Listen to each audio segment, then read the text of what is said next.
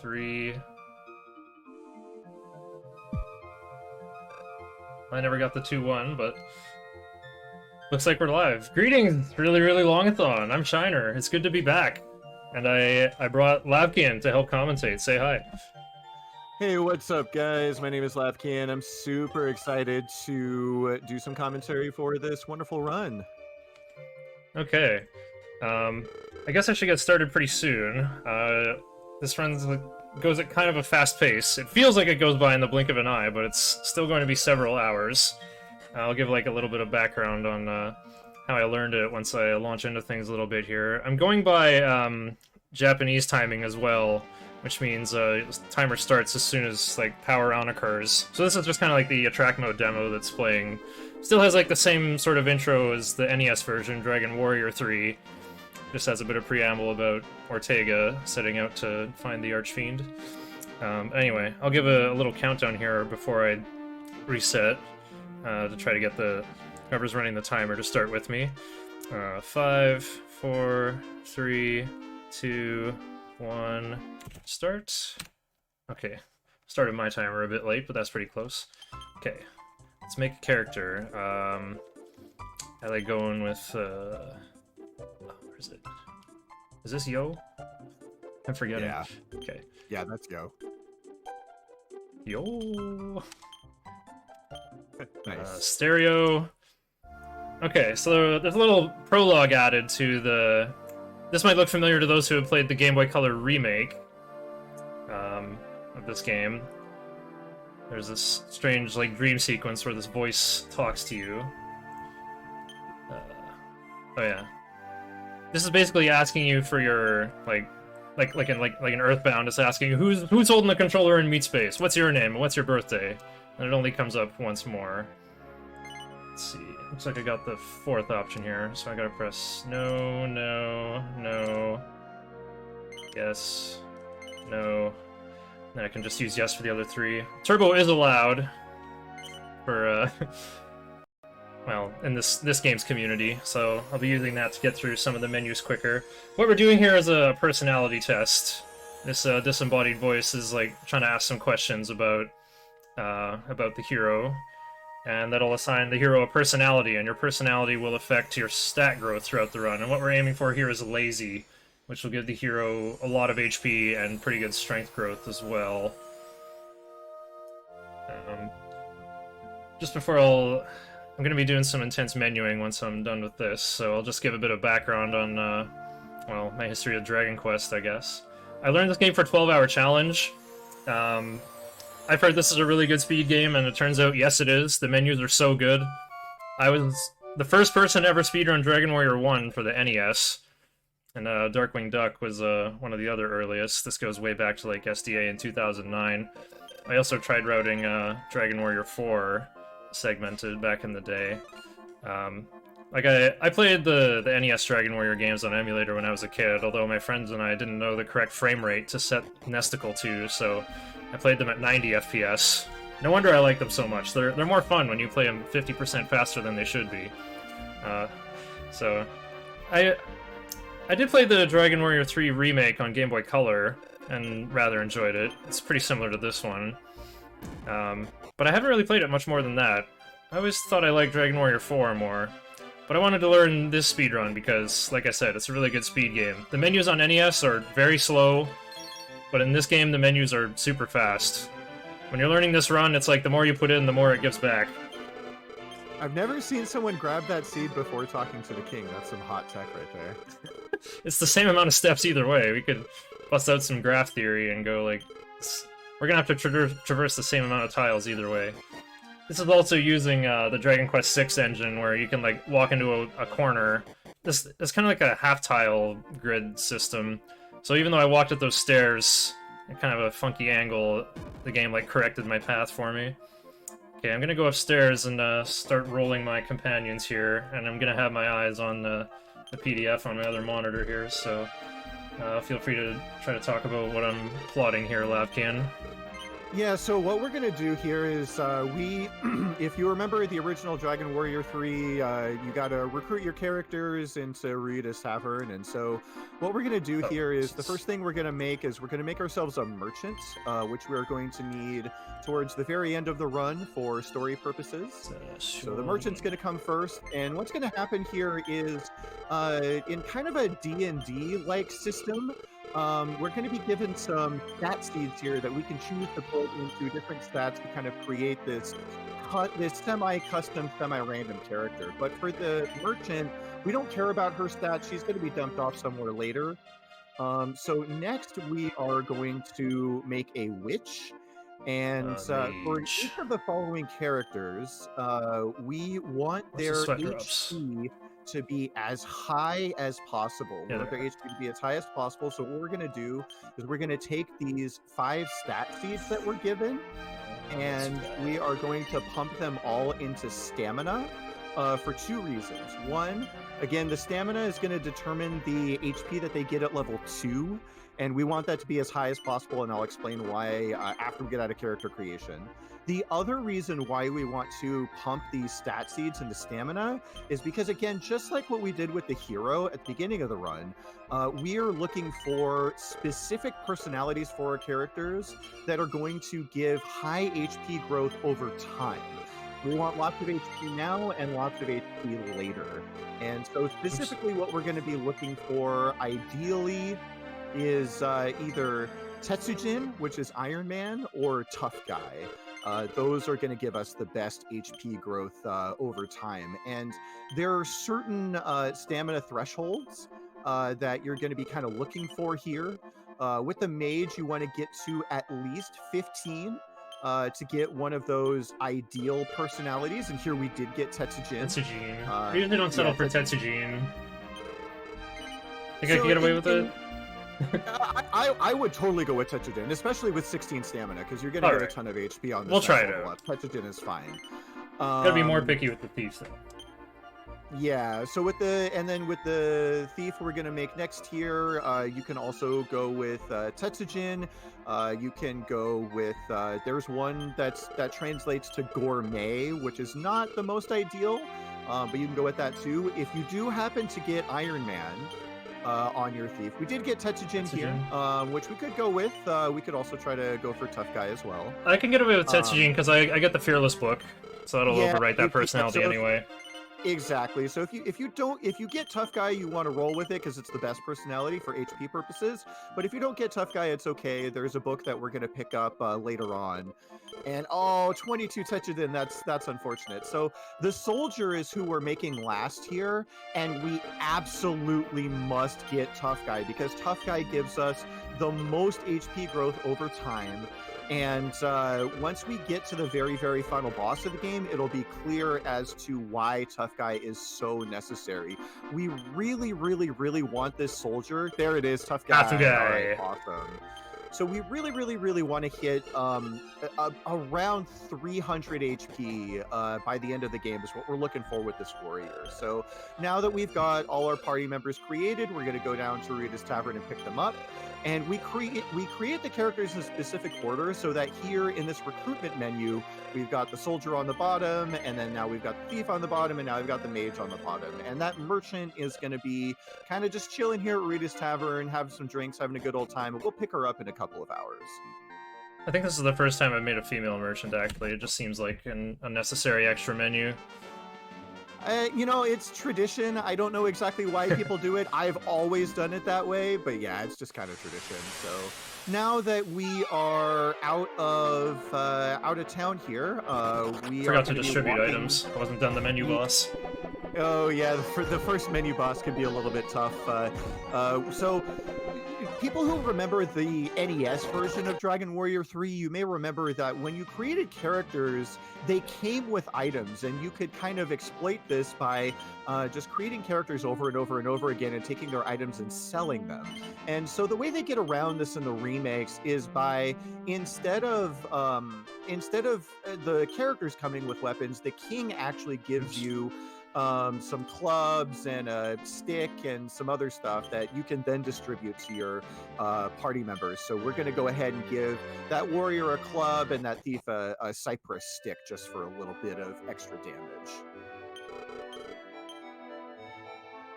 Let's see. Indeed. the 4 wings first. Meiji-san, No, wait. Ii-san, and Ah-san. I gotta sell Yeah, stuff so the- first. Yep, so the seed that we picked up in the throne room is going to get sold here. So we got Oh, I that forgot to get luck the strength seed from Hero's Room. Oh, yeah, so there Hmm. is the strength seed. Well, I was supposed to get a fight anyway. I'm just gonna go walk back and grab it. Yeah, so we can Off go to a back. great so there is start. So there is a strength seed in the hero's bedroom that we want to pick up. Basically, what we want to do in the town of Reeve is we want to pick up herbs. It's going to be quite a while before we get any effective healing spells, and so pretty much all of the healing for the first third or the first half of the run is just going to come from herbs. So we definitely want to go back and pick up that strength seed so that we can sell it and buy. We're going to buy about 27 herbs. Most of them are going to go in the bag. And then that's going to be how we're healing from the start of the game. It's a really good healing mechanism too. It's a way better option than it would be in the NES version because, well, first of all, the menus are fast, and also there's a bag, and also you can buy multiples of things instead of one at a time, like heal pots in Final Fantasy 1. Yeah, you can buy things in stacks of 9, which is really, really nice. So you can fill up someone's inventory, fill up your bag. It's all really, really fast. This is a pretty decent fight to take. Ideally, you want to get around somewhere between 10 and 20 gold on your way to Reeve. That's going to allow you to get exactly 27 herbs and 4 wings of the wyvern. Wings of the Wyvern allow you to quickly travel to any town that you have been to before, and Wings of the Wyvern are going to be used extensively in this run to get to places quickly and conveniently. And it looks like we're going to have no money problems here between the 3 fights that we've already taken, so off to a pretty good start here. Yeah, I just kind of take every fight. I'm still learning, like, what are the good fights. This is pretty much my 3rd run of this ever. I kind of wanted to run this, but there wasn't room in the schedule. I guess I was shy about it, because I think I'm still a fledgling runner, I guess. But we kind of needed a big gap in the schedule filled, so I'm like, okay, perfect. I'll get to show off where I'm at in Dragon Quest III anyway. So the menus, everything goes by really, really fast here, but so everyone except for the hero just got to level 2. And so again, this is where we start to see the effects of pumping those stamina seeds into our back 3 characters, because each and every single one of those characters just got at least 20 hit points on that level up. That would not normally happen if we just kind of distributed our seeds randomly. And so now everyone's going to be somewhere between 30 and 40 hit points on their maximum, everyone except the hero. And that's really where we want to be at, because we're going to be doing something in this run that we're absolutely not supposed to do, which is we're basically going to be blitzing the pyramid at level 2, because we really, really, really want to get the golden key there as quickly as we possibly can. And the reasons for that will be evident soon. But anyone who's familiar with the vanilla version of this game knows that going to the pyramid at level 2 is kind of a death wish. It's a very common reset point for people doing this run. But yeah, so we want to give ourselves as much HP as possible in order to maximize our chances of surviving. But first, before we do that, we do need to get the Thief's Keys. So we'll be heading to... I actually don't remember the name of this tower off the top of my head. I think Najima it's Tower. Tower? Something yeah, like Najima that. Tower, that's right. Okay, this is Sobi's Equip. There we go. Yeah, so Reordering my guys so that my big reserve, HP people are in front now. Exactly. Oh, I got ambushed. And so yeah, so you'll notice that the warrior up front has 48 HP. That's actually pretty darn good for a level 2 warrior. And you'll notice that's double the hero's HP. So we're already in territory that's not kind of normal. This is definitely part of the speedrun routing again, trying to maximize that HP so that once we do start wandering into areas where we're not supposed to be, we can maximize the chances that we are successful. Vitality is kind of a strange stat.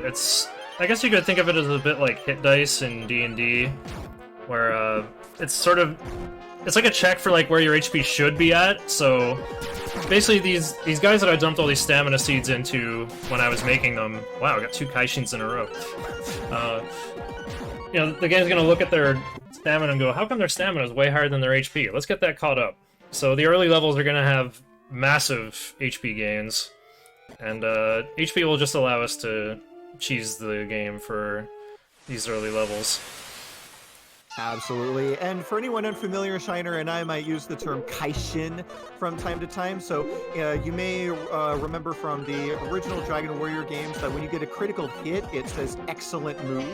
And in Japanese, that is Kaishin no Ichigeki. So we do like to say Kaishin for short for critical hits. Yeah, I think a more direct translation of that is something like satisfying blow. Excellent move, something like that, yeah. Makes me think of the Yu-Gi-Oh card Raigeki, which shows a great big lightning blast, so maybe there's something in common there. And so we are playing in Japanese as the Super Famicom version of this game never got an official release. There is an English patch, fan translation for this game. It's about 10 or 15 minutes slower on average than the Japanese version. And this game does move pretty quickly, so if anyone in chat has any questions about what's going on, feel free to ask, and Shiner and myself would be more than happy to fill in any gaps as the action progresses here. Well, I can't actually speak Japanese. I wouldn't even say I can't read it. Like, if I see one kanji anywhere, I'm just gonna say blankety, like Mako from Kill la Kill. There's maybe a few simple ones I could recognize, like Mizu for water, or the one for fire, maybe the one for tree, or person, or big.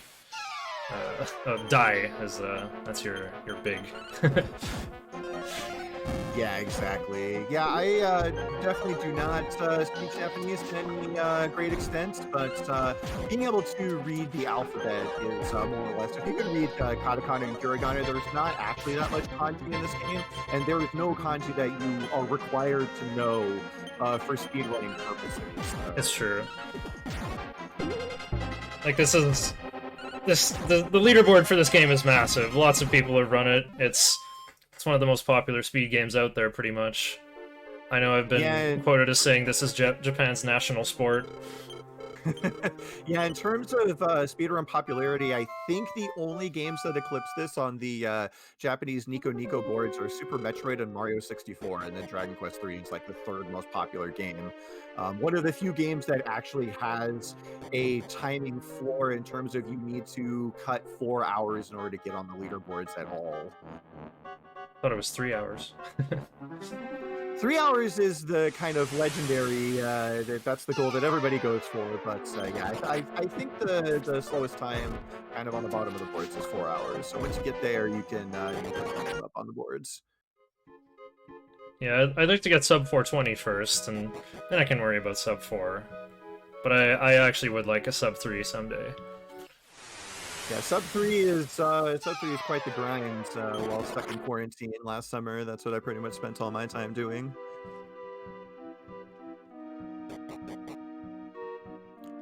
So now we're here at the top of the tower, and going to pick up this. That's a Tomboy book.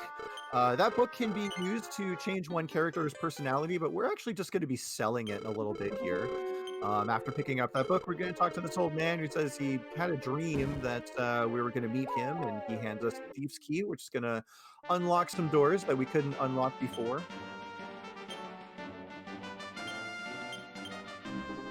Are we into Reeve? Alright, we need to get the ball. The Maho no Tama. The magic ball, which is definitely not a bomb. Definitely not a bomb. Definitely not a bomb. Here we're picking up an intelligence seed. You can do a couple of things with this seed. If you want to pick up some, if you want to do a little bit of safety, you can sell it in the next town that we're going to go to, or you can give it to the hero. Just like how stamina kind of determines your HP, intelligence also determines your MP. So if you give that intelligence seed to your hero, then your hero is going to have a little bit more MP in the next sections of the game. But again, you can also go ahead and sell that too if you want. And in chat, is the NES speedrun of the game like the SNES speedrun? No, not at all. So Not at all. there are some major differences between this and the NES run. One of which is the Thief. The Thief class did not exist in the NES version of this run. The Thief makes huge quality of life improvements, which we'll get to after the grind section of this game, which is going to come probably around the 1.5 to 2 hour mark. Other major difference is the parry fighting bug in the NES version, where you can tell your first 3 characters to parry, and then back out all the way back to your first character. The game's battle engine forgets to delete the parrying flag, and so your front 3 characters can just take half damage from everything for the entire game. Yeah, it's one of those interesting little bugs that actually got mentioned. I remember reading that in the guide that came with the boxed version of Dragon Warrior 3 on the NES. But yeah, there are many differences. Because I haven't looked at the leaderboards lately, but I want to say NES is still kind of a 5-ish hour run, whereas this run can definitely be reasonably completed in 3 to 3.5 hours once you've got some experience. Yeah, this runs faster just because, well, first of all, you get this like double walk speed. You move half this fast in the NES version. You can just go straight up the middle. Oh yeah, I guess you can go this way too. I've never gone this way before. Oh, there you go. Oh, you can go up the middle? I thought there was a chasm there. So normally you would go up the middle, then the right, and then you want to go right here. Oh yeah. I probably should have practiced this game. I had a few days. Yeah. So this is the Cave of Temptation. So this is how we kind of get off. Like the place where the hero starts is kind of an island with only the castle and the one town. So we have to take the Cave of Temptation to access the rest of the world. This fight is actually one of the nastiest fights that you can see. So enemies in this game run off this kind of AI script where different enemies will have different predictable patterns, different predictable things that they do. Those gray anteater looking things are one of the few enemies we see in this run that are actually programmed to, they will pick a target, and every single monster that chooses to attack will attack the same target until it's dead, and then they'll pick a different target. Most enemies in this game do not focus fire like that, and so those anteater enemies can be pretty scary to run into. Mummies have that attack pattern as well. We're gonna see them in Pyramid probably. Hopefully we don't, but yeah, yes. hopefully we don't. But oh, nice! You got 2 surprises in a row. Nice. Not in a row. Yeah, but... whenever you get that Shikashi text pop up, you get a free run, which is really nice. I've noticed Shikashi is kind of like the word "but." It shows up in all the same places where the word "but" would show up in the English script. Pretty much, yeah. Shikashi is pretty much a but or although. And now we are here in the castle town of Romilly. And one of the first things we're going to want to do here is we're going to take this in, and we do want to top off our HP here, but really the major purpose for taking this in is to reset the day-night cycle. Whether or not it's day or night is actually very important for specific parts of this run, and we're going to need it to be night at a specific time. And so once we leave here, we're going to be walking first to the town of Ashlam, and then we're going to be going to the pyramid. And then once we get to the castle town of Isis, we want it to be night, and so we're setting that up here. Once Shiner walked into the church, he picked up a couple of books, a couple of items that are going to be sold. Here we're also picking up a leather hat, and I imagine that's also going to be sold in order to afford some safety armor that we're going to purchase from this armor shop here. I could just wear it, or maybe whoever's getting the fur hood is gonna get that.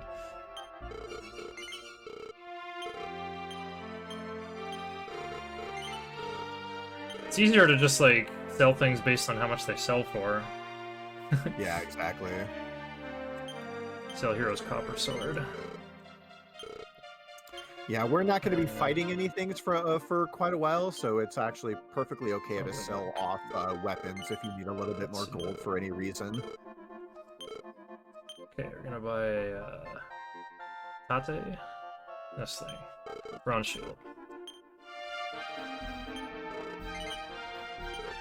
And so yeah, so what Shiner is doing here is no, Yoroi. again picking up some safety gear. So we've got the soldier up front and the thief in the second position, and enemies tend to target characters that are up front more than characters that are in the back. And so by picking up this bronze shield for the warrior and the fur hood for the thief, we're going to increase their defense a little bit, and again just make this this next section hopefully a little bit more consistent, as pretty much immediately once we leave Romilly here, we are in territory that we are not supposed to be in at all. We're going to be running from everything. We're going to be hoping that things don't attack us, and hopefully we also get like any kind of free run. We're going to be nice as well. I think your whole party just got put to sleep. Looks like it. That is indeed what happened. So these purple bunnies on the right can be extremely devastating enemies because they do have the sleep spell. One character did wake up, so we will have a chance to run here. Good, we did get away. But yeah, sleep is a devastating status effect in the Dragon Warrior series because you just can't do anything. If your whole party is asleep, you're absolutely at the mercy of what the enemies want to do. Until you eventually wake up. And the next encounter group, and now things are actually dangerous. Yeah, those vampire-looking things on the right, they can hit hard. They can cast the Ice Bolt spell for a considerable amount of damage. The cat bat-looking things on the right, we actually do want to see those if we're going to get encounters at all, because they also run on a script where they pretty much have a 90% chance or so to cast Stop Spell on their first turn, which we don't care about. We don't care if someone gets Stop Spelled, because if they're casting Stop Spell, it means they're not trying to kill us. So it's perfect if we see those particular monsters. I took a lot of fights in the tower, so I'm pretty sure I can afford to revive Hero here. Let's see. Absolutely. Oh yeah, I can sell stuff. Sell the Dokugan no Kona poison powder to get this Fudo, this fur hood. Oops, I'm pressing A instead of B. Yeah, and you've still got the Soldier's Club as well, which can be sold to revive a couple people if absolutely necessary. Yeah. And so, yeah, another piece of safety gear here is selling off this moth powder that he picked up on the chest of drawers in the inn. And again, that's going to be used to buy a fur hood for Miss Mage here. Again, actually, I'm going to pick the thief. Increasing wow, this that is taking longer. Oh wait, I already gave it to them. Oh, I gave it to them but didn't equip it. That's what happened. But yeah, it's better if my front two characters have all the defense power. Yeah, there we go. All right, so now we are set up with all the gear that we're going to buy. And from here is the very treacherous walk towards the pyramid. So once Shiner crosses into these mountains here, I believe we've crossed over into the next. Okay, we're still in the Ashlong region, which is kind of nice. The enemies here are a little bit less terrifying than what we're going to see in the desert. But again, death can be lurking around any corner here because we are absolutely not supposed to be in this section. It is, again, this is a very, very, if you're going for a PB, this is a fairly reset-heavy portion of the run. One thing you can do to try to offset some of this difficulty is if one of your characters dies, you can swap some of that gear around, which Shiner is doing right now. So we you know, the gear that's on the dead characters is kind of useless to us at the moment, so we do want to put that on characters who are still alive. Nice first try run. Those Flammapedes on the right can be extremely annoying. They have Fire Breath. That Fire Breath, it usually only does somewhere between around 5 or 10 damage, but it does hit the whole party, and you are going to want to patch up any of that damage that you take for this next section. So now that we're here in the pyramid fortunately has a fairly low encounter rate. You can expect to get through here with about 1 or 2 encounters on average. So we're going to go through this first floor here, and then we're going to take the stairs to the third floor. And here we have a little bit of a switch puzzle. There's a door that you can't see that is closed, and we need to hit these switches in a specific order in order to unlock that door. Here, unfortunately, we are facing off with some mummies. Hopefully we get this run off. Well, they're all gonna miss now that the target's dead. Or not? I'm getting pyramid loops. Alright. Yeah, unfortunately they all did retarget to one character that was alive, and so we did get sent back to Eliahan. It's not a huge deal. We can just wing back to Ashlam, revive our characters, and make one more go of it. Oh yeah, I guess I should wing there and revive there. Less walking than getting out of this castle. Let's see, it should be at least 30 to revive? Okay, I gotta sell something. I'll sell that club that I still have.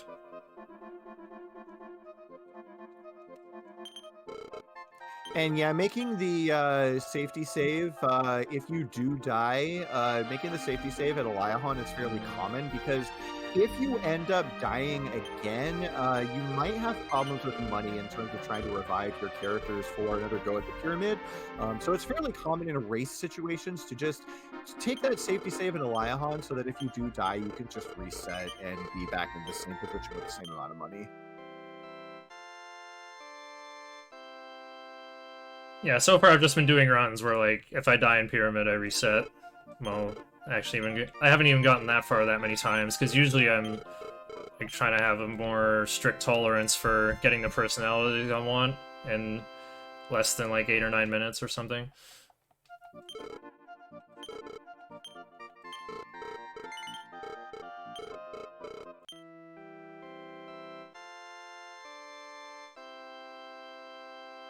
Yeah, I'm still not very fast on these menus. I want to emphasize, like, for anyone who's interested in learning this game, you don't really have to have, like, a grasp of the Japanese language. You can, let's see, it's my shield. If you're good at running this game, you'll rely on muscle memory anyway. Yeah, there's some degree to which, when you have the game really down, when you're going for that kind of low 3-hour or sub-3 time there, your inventory management's going to be pretty consistent from run to run. But when you are learning this game, just because inventory management is so very important, it is going to be a little bit important to just to at least have a good command of hiragana, so that you can know which items you're trying to select when you do go into those menus. But yeah, no, you don't need to be able to speak Japanese. You just be able to, be able to discern, for example, an herb from a wing or a sword from a shield, that kind of thing. Yeah, usually you just gotta read, like, a few characters in certain positions. You don't even need to read the entire word most of the time. And also, like, I'm using Mars chart in PDF form to just help remind me of what to buy and stuff. But most things are listed by their price as well, so even if you don't want to compare characters one at a time, the price is probably going to be faster and easier to read at a glance. Also, you can press Y to just exit the entire menu. That's like another lovely little interface feature of this game. Yeah, if you were to hold B when getting out of healing someone, the menus would close one at a time. But yeah, if you hold the Y button, all the menus close at once, and it's great. And so now that we're back in the pyramid, we've got all 4 characters alive this time, so much better odds. Not a guarantee by any stretch of the imagination, but much better odds of making it out with our magic key prize, which is what we need to continue on with the run. So yeah, we're going to hit this switch first, then we're going to head on off to the left and hit 2 switches over there. Shiner is going to be avoiding the staircase here, because if he accidentally were to go back downstairs before unlocking the door, all the switches would reset. So we do want to make sure that we don't go downstairs until all the switches have been pressed. And yeah, that's an important thing to note.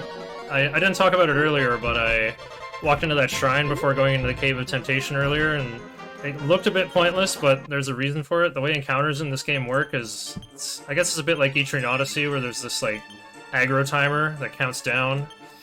And I gotta move gear again. Basically, it's not like rolling for an encounter on every single step. When you enter a new area, hang on, what is this thing? Oh, it's the Thief's Key. I think that's a seed. Yeah, it's an Yeah, this isn't gear. seed. Mage doesn't have anything. Okay. It's 3, 2, 1.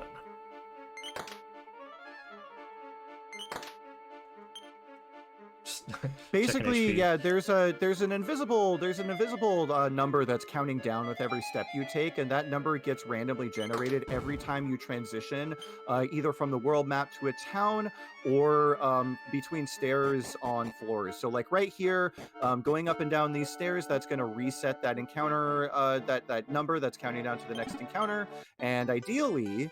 Now that we've got this magic key, we're going to go ahead and also grab this stamina seed that's going to go to the hero a little bit later. And ideally, we don't get an encounter on this walk back to the stairs. Great. So now we've got that key, and we can reset that encounter number again. And we should not see any more encounters until we get out of the pyramid. There is one more item that we want to pick up here at the very top. A lot of treasures in here, but every single chest you open generates an encounter with 4 mummies. We're way too weak to fight any of those. Here we go, I want the flashy clothes. And on the top tile up there is when you can jump off the pyramid. Now I gotta walk to Isis, but I want it to be nighttime, and because I died and walked from Asheram, it's not time yet. So... Yeah, so we do need it specifically to be night, and normally if when you get through that pyramid first try and then walk back to Isis, it's usually nighttime by then. So what we're gonna do here is slowly try to set the time to night by walking around in the desert and then using this forest tile transition to make sure we don't get in any of those nasty desert encounters. And so now that it's nighttime and we're in Isis, this is where we start to reap the fruits of the labor of picking up the magic key, because we're going to be walking through some doors here. So these doors here in the back, like this door here, can only be opened with the magic key. And we're going to be picking up some items that are either going to be equipped on certain characters or sold to certain characters. Oh, sorry, sold to shops to buy even better gear. Specifically, this ruby bracelet sells for a ton of money. This robe here is going to go to the mage. And then there's a little bit of money here that we're going to be using to buy some supplies for later on. Everything but the bottom left chest here. Bottom left is the tiny metal. Yeah, you don't want that. It just clutters up your inventory and your bag forever. And also wastes about 1 million frames with a little tiny metal animation. Yep. Yeah, this... as far as RPG runs go, this one is unusual in that, like, things that last for seconds or frames are very irksome. Like, this run is so very optimized that us DQ3 runners are very aware of it. Yeah, this run is incredibly optimized. It's true. Shoutouts to Darko if he's lurking around anywhere. He's been grinding for a world record for a very, very, very long time. So the last thing we picked up there, we did go up to the top of the castle and talk to the queen. I'm not sure exactly what she says, other than she says some kind of things to you, and then she says, hey, check under my bed for a special prize. That special prize is a prayer ring. NES players will know those by wizard's rings. They're incredibly valuable as they are your only way of restoring MP outside of going to an inn. But we're not going to be using a wizard's ring for that purpose just yet. For now, we're just going to be selling it because our main focus here is picking up gear that we're going to be using for, honestly, the next couple of hours. The things that we're able to buy here in Isis are going to pretty much put the next few sections of the run on cruise control. It's pretty great. So what we're going to be picking up specifically here is we're going to pick up 2 iron helmets, one for the hero and one for the soldier. We're going to pick up an iron shield for the hero, and then 2 sets of iron armor, again, both for the hero and the soldier. And that's going to make us much more defensively tough than we would normally be at this point in the game. The NES version, pretty sure it doesn't have these, like, really expensive goodies to sell either. Absolutely not. No, there is no easy way of making money in that game. Just another one of the reasons Well- why this run on average is so much faster. And here we're going to be picking up supplies that we're going to be using for most of the run. We're going to be picking up 36 Chimera or Wings of the Wyvern, again, for warping around the world as fast as we possibly can, making all of our routing as efficient as possible. After we pick up those 36 wings, we are going to be picking up some fairy water that we're going to use to reduce the amount of encounters that we get. And then we're going to pick up some antidote herbs just in case we get poisoned, and then some regular herbs, again, for all of that healing that we're going to be needing to do. 9 antidote herbs. Wait a minute. Yeah. Notice that price was wrong. Yeah. The fairy water is the one that's 20, so go ahead and pick up 4 of Yaksu. those. Where's Yaksu? It would be this one. Alright, I got a lifetime supply of antidotes. And one more herb?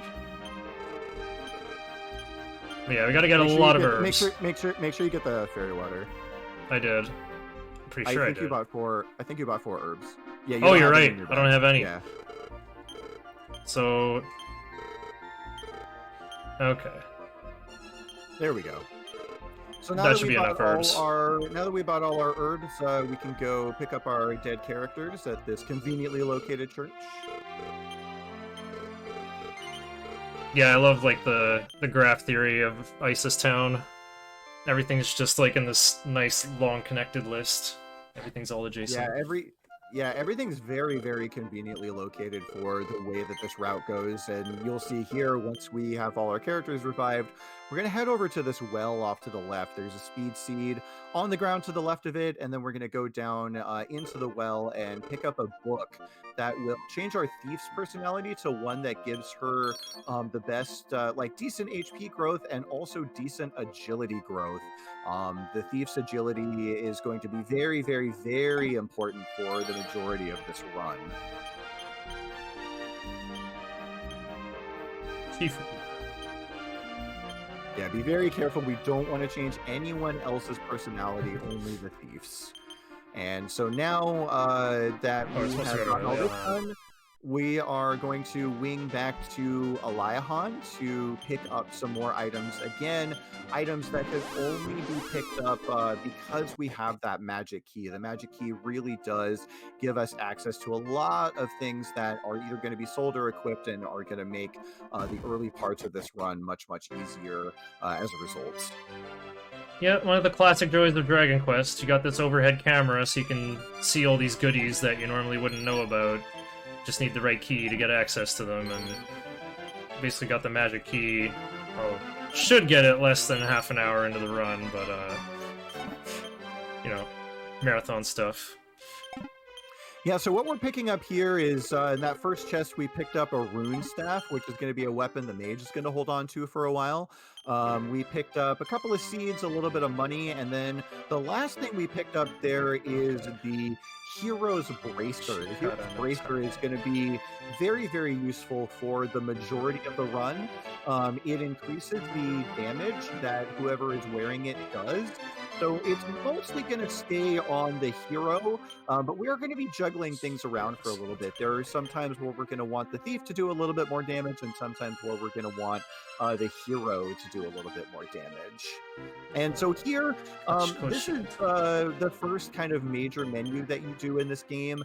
We've got some seeds to distribute to our different characters, and we've got some equipment to distribute to our different characters, and so we want to make sure that everything is exactly where we want it before we move on. Oh, I got another int seed, also for hero.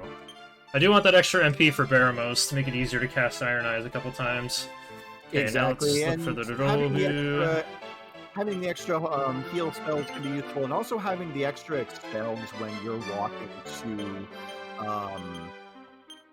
walking to Baharata later. Just having access to a few extra expels can also be very useful.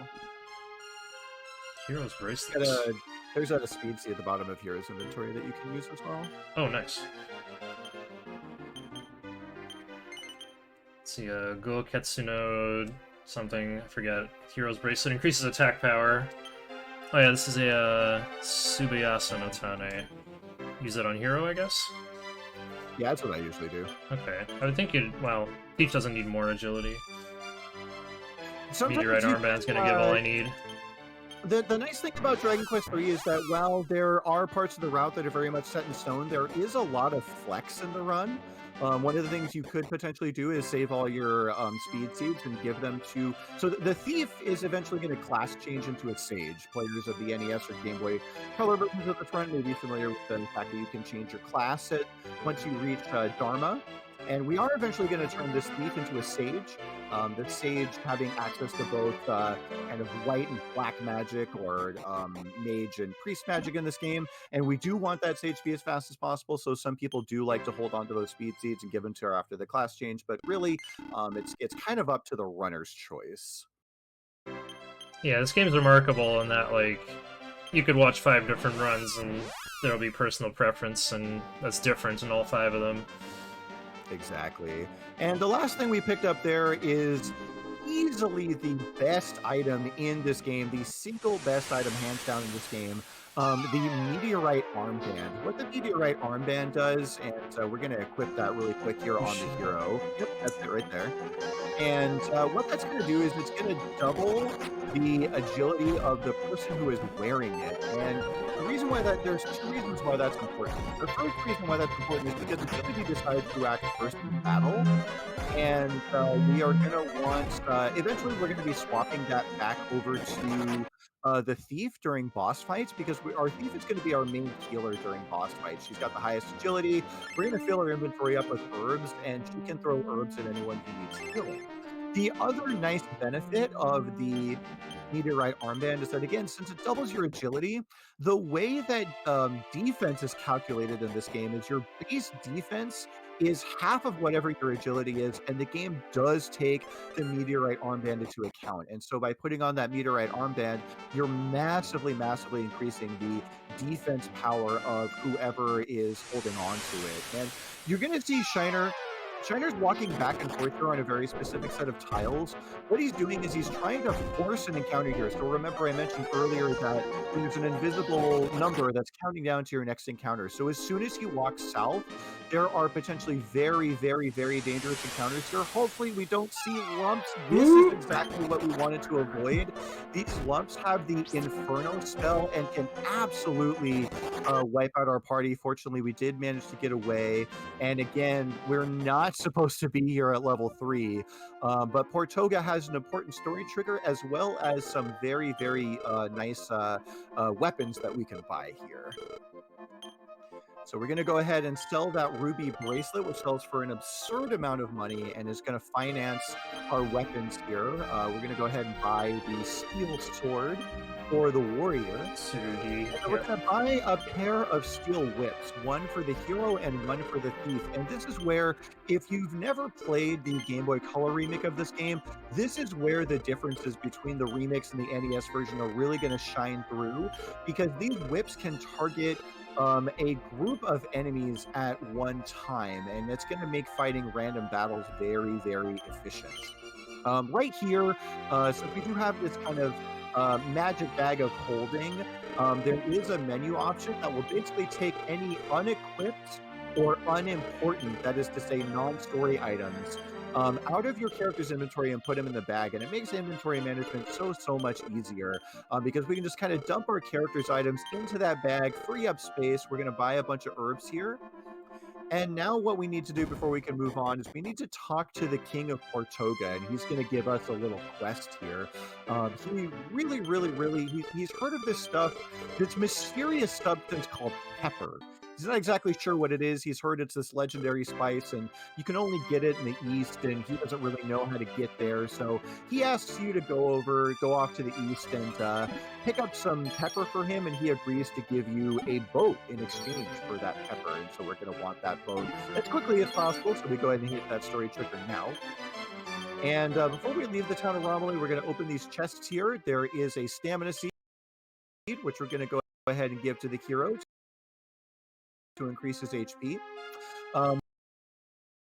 This item here is called the Angry Tattoo. It's an item that you can equip for a little bit of a strength bonus, but really we're just going to be selling it later on once you get the Baharata. And the last item that was picked up is the Mafuji no Tsue, or Mist Staff. This item is extremely powerful.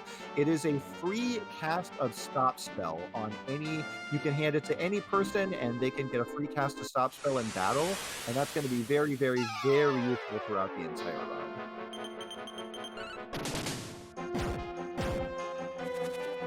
I probably shouldn't be taking fights with caterpillars, especially not after they increase their defense.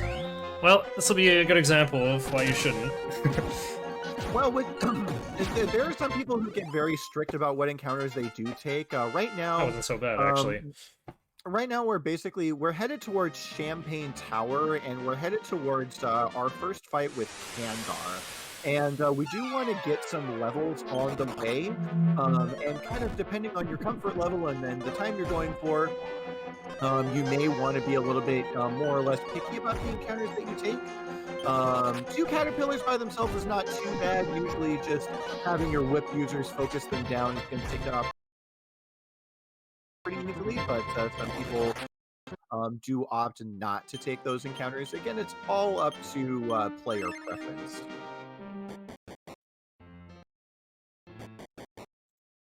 Obligatory 3 notes of Sugoroku music. You hear it in every run, and no more than 3. The Jinmencho on the left side here, or man-faced moth, can also be pretty annoying to deal with. They like to cast the surround spell, which lowers the accuracy of anyone that it hits. So sometimes you might not want to fight the counter, but fortunately the whip users went first, and we took out those mobs no problem. Now it's just a matter of taking out the caterpillars. And again, one of the things that we're really looking for here is the mages levels in particular. We might get mage 4 off of this. Yep. So we did get mage 4, and mage did learn the upper spell. So the mage is not guaranteed to learn the upper spell at level 4, but it is her first chance to learn it. Yeah, this game has the frustrating, like 50% chance to learn every spell at the minimum levels. So there's going to be a safety save before mage hits 21. So if I don't learn Baikirudo, then I'm going to reload. Yeah, it's interesting because this game actually takes some spells, and so some spells have a point at which you're guaranteed to learn them based on the character's intelligence. Some spells you have a chance to learn, some spells you might be guaranteed to learn at a specific level, and some spells are yeah, it's a 50-50 chance no matter what level you are. And unfortunately, one of the most important spells in the game is subject to that 50-50 coin flip rule. But for now, we're not too worried about that. Right now, we're just looking at what spells the mage does or doesn't pick up, which is going to change our strategy against Kandar a little bit. That upper spell, if upper is the only spell she learns before Kandar, it can be useful. Ideally, we want to learn Hyado at level 5, Hyado being the Ice Bolt spell. If we do learn Hyado at level 5, that can be very, very useful in this first boss fight coming up here.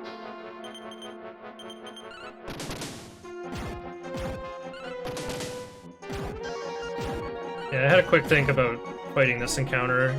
Generally in Dragon Quest III, like, your chances of escaping, it's very rare to escape first try, so you're probably better off, like, just fighting an encounter if you're able to win it.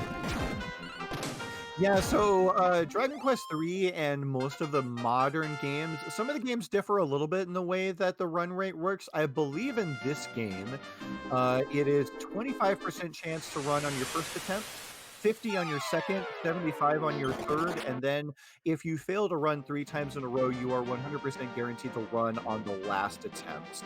I've heard different values, but that's essentially what it is. It's fairly rare to fail 3 times in a row, but if you do, you know you'll get away on the next run.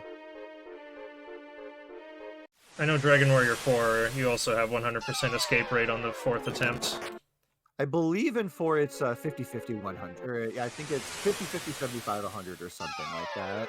I've also heard that before. That sounds about right. Yeah, so anyone familiar with the Game Boy Color version, the Game Boy Color version, for all intents and purposes, is exactly the same as the version you see here. The only differences are obviously the Super Famicom having a better processor is going to have better graphics and music, but for gameplay purposes, pretty much the exact same stuff going on here.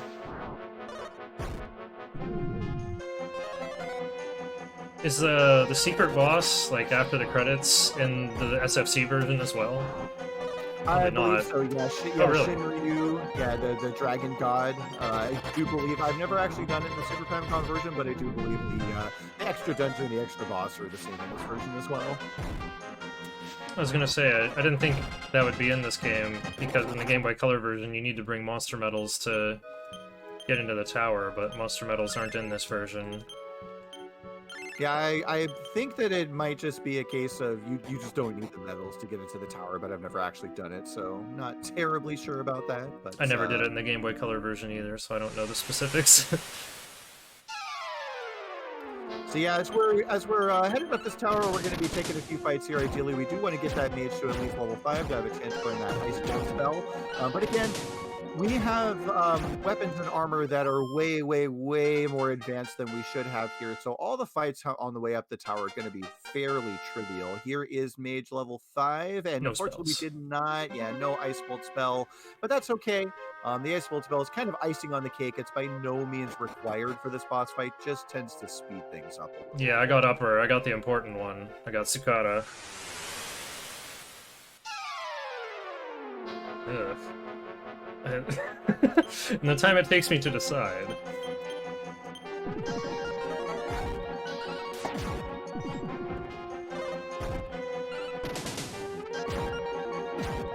Oh, these, didn't catch the whole name though. Dokugano Mamoshi? Poison caterpillars?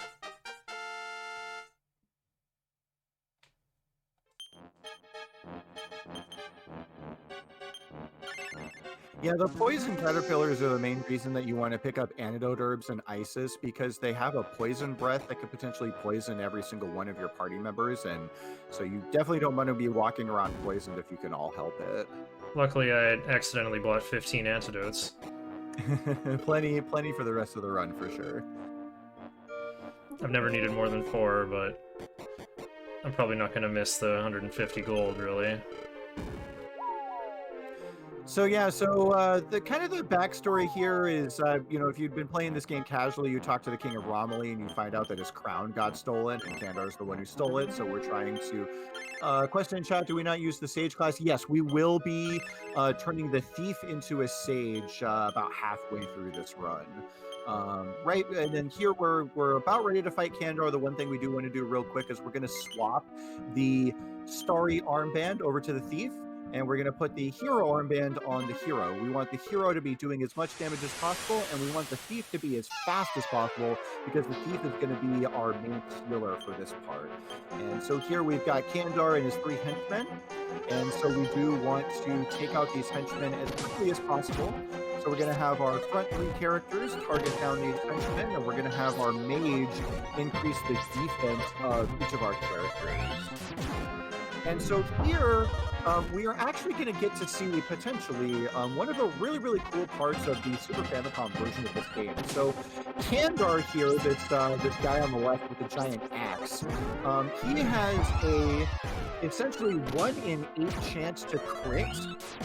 And basically, actually, I think it's a 1 in 64. So basically what it is every enemy in this game, bosses, regular monsters, every enemy, they have this slot. There it is. So you see this overhead swing. Every enemy has 8 slots that they can pick from in terms of what they are going to do on a particular turn. And Kandar, one of Kandar's 8 slots is to attempt to do a critical attack. And so you can actually tell what an enemy is trying to do based on the animation that you see. And so whenever you see that overhead swing, you know that Kandar is attempting to crit. So when you see that overhead swing, he's got a 1 in 8 chance of critting. And so now that we've got all the henchmen out of the way, oh, here comes an overhead swing again. Okay, no crit, good. So now that we've got all our defenses buffed up and all the henchmen are dead, pretty much Kandar getting a critical hit is the only way that anyone's going to die. So we really don't want to see that if at all possible. But ideally here, all the henchmen out of the way, everyone's healed up, everyone's got their defense buffed up. We can pretty much just hold X and turbo our way through the rest of this fight.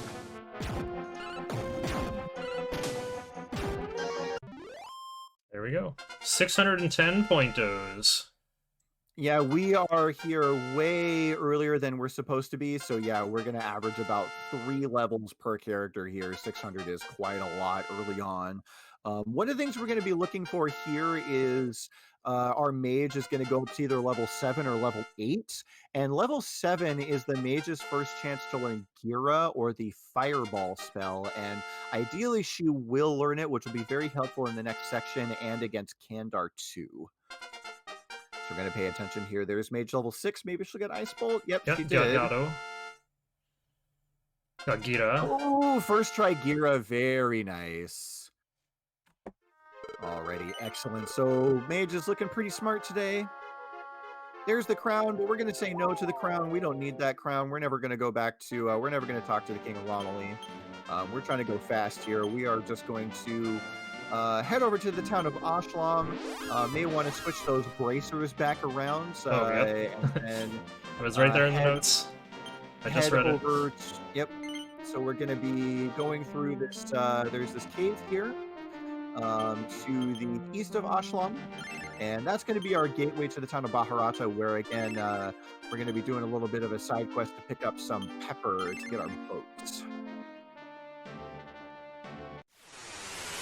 It's kind of interesting how the King of Portoga gave me a scroll, and like the scroll was written in kanji, like the thing describing what it is, but in my menu it's a O no Tagami, all written in hiragana. So, more evidence that you might be better off, like, just sticking to limited knowledge. You only need to know hiragana. That's the important part. Yeah, don't bother confusing yourself. You'll see kanji sometimes in dialogue boxes, but in your inventory, you are only ever going to see hiragana or katakana. So that's all you really need to know to run this game. Heading down here in this, well, I think it's buried in the corner, in the top right corner. Top right corner. Yeah, top right corner. So here, Shiner is picking up a life seed. The life seed increases your maximum HP. We're actually not going to be using those until right before the final boss. And the reason for that is because if we were to use those life seeds now, as Shiner explains a little bit earlier in the run, whenever your characters level up, the game looks at your stamina and then it looks at your HP. And if your stamina is significantly higher than your HP, it's going to increase your HP. It's going to increase your HP to compensate for that expected value. But if your HP is higher than it should be for your stamina, then you're just not going to get any HP. And so for that reason, we really, really, really want to hold off, let that HP grow naturally as high as it possibly can, and then if any character is not quite at the thresholds we want when we're ready to fight Zoma, then we're going to pump their HP up with those stat seeds. So we're going to be picking up a bunch of those as we progress through the run, and they're going to be very, very useful.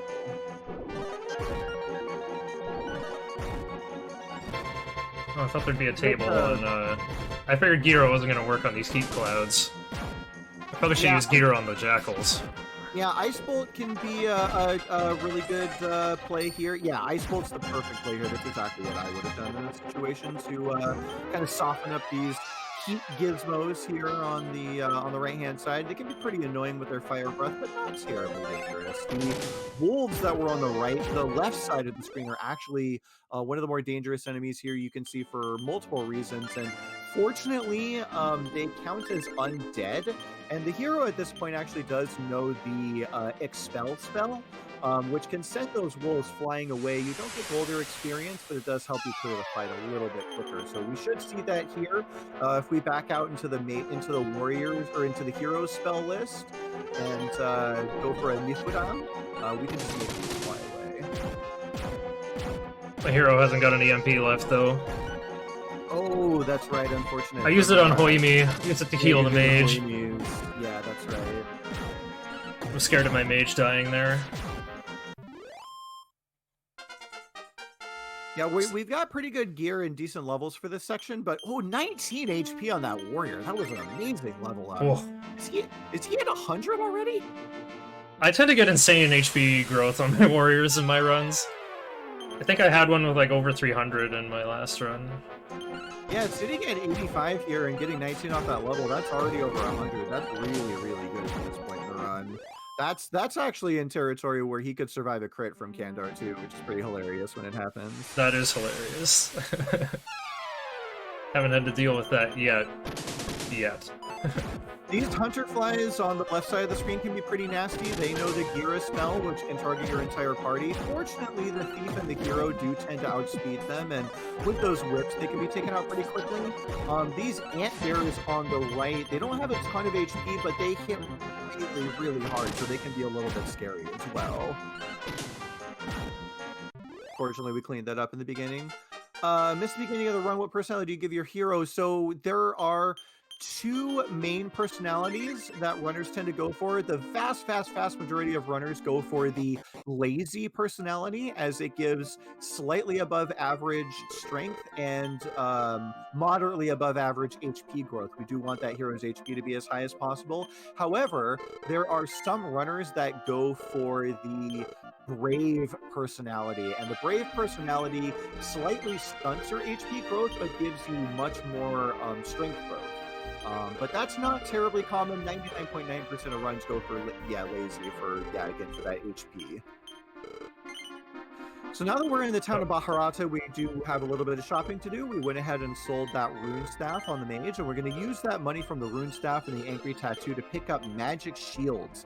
These things are amazing. They are equipable by a vast majority of our party members. They cut magic damage by, I believe, a third, and they also have decent defense as well. And so we're going to be holding on to those for a very long time. The Thief, in fact, is going to hold on to that magic shield all the way up until the end of the game. We're not going to be able to get a better shield for the Sage, and so she's going to be holding on to that for the rest of the game. But for now, everyone's going to have these, everyone except the soldier is going to have these magic shields, and those are going to be very, very, very useful for the grind section of the run, which will be coming up after Kandar 2. So a little bit of a story trigger here. What's kind of going on here is, again, this is the town where we're eventually going to pick up some pepper. But what we got to do first, we got to go talk to this old man. He's going to tell us that the young man that we saw run off here, his name is Gupta, and his girlfriend Tanya was kidnapped by some bandits. And Gupta's like, "Well, I'll go save her." And spoilers, he's going to get captured too. He's going to need a little bit of help. So we're going to Spoiler, he doesn't save them.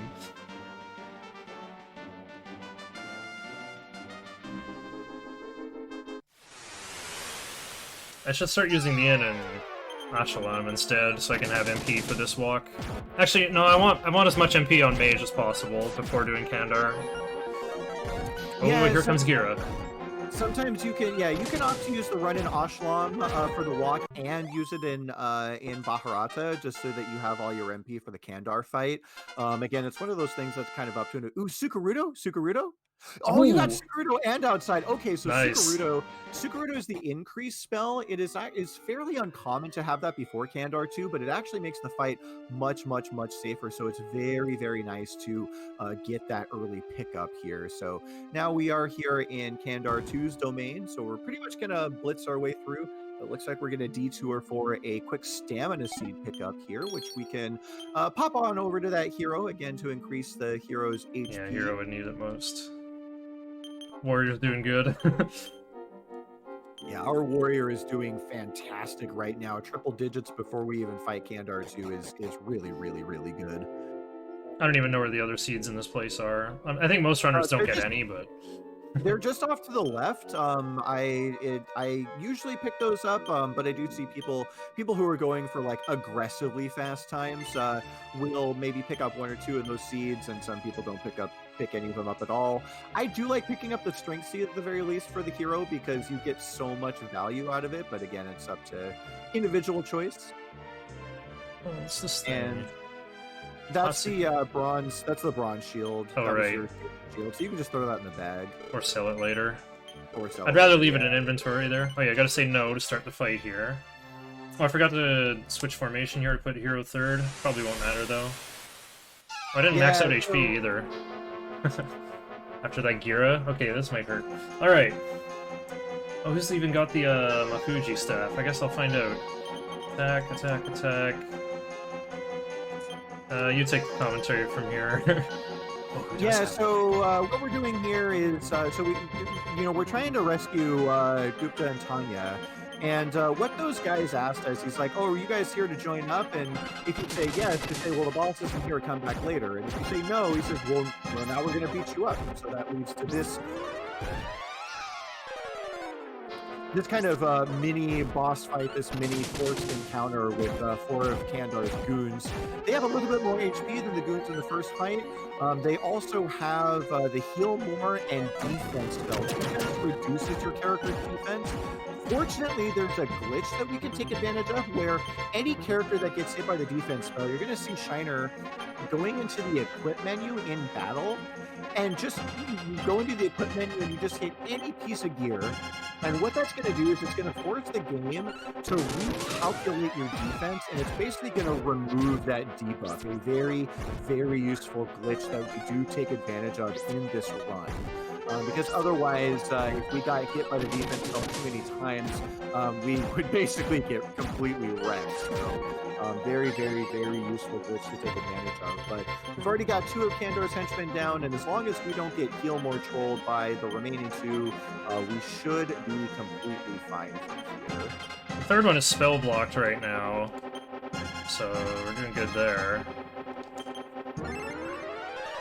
Yeah. Yeah, that we can see that third one did try to cast the defense spell, but since his spells were blocked by the mist staff, it didn't go off at all. This Gato should go ahead and take out this last henchman here, and we can move on with our run. We're gonna go ahead and switch up our party order here. We want the soldier up front because he's got the most HP, and we want the thief second because she actually has the highest defense right now, again thanks to that meteorite armband. And here Gupta's gonna helpfully tell us to hit the switch over here. The switch is gonna open both of the doors, and Tanya and Gupta have now been saved, and they're gonna do a little dance here, and everyone's gonna be happy. And we're gonna walk right out of this cave. We're all just gonna walk right out and head back to Baharata, and it's going to be glorious.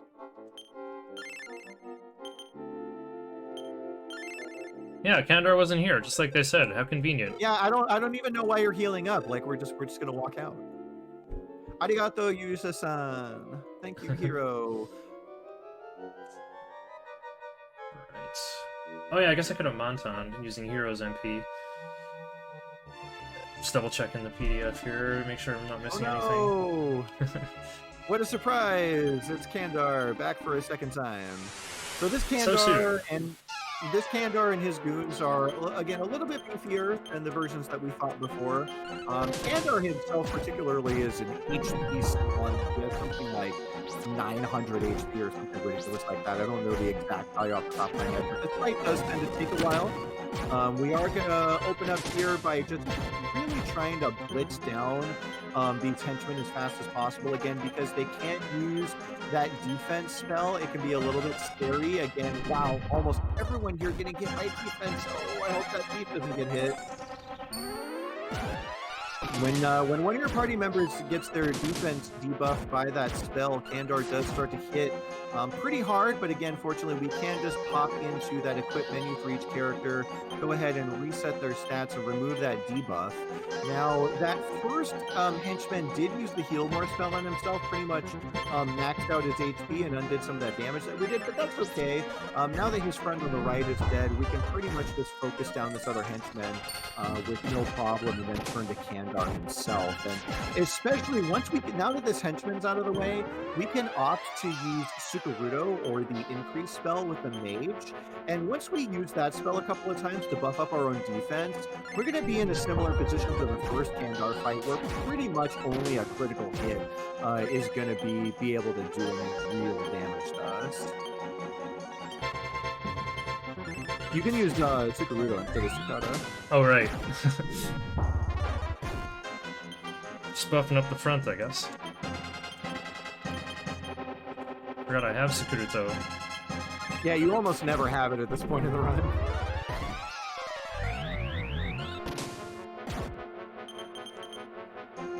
I can probably use... Yeah, I can't use Sakuruto. I guess I'll get one Hyado. And then Mage is on healing duty. I gotta save 8 MP on the Mage so I can cast outside when I'm done. Yeah, if you accidentally go below 8 HP, you get to do the, or if your mage dies, you get to do the Walk of Shame. Generally speaking, you don't want to be walking out of this cave. It doesn't cost too much time, but always faster to just hit that outside spell and just warp outside immediately. And just a quick reminder for anyone who was not here at the beginning of the run, again, because this run is in Japanese and because the text moves so fast, it can be a little bit hard to follow. So any questions at all from chat, Shiner and I are more than happy to help people follow along while we do this fantastic run. Oh yeah, my Mage just has fists. Oh, good block! This fight does take a while though, because like we are pretty underleveled. And Kandar has bulked up a lot. Got a really big HP pool. Yeah, luckily he doesn't have regeneration though. We're in an interesting mix of being underleveled but over-geared, relatively speaking. But yeah, Kandar 2 just has a ton of HP, and so even once you get through his henchmen and start focusing down Kandar himself, it's still going to take a while. But that's okay. Kandar's dead. We're going to get 1 or 2 levels per character, and now we are going to... We're going to pick up some story items. We're going to go do kind of what's called an around the world segment, because we're going to pick up our boat after we head over to Portoga, and we're going to be hitting up some places. Some places we're hitting up just to have a return point. Some places we're going to pick up story items, and some places we're going to be doing some very specific preparation for the grind section of this run. Because again, someone in chat asked earlier about the Sage class. We are going to want to turn that Thief into a Sage, but anyone who's played this game may remember that in order to class change, you need to be level 20 first, and we're nowhere close to that. So the way we're going to do that is by hunting and killing metal slimes, probably about 15 to 20 minutes from now. I'm supposed to wing back to Baharada. Hopefully I don't get wrecked on the way home. This is making up for that wing that I accidentally used. I winged to Isis instead of Viliahan right after getting the magic key. I'm not gonna run out of wings, but I guess that's how I'm balancing it out.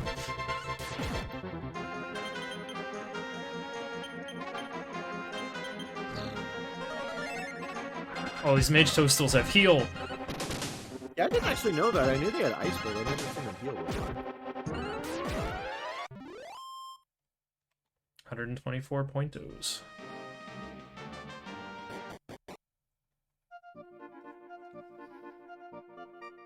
Alright, so the black pepper was sold out because Kandar stole it, but we rescued Gupta, got the pepper back, so he gives us some pepper as thanks.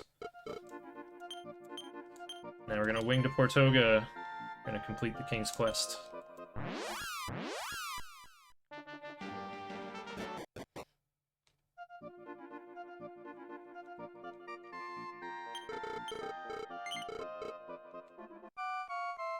It is a very sad, sad day when you forget to take this in and you don't realize until you get to the tower. Yeah, the end is, it's important not for healing, but also for day-night cycle, because we're going to sail to the town of Su, and if you miss even a single step, it'll be nightfall when you get there, and you'll have to stay at the inn there, too.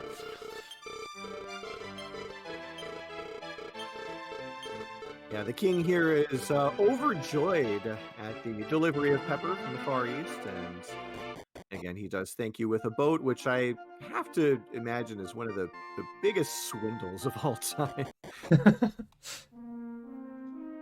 Okay.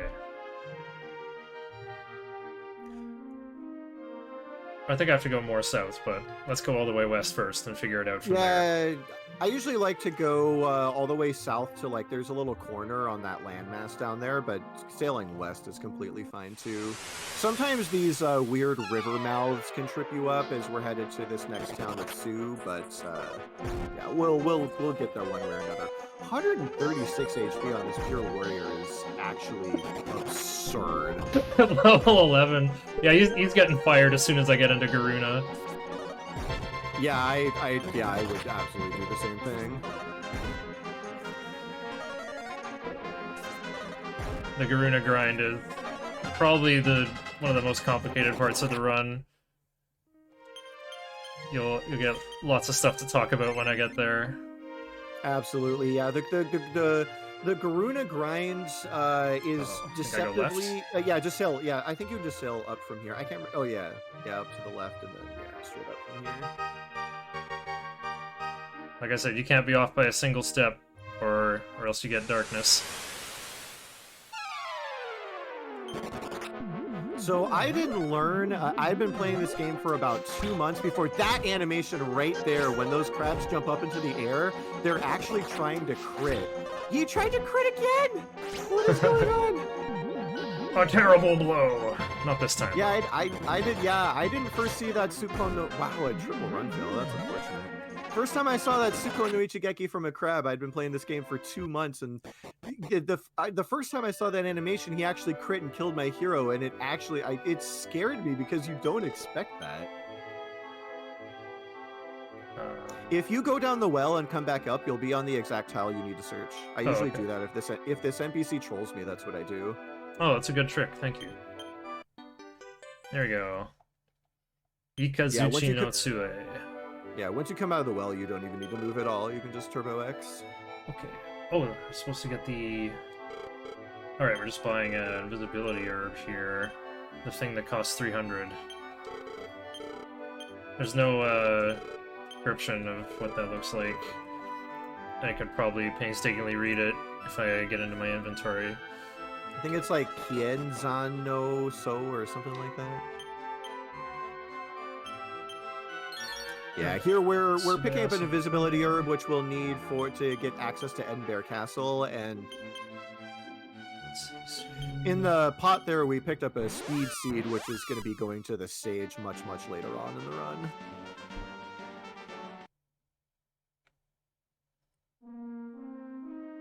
And so now, again, in this Around the World section, we're going to be taking advantage of having this boat to pick up a bunch of different things. Here we're going to be sailing east towards what's called the Pirates Cove. And we're going to be picking up some useful accessories and also our first major story item.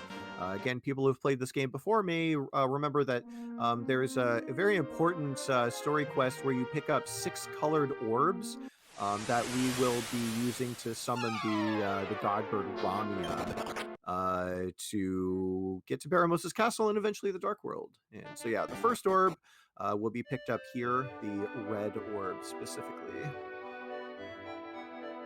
Oh yeah, you're talking about loose socks in the house somewhere. I don't know if I want to look for those. I don't know where those are.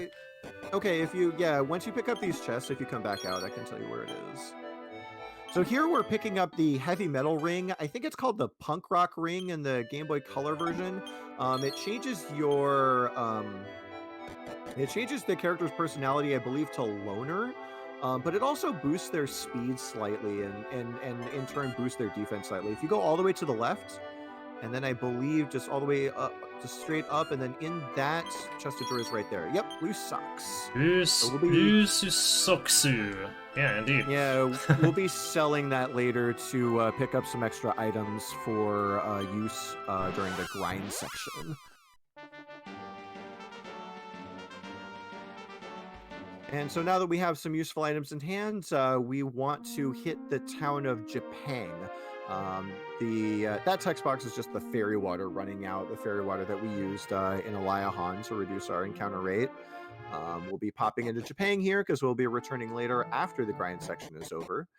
You may remember that they've been kind of cursed by this fire-breathing dragon named Orochi that they keep having to sacrifice members of their town to. We'll be helping them out a little bit later. Sailed the wrong way around the island there. Supposed to go south. See, I'm still learning stuff.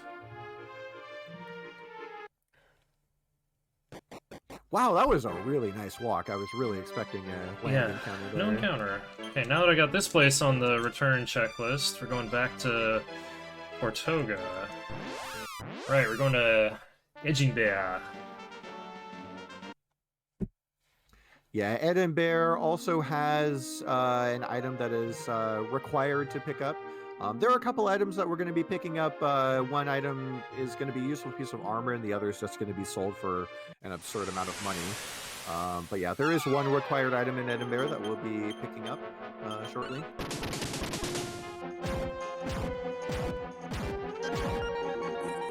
Oh, I didn't heal the mage. I also was supposed to give them the Thunder Staff. I think Yeah, Warrior so has one of the items that we picked up in Sue is the Ikazuchi no Sue, or the Bolt Staff. It's a free cast of Firebane in battle, and will be extremely useful during the grind section. Free Firebane is going to be useful for handling enemies that are not metal slimes, which we'll probably be seeing a lot of. Probably in Beast. Oh, there it is. You don't want to equip it because that actually makes it easier to menu to it.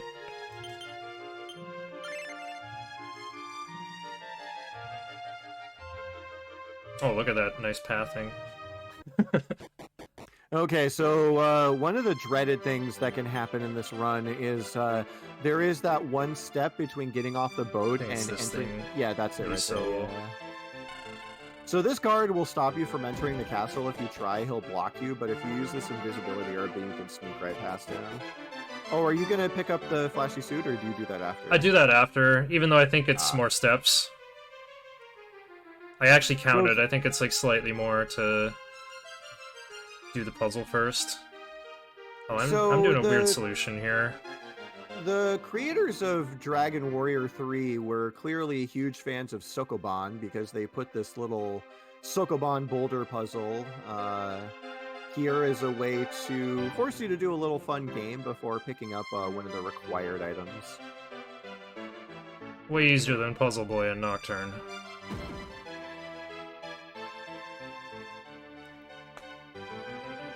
Yeah, I think this is maybe just a few more steps, because normally you'd wing away here after doing some inventory management. But in any case, it's because this hallway is so long, yeah. Yeah. So the item that that Shiner picked up there is the Kawaki no Tsubo, or the Thirsty Pitcher. I think in the NES version it's called the Vase of Drought. Yeah. And will be used to get the final key later on. This item here is called the Party Dress. That's going to be going to the thief. And this item is called the Fancy Suit. And that is just going to get immediately sold. Okay, oh, I'm supposed to have a strength seed in Warrior's inventory? Really? Anyway, here's a... I think that assumes that you didn't use... I think that assumes you didn't use the strength seed either from... Got an agility seed here. I guess I give that to thief. Or hero. I'll give it to thief. Okay. Oh, here we go. Yeah, Chikara no Tane. That's for hero. Okay. Give heavy metal ring. Heavy metal ringu. Yeah, nice elision on metal and ring. Right. Give that to the mage so they can become a... I can't remember what it's called. Ipiki Okami? I think is the... Yeah, that's what I think it gets translated as loner in the Game Boy Color version. Ipiki Okami is like lively wolf or something like that. I don't actually remember what Ipiki means.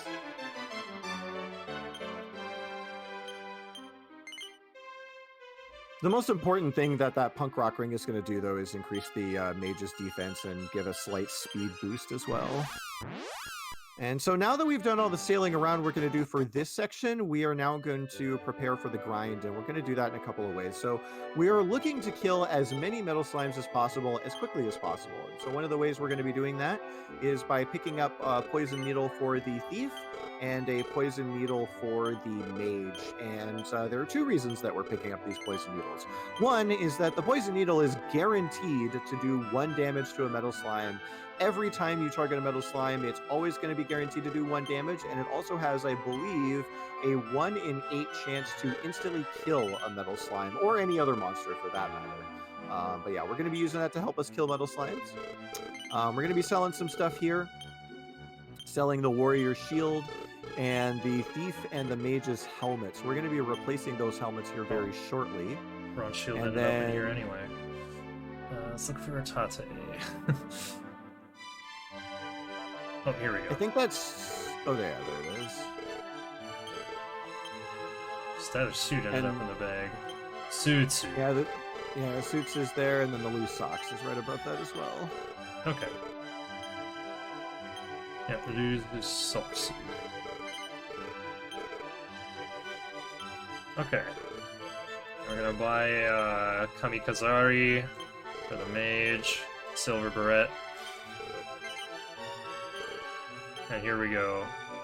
Dokuga no Kona.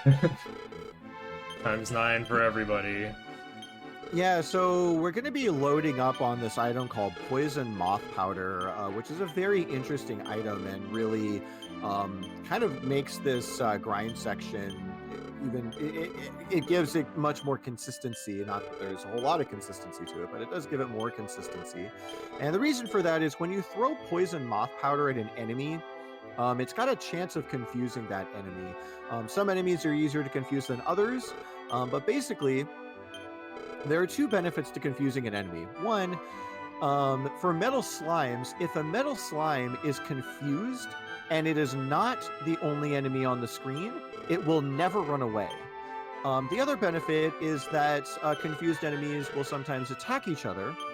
And in this game, the way that the game calculates damage is interesting. If a monster attacks a metal slime, it can do more than 1 damage.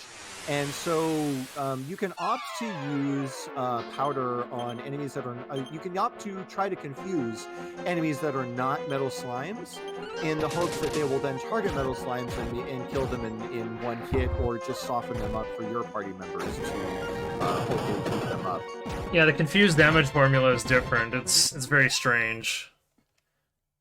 Might want to patch up that HP. Yeah. The tower. Just say I shouldn't bother healing the warrior, but everyone else definitely needs to get topped up. Yeah, so another lovely feature that Dragon Warrior 3 has, a feature that should be in more RPGs in my opinion, is experience funneling. So if you have... When you win a battle, the total experience of everything you killed is a big pool. And that gets divided in 4 if you have 4 alive characters. But if you only have 3 alive characters, it's divided 3 ways. If you only have 2 alive characters, it's divided 2 ways. The only other games I can think of that have this are Earthbound, and I think Dragon Warrior 2 has it as well. It's not a thing in Dragon Warrior 4, unfortunately.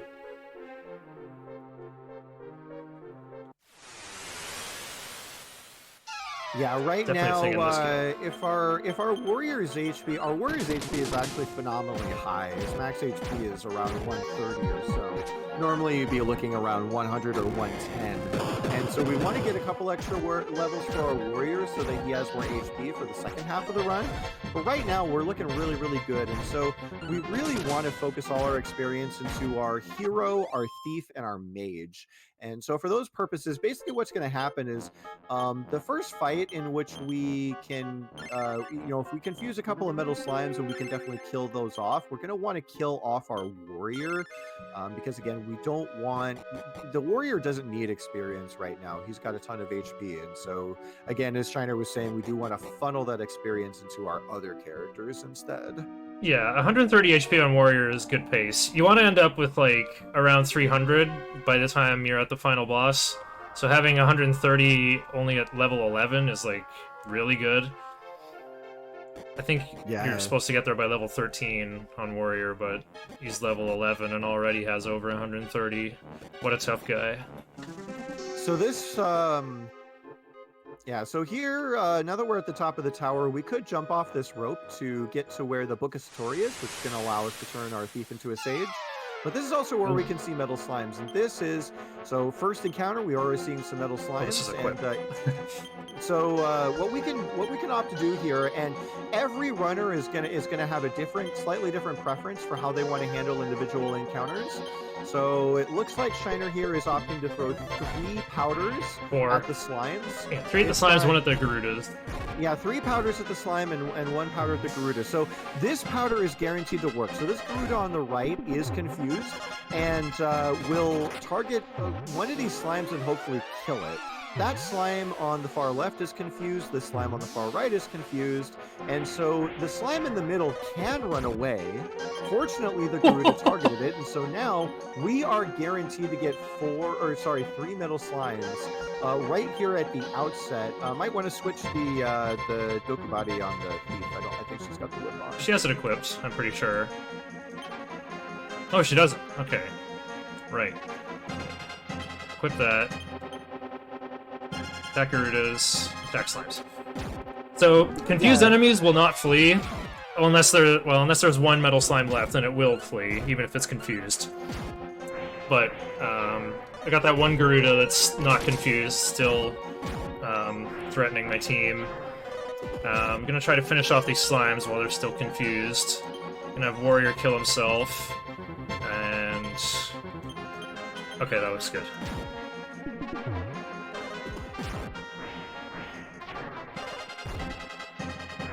Oh, nice. Garuda took care of him for me. Garuda using Gira on the remaining slime. Okay. Oh, that was a bit reckless. I took out the Garudas too early here. I gotta finish off this slime. And I did. Awesome. 4,286 pointos. Right at the... Good start to the grind. Yeah, that's really, really good. So... The thing about this grind is that your strategy is when you get to the higher levels of doing this run, and when you're going for really, really, really fast times, your strategies are going to change up slightly over the course of the grind section. Like, even as you're grinding, the choices that you make are going to change over time, because as your characters level up, they're obviously going to do more damage, they're going to attack faster, and every level that you get is going to make it so that, you know, if you get a fight with monsters that, you know, you get a fight that doesn't have metal slimes, you're going to be clearing those fights out faster, and it's going to get you 2 metal slimes that much faster as a result. And so now that we've got our warrior dead, we're going to come upstairs here real quick. We're going to grab this silver barrette that we're going to equip on the thief in battle. She's going to hold on to that until the very end of the game. And now we are fully engaged in grind time. Oh, this battle is the absolute worst. There are several ways that you can handle this particular encounter, and it's really just up to runner preference. You can opt to confuse the Garudas and have the hero try to take out the moths, or you can take out the moths and have the hero plus the mage take out the Garudas. It's a little bit more consistent that way. Or you can go for the gusto and try to confuse one of the slimes and keep it around, which is exactly what Shiner did there. So now that slime in the middle of our formation is confused, it cannot run away, and we are guaranteed to kill it for a nice chunk of experience.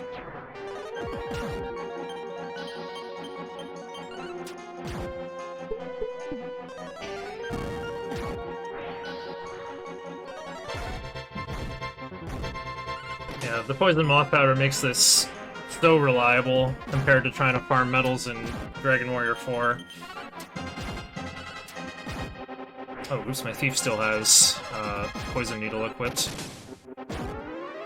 Yeah, there are so many moving pieces to this grind section. You've got different weapons on different characters, different options for spells or pieces of gear that they can use. You're constantly swapping. For example, your thief has the poison needle as well as the whip, and you want to have a different weapon on for different situations. Your hero, this is a good chance to get the steel sword out of the warrior's bag and give it to the hero, Already did it. because there are instances where if you're just targeting down metal slimes, you really want the hero to have the steel sword equipped instead of the whips. It's just more efficient that way. And so having knowing exactly what weapons your characters have equipped at any given time, or knowing what weapons you want to swap to handle specific encounters, is really, really key to making this section as fast as it can be.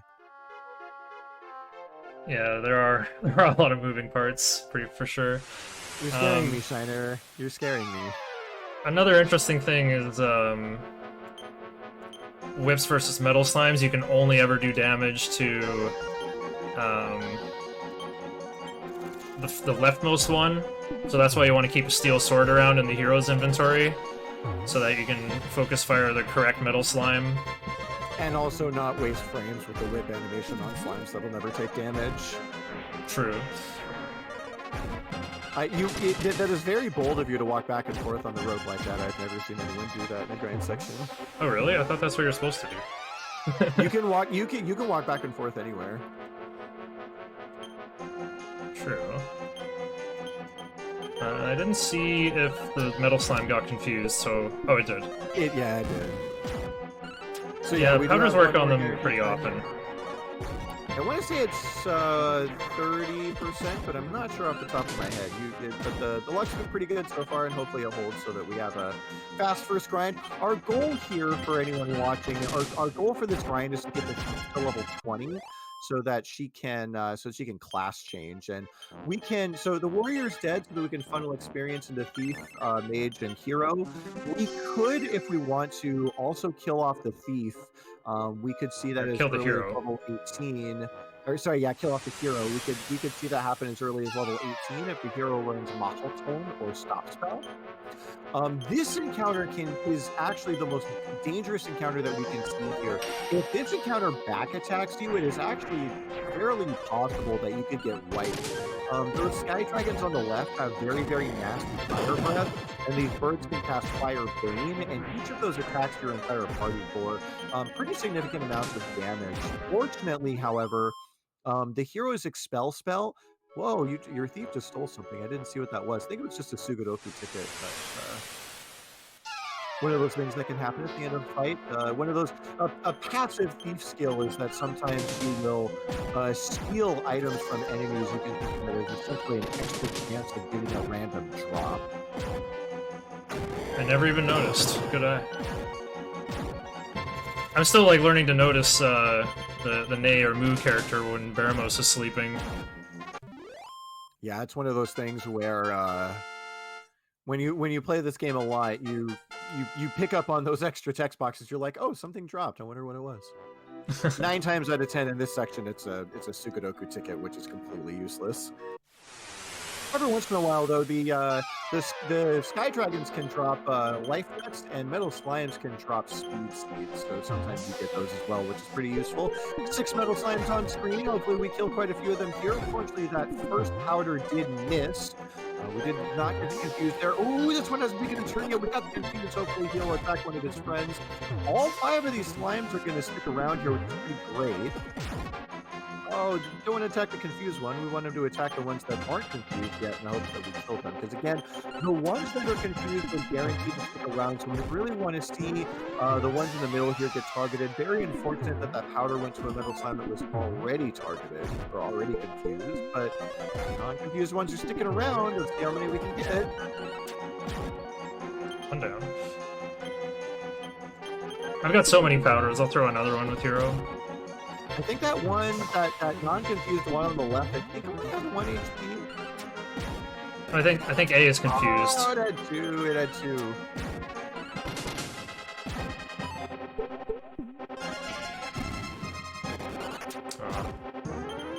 Hopefully we get this one before it runs away.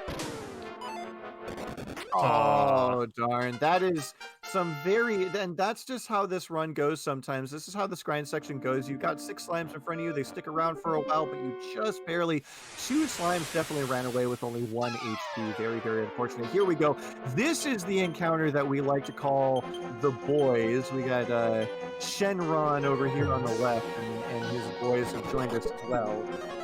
Fortunately, again, that Sky Dragon can be pretty dangerous if you get the fire breath off, but the hero should go first. Yes, he does. I'm going to go ahead and send that Sky Dragon flying off to Oblivion, and now we can get to hopefully kill some little slimes and get some more experience.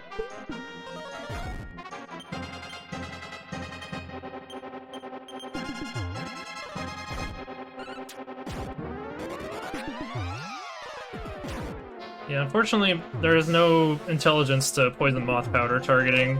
They can just go down on monsters that are already confused.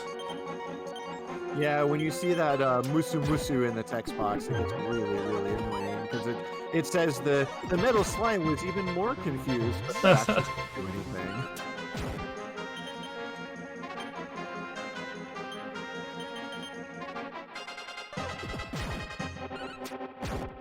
I don't think you can critical with the whip either, so that's one more reason to equip the sword, I guess. Yeah, you can't. Yeah, it's one of those things when you have the when you have the whip, you can't crit. So putting the sword on gives you that chance to potentially take out a metal slime with 1 hit. Another reason to make sure that you're swapping your weapons back and forth as much as you can to be as efficient as possible. I just want to point out one thing real quick here that always kind of one thing I noticed a while back when I was doing this grind. So I don't remember if this is in the Game Boy Color version, but in Dragon Quest VI and then also in this version of Dragon Quest III, there's this very interesting mechanic where if you talk to an NPC, the hero has this spell that translates to remember, and it's basically an in-game note-taking system. Basically, you can make your hero remember something that someone said and recall it later. And so it's kind of a way to just kind of like if someone says something and you think it might be important, you can hit that remember spell. And this note-taking thing, it's got a limited capacity. And so you also learn this spell called Forget. And what that does is it deletes a couple of the things that I think it deletes the oldest thing that you learned. And we don't use it at all in the speed run, but I find it really funny because the hero learned the Forget spell on that last level up that she got. And in Japanese, what it says is it uses the verb oboeru, which can be used to learn or to remember. And so it's like the hero remembered how to forget is a way that you could read that Japanese sentence. I've always found that hilarious.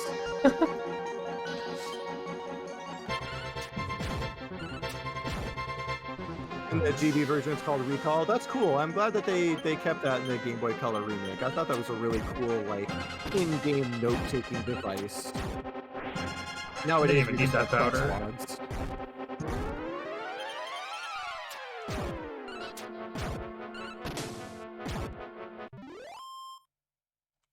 Yeah, so we're getting pretty close here to the end. We're looking for 32,202 experience on our thief. That's when she's going to get to level 20.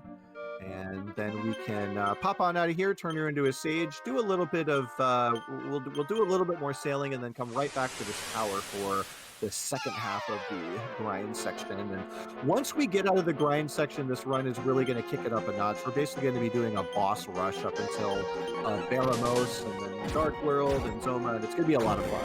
We do have to get those levels first.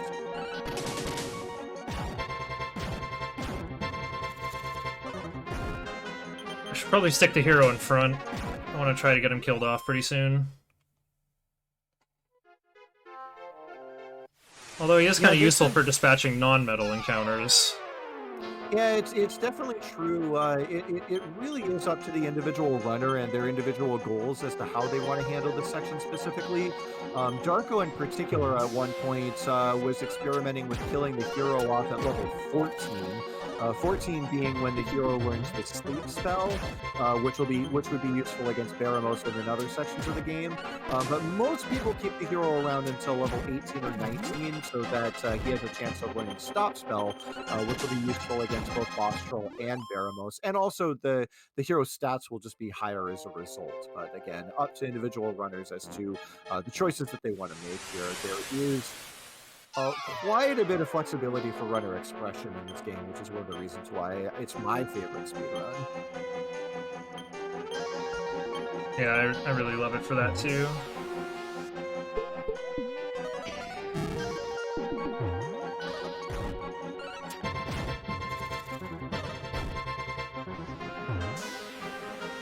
Throwing down a lot of powder here. I should be taking out the boss though.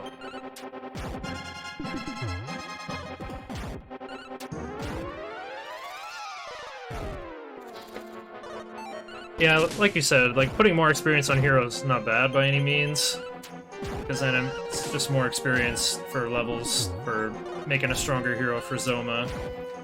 But it'll also make this grind faster. The only goal right now is to get Thief to level 20 to permit the class change.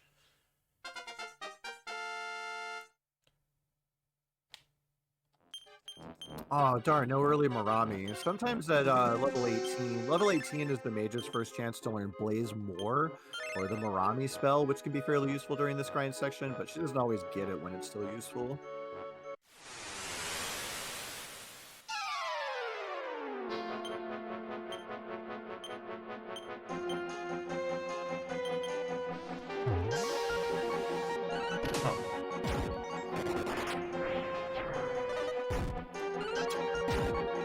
Yeah, I can't read Hiragana fast enough to know what the messages say, but basically if you see 3 words, your status effect probably worked. Or anything that ends in kata means it didn't work. Yeah, I usually look for Atama, because the message that you get when they're confused is literally Metal Slime's head was confused, so I look for the word Atama, which means head. Huh.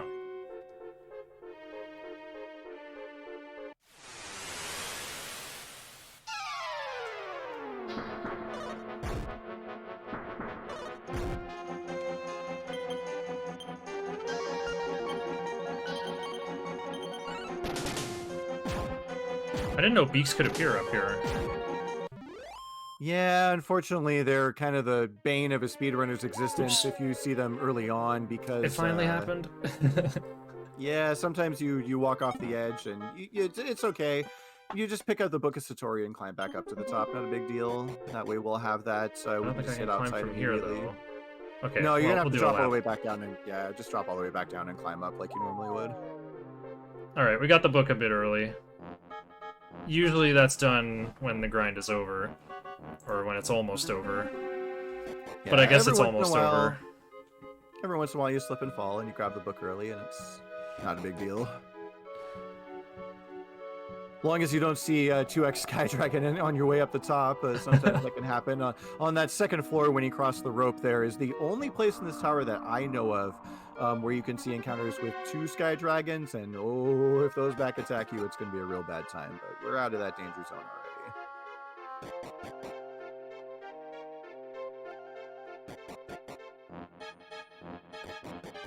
So for anyone wondering about the estimate, like we are going by JRTA timing, which includes power on, and also sitting till the very end of the credits. But my PB is 4:42, and we're going to be just under 10 minutes behind, it looks like. So I think we'll be on track for that. I guess it's not a big deal if we're behind, though, because this was thrown in to fill in a gap in the schedule. So taking longer, it won't be that bad. Yeah, it's also because JRTA timing pretty much always watches the ending. For Dragon Quest II Super Famicom and Dragon Quest III in particular, it's customary. There's a song that you sing that goes along with the end credits, which is I'm prepared. It's a wonderful, wonderful bit of culture. I absolutely love it. Oh, Thief's out of powders. Hero's out of powders. 1 powder on Mage. Oh, wait, right, I gotta take the rest from Warrior.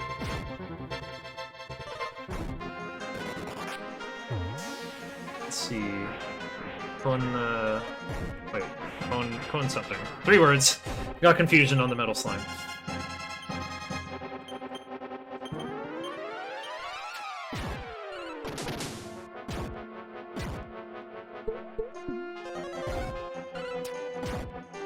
Took out these Gerudos too soon.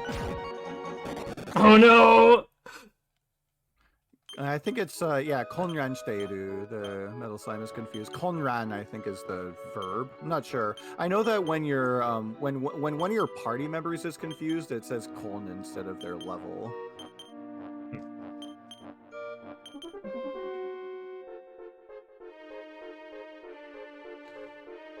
I don't know if I've even like stopped to read that entire bit of text to know what it says.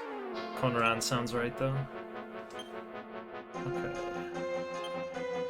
Oh yeah, I can confuse the Gerudo too.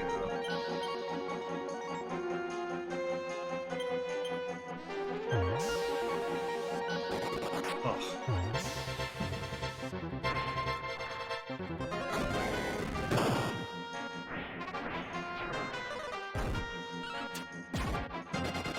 Wow. That's unfortunate.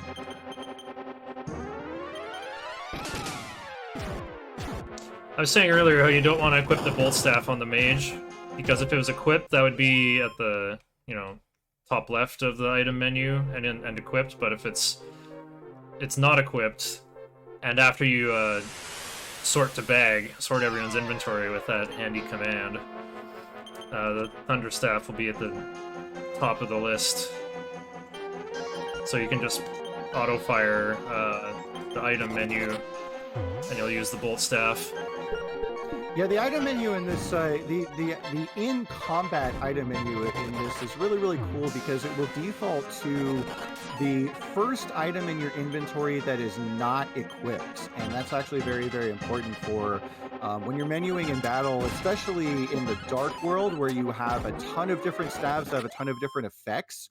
You really want your inventory set up in a very specific way so that you can use items if you're wanting to use free spells in combat, you want to be menuing that as quickly as possible. So yeah, the fact that it just so happens that in this game, the use item menu goes to the first item that isn't equipped, very convenient, that you basically don't have to touch the D-pad at all in a lot of situations. It's a pretty intelligent bagsword function too, because even though the Thunderstaff isn't equipped, it knows that like, oh, this is useful as an item in battle, so I'll leave it in your inventory for you. Yeah, anything that can be used in battle or anything that's important to the story will not get thrown into the bag, but anything else that's like equipment that is not equipped, like swords or shields or whatever, will go into the bag. Items such as herbs, antidotes, things of that nature will also go into the bag. I want to say your thief stole something again. I'm not entirely sure though. She stole something after I beat those metal slimes too. I wonder if it was something fancy. Probably a steel sword. If it was just if it was only metal slimes, it was a speed seed. Oh, okay. Yeah, your thief has 2 speed seeds, so she's stolen twice already, which is pretty great. Oh, nice. Those can definitely go to the sage later. Oh yeah, we could definitely end the grind section right here. If we kill off about 2 or 3 metal slimes, should be enough to keep to level 20. Maybe not super important in a marathon context, but one thing of note is that ideally you want your thief to get exactly level 20 and not too far over. That's a little bit more important for next section.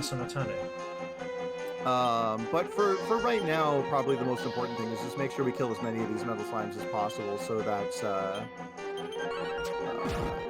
just to make sure that we get that thief to level 20. I only brought 1 powder, unfortunately.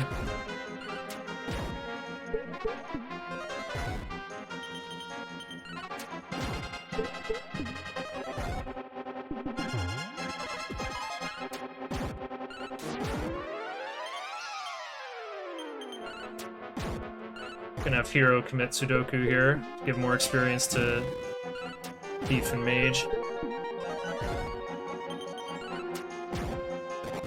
Oh. Wow. Still 4,140 pointos, though. Alrighty, so now the thief is level 20, we can go ahead and just hit that outside spell and go back to Its Dharma. items. Hirenito.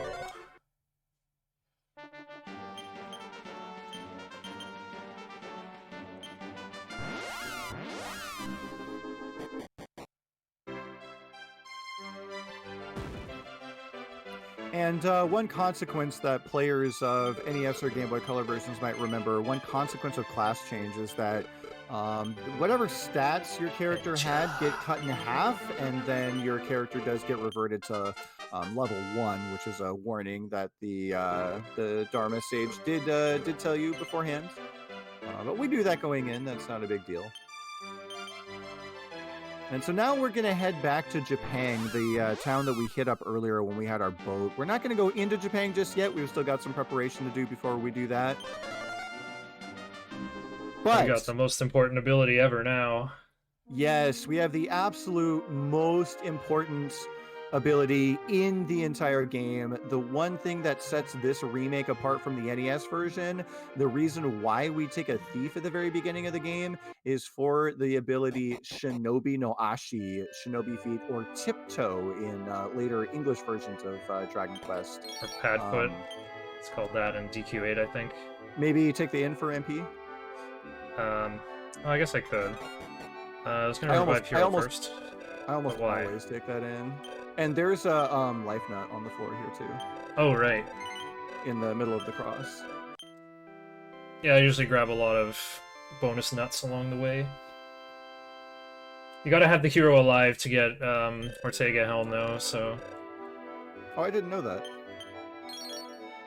Yeah. Yeah, the kind of lore, the background lore in this town is completely optional. It doesn't even show up on your return list. But in this is one of the few towns that Ortega did go through, and they actually remember him. Ortega being the hero's father, but they call him Papa Gatero for some reason. He introduced himself by a different name. But everyone kind of knows the hero's father. He's kind of famous for having come through this town and done some sort of good deed. And apparently he left his helmet behind. And if you come up here and talk to these lovely people, they'll mention that, you know, you're from Aliahan and they met this guy named Papa Gatero. Oh, by the way, you're Papa Gatero's son. Oh, hey, you should go take this helmet. It's pretty useful. Oh, oops, I said no to the third thing. Oh, wait, we're good.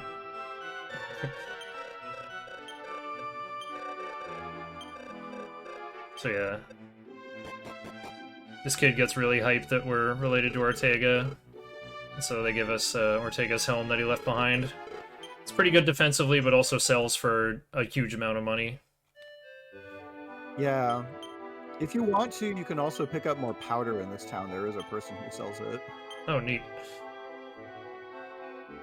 Okay.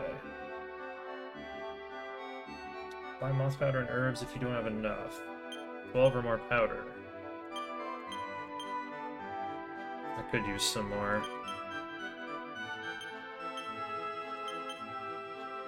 I think I've only got 5 more in the bag. Kona. Oh, I got 10 in the bag. Okay, the thief's inventory is a bit of a mess here.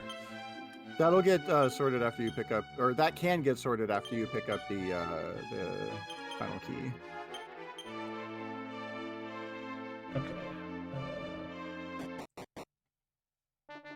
But yeah, so going back to what we were talking about a moment ago, so Shinobi no Ashi, Shinobi Feet, or Tiptoe, basically, so earlier in the run, some people may have missed this explanation. Basically, whenever you're walking around in a place where you can get encounters, there is a number that you can't see that's ticking down every time you take a step, and then once you hit 0 or it goes into the negatives, you will get an encounter.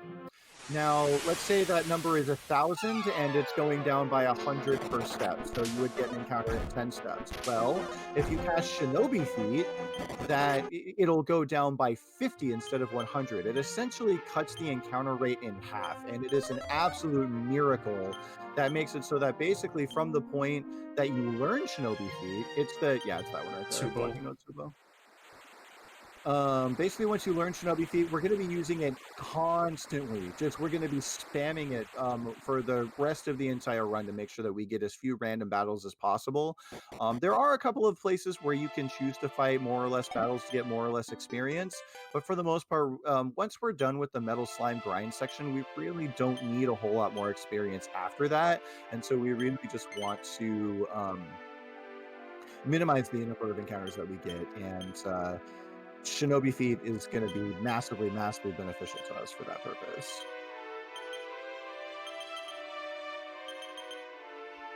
So here is another major menu, one that is kind of the bane of the existence of a lot of Dragon Warrior 3 speedrunners, as it can feel a little bit more complicated than it is. You're kind of swapping some braces around, swapping some equipment around, making sure everybody's got powder. So one thing we're going to want to do is put that hero bracer on the hero where it's going to stay for the rest of the game. Says I should have a steel sword in the bag. How can that be? I think the hero still has it. Yeah, the hero has it equipped. It's at the top of hero's inventory. Okay. Hero's bracelet is in the bag. Really? Yeah, oh, it is. Yeah, Koketsu yeah. goes to so the you can hero. so you can swap that. Okay. And You can. Cypress stick in the bag. Oh, that's starts with this, I think. Inoki no Bao. That one. Yeah, it's that one. Give to Sage, don't equip. Okay, back to Dharma. Yeah, that's another menu boss right there. Does the Sage have heavy metal ring? Yes, I did that right after walking out of Moor. Oh, okay. Yeah, with the Sage being level 1 right now, her defense is pretty low, so we want her to have the heavy metal ring so that she doesn't die immediately when something looks at her. Yeah, it doesn't just vaporize. The mage can get the starry armband. Oh yeah.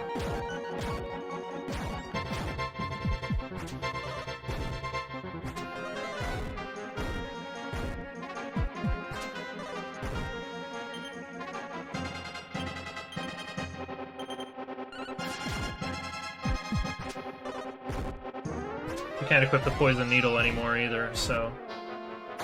Yeah, one equip consequence of turning your thief into a sage is she can't equip the poison needle. That's why we give her the steel sword so that she still has the ability to single target. I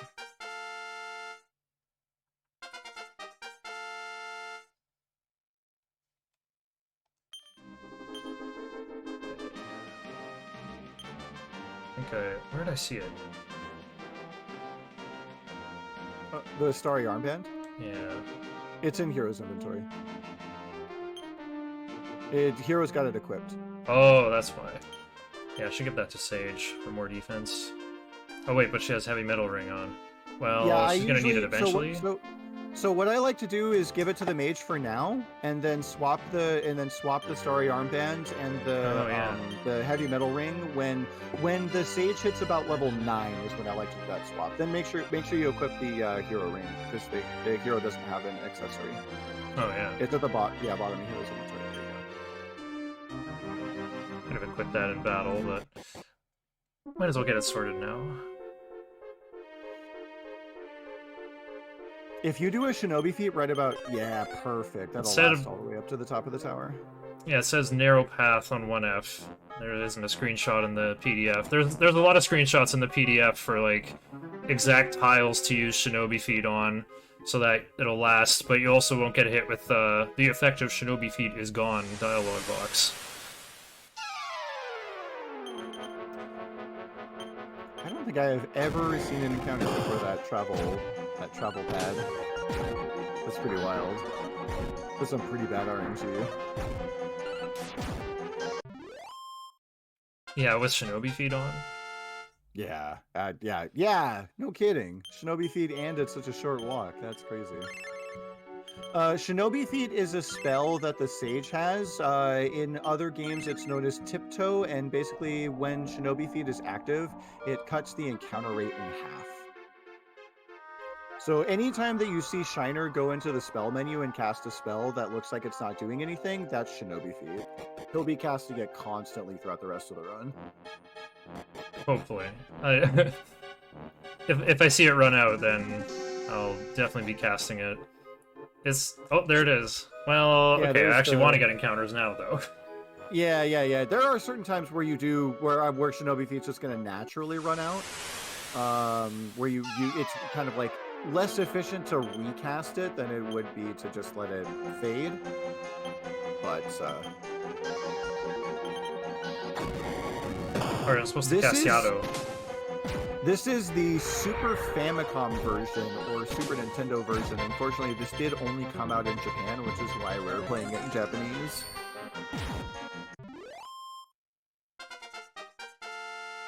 Well, you gotta run quickly and quietly to dodge those monsters, so makes sense. It'll be localized as Naruto Run in the next version, if this comes out in English.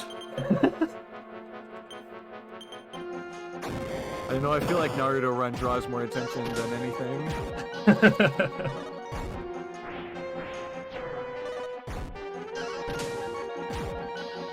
That would be like the whistle equivalent. Yeah. Just summons an now encounter immediately. Yeah.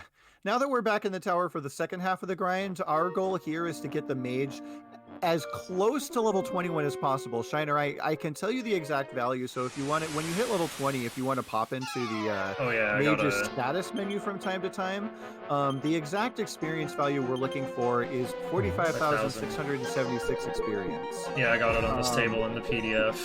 Oh wait, but it's like up an entire page. Yeah, 45,676.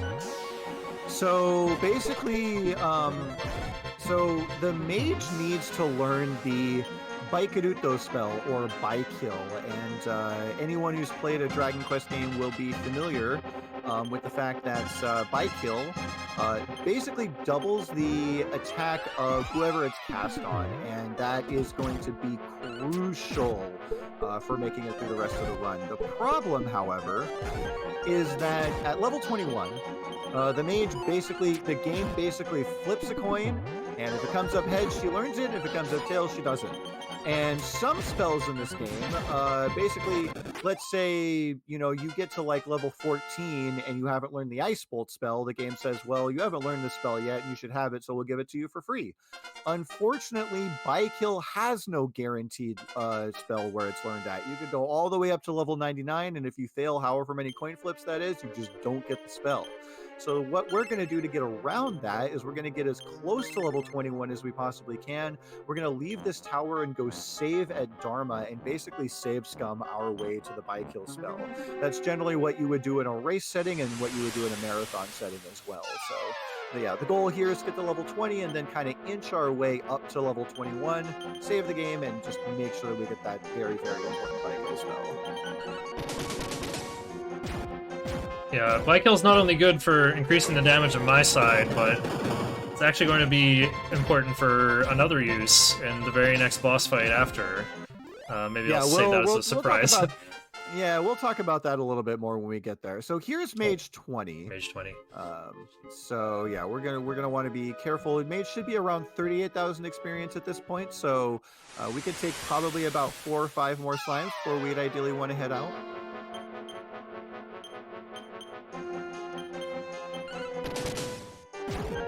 They also should look into killing off the hero next time they get an encounter with metals.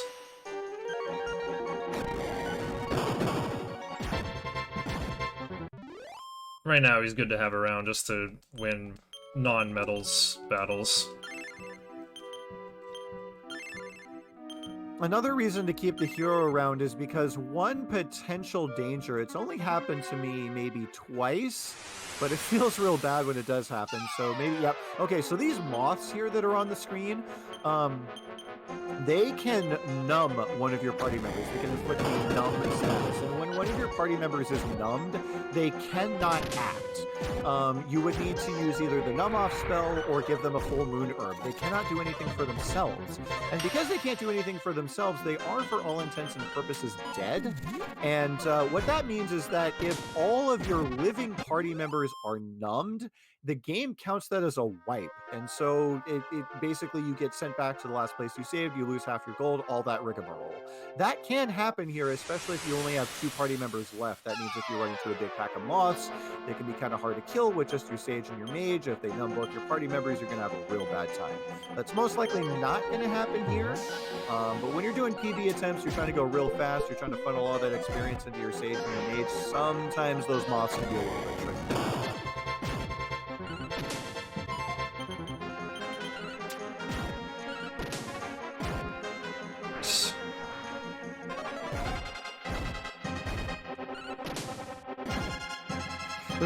There's a bit of unfortunate RNG there because the slime, I can't remember if it died or ran away, but because it did that before it died, okay. Because it died before the Garuna took a turn, the Garuna actually attacked Shiner's party, and then it also chose to use the Firebane spell. That was a bunch of damage that probably could have been avoided, but oh well. Might want to take a peek at the experience on the mage real quick. Should be about 41k. 40,842. Yeah, we can take. Yeah, you can take 2 more metal slimes. So it'll be 2,000 per slime at this point. Ooh. Yeah, ideally we just get both of these right here and then we're done. Not super likely that's gonna happen, but it would be nice.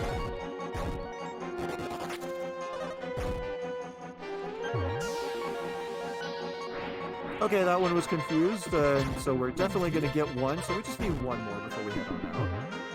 I think the mage got none. Oh, no, okay, good. I might, I might just finish my grind outside of Edinburgh or something. Did you get Hyaruko on the mage? Let's see. Oh, that's Sage. I don't know if I have yet. Yeah, if you check the mage's spell list.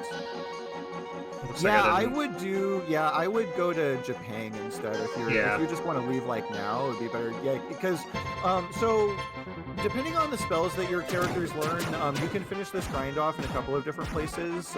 Over in the Edinburgh area, the enemies tend to be resistant to fire spells, but less resistant to ice spells. So if you did get Hyaruko or Snow Blast, that can be pretty useful as an alternate method of getting that last chunk of experience. But in this situation, Japan is your best bet. You can just go massacre some bears and get that experience that you need.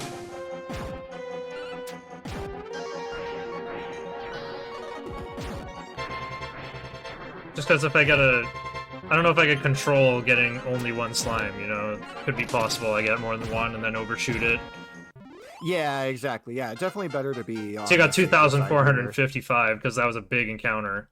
Yeah, I'm not even sure you could take a metal slime. Yeah, you couldn't. You could take 1 metal slime, but you would have to take exactly 1. Exactly one. It might be better to leave. I'll leave that up to you. Well, wait. Now I'm like just trying to like visualize like how could I accidentally get more than 1 metal slime, you know? I've got a lot of powders to work with here. But I think I can avoid getting more than 1. I think after this encounter, though, that might push you to the point where you can't even take the 1 slime. Let's see how much experience you get here. They are fast-moving coffins. Yeah, they're very light. It's just a. If you remember the Stay Puffed Ghosts, carbon fiber.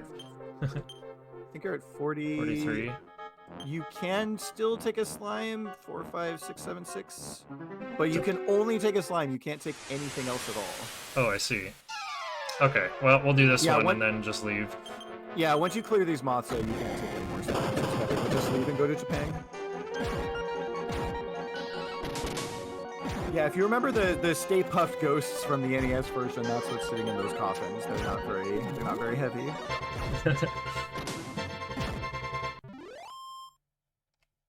330 pointers. The only thing that bugs me about this game's interface is that item and spell are in opposite positions on the battle and overworld maps. I never even noticed that. Huh. I'm surprised you didn't. I think when you just play this a bunch, you just kind of get used to the way individual menus are set up. Ideally, here in the Japan area, we get a fight with 3 bears. It's worth 660 experience, and is the best way to kind of inch our way up to level 21. But these toads get cleared out pretty fast, so that's nice. Pyramid enemies. Doesn't seem that big of a reward. 140. I haven't actually done the safety save yet.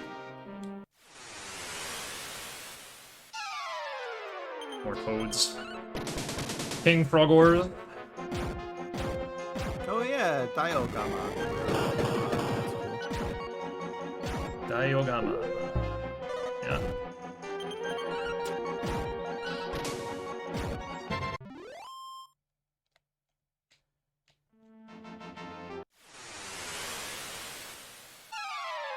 Whoa, look at this. I guess that's a different zone. I think what you ideally would want to do is be a little bit closer to the town. I usually just walk back and forth on like the 3 mountain tiles next to Japan. I've never seen this encounter before, and that's probably why. I think this is kind of in the Moor zone, where you could also potentially see metal slimes. That's where I know Mr. Holmes, when he was doing some of his NES routing, was fighting metal slimes around Moor. So I think that's the zone you're in right now. Oh.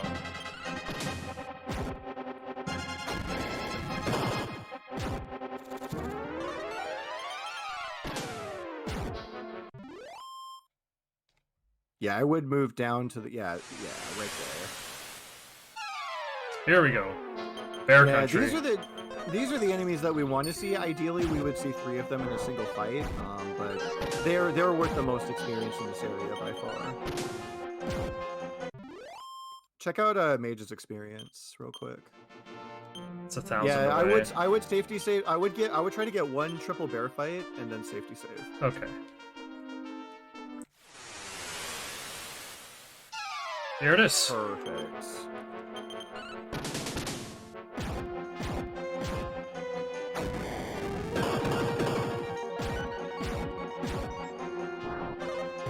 Uh-oh. Because now this should put you in a position where after you safety save, you'll only need 1 more bear fight.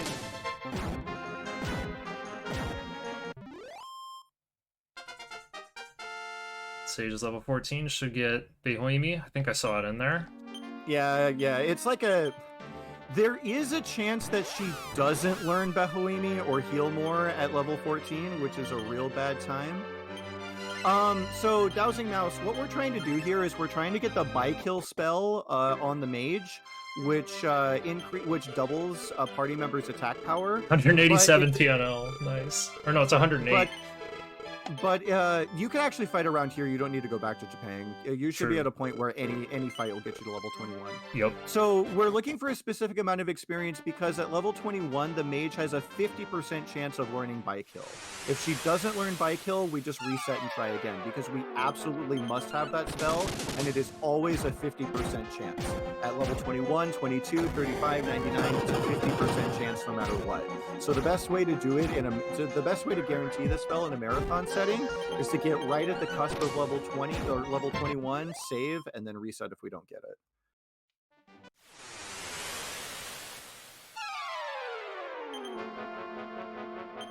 That was weird. I read 108 as well. I'm not sure why she didn't get the level right. Maybe that's for Warrior, whoever was in 5th. Oh, I think my mage actually has 500. Okay. Yeah, 500 TNL. That makes more sense. This kind of reminds me of like moments of running Nocturne where you can get too much experience and have to reload. Is it too much for like fusion purposes, or? It can be, yeah, for like sack fusions. I see. And also like, oh, whoops, I had the wrong Magatama on and was supposed to learn this skill. That can happen too. Poison needle. Some needle. Shoutouts to Diener. First try? Nope. Aw, darn. Nope. That's a Control Shift R. Yeah, so we did, so the mage, I believe, is guaranteed to learn Hyadaruko or Snow Blast at level 21, which is what we saw there, but we really 537 TNL. Yeah, so we could go back to Japan and try to fight bears for the instant level up. Yeah. Sounds faster. So the Dragon Quest 3 Super Famicom run is one of my favorite runs of all time, but this is by far the most frustrating part of the run because you can be on really, really, really good pace and you get your Sage to level 21 and she doesn't learn by kill, and you can opt to try to go to level 22 and coin flip again, but for the most part, if you're going for a PB and you don't get that by kill level 21, it's just a reset. It can be a real pain sometimes. But once we get that by kill spell out of the way, this run's going to get a lot more fun. Oh yeah. That's when we Alright. go kill zone mode. Once we get these bears out of the way, we'll have another shot at getting that spell.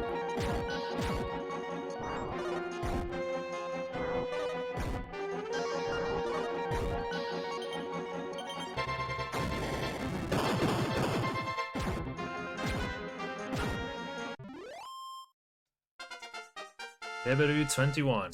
Second try? Spikeruto! We did it! Nice, Spikeruto. All right, great. So this is essentially the first half of yes, other characters are dead for grind purposes. Yeah, so experience is split among characters who are alive. So yeah, the dead characters, they don't need more experience at this time, but we will be reviving them shortly. So now that the mage is level 21, Senshi. Yep, now that mage is level 21, and as the by-kill spell, we're going to turn her into a warrior because she doesn't need to learn any more magic spells. We just want her to be as beefy as possible. We want her to have the best gear possible, highest defense, highest HP, all of that good stuff. I actually read things on the return list. Alright. It's time for Around the World. Did you give the starry armband to the thief? Or Oh, here we go. Sage? Starry Bracelet, Mage to Sage, equip. Oh, clear chillin'. Oh, you got away first try. Oh my goodness. Good thing. Okay. Got away from the clear chillin'. Mage doesn't have it. Yeah, mage has it. Hoshi Furu Udewa. Third item. Yeah, right. Yes. Just wasn't And equipped. then swap it for the heavy. Okay. Oh, yeah, Make sure you swap get the it. heavy metal ring. Yeah. And you can Heavy swap metal ring that to for the. mage, equip. You can swap that for the. Give the Ikazuchi no Tsue to the thief.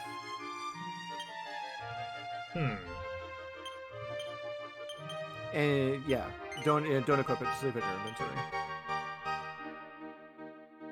So now that Oh, yeah, we've full done staff to our. Sage.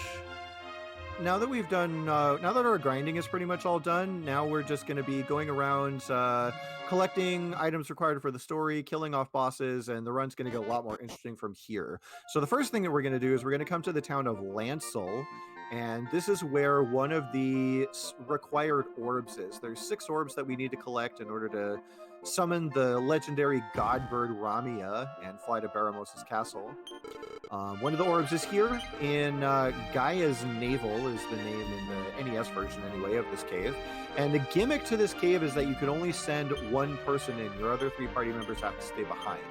And so we choose the Thief because the Thief, 1, has the highest HP among your living party members. And also, of course, she's got that Shinobi Feat or Tiptoe spell, which is going to cut down your encounters massively. You're probably going to see maybe 2 or 3 encounters here at the most. And that's because Shinobi Feat is a busted ability. It's real good. The encounters here aren't going to be too difficult, again, because you're solo here and you're expected to be solo here. All of these enemies that you see here you're going to have seen before. In the event that you did need, sometimes your Sage doesn't quite get to level 14 by this point in the run, and if that's the case, you can choose to take fights here, but for the most part, you're just going to be running from everything. Or if they're easy to win, then you can just win.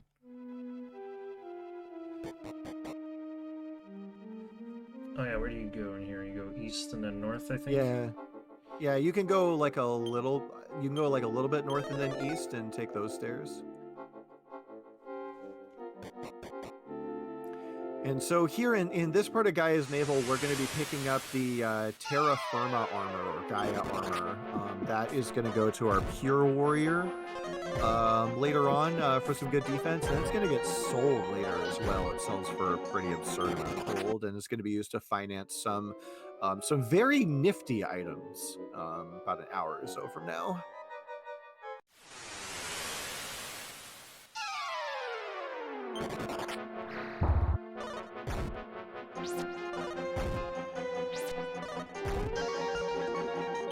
You'd think Sage would be a squishy spellcasting class, but not when you've inherited a Thief's Agility and are wearing the Meteorite armband to double your already substantial agility. She does have some pretty surprisingly good armor options as well. At the end of the game, we'll be picking up Oh yeah. the water flying clothes for her, which is pretty fantastic. Turn back. Turn back now. Play the NES version. No, I don't wanna. Oops. Yes, the Sage is speed, and more speed. It's very true. Yeah, everyone else on the party is slow, and the Sage is really fast, and that's what you want. So you want the Sage to... Well, the Sage should learn by kill by the end. Oh, Shinobi Feet ran out half a step before getting the orb. Okay. Cast Rire Mito outside. And then... Oops. Yeah, you can cast Shinobi Feet here and then return to Portoka. This is a bit of incidental map design that I absolutely love for several reasons. It's actually crazy that this shrine exists. So right now we're sailing towards the town of Tidanki, which is going to have another orb for us that's required. But halfway between Portoga and Tidanki, there's going to be this little shrine that Shiner's going to pop into here. He's going to pop in there for a couple of reasons. One, ideally we don't get an encounter before I took we 2 get to extra the shrine. steps. Great. Whew, okay. Great. So getting into that shrine is going to reset the countdown to the next encounter. It's a convenient place to revive our characters and do a little bit of menuing. And just the fact that this place exists at all, it makes it so that we can sail straight down from Portoga to Tidanki with no encounters and reviving our party members. It just blows my mind. The routing in this game is so clean. Many years of hard work by the Japanese community on this one.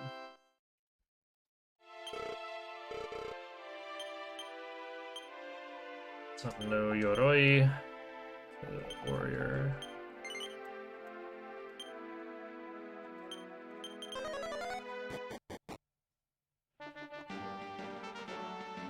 And also, conveniently enough, in Dragon Warrior 4, this is not the case, but in Dragon Warrior 3, whenever you use the return spell or a wing, it resets the day-night cycle to day. And so sailing from Portoga to here turns it to night, which we need it to be night in order to do the story triggers here. We're going to pick up an optional piece of gear here. The magical skirt is going to go to our mage warrior. And that's a piece of equipment that only female characters can wear. It's got decent defense and reduces damage that person takes from magic spells. And we're going to also take a slight detour here to pick up an extra life nut that will be used to increase the maximum HP of one character. I think it's in that coffin down there, I think. Underneath it? I never actually get this seed, so I don't remember where it is. I see Pop get this seed all the time, but I don't remember exactly where. There it is. Okay, you have to check it from below, I guess. But the main reason you want to come to this town is to talk to this guy here, this prisoner. He will give you the green orb. Yep. And then there's one more thing that we need to get here. So we're going to take this in real quick to reset the day-night cycle to day.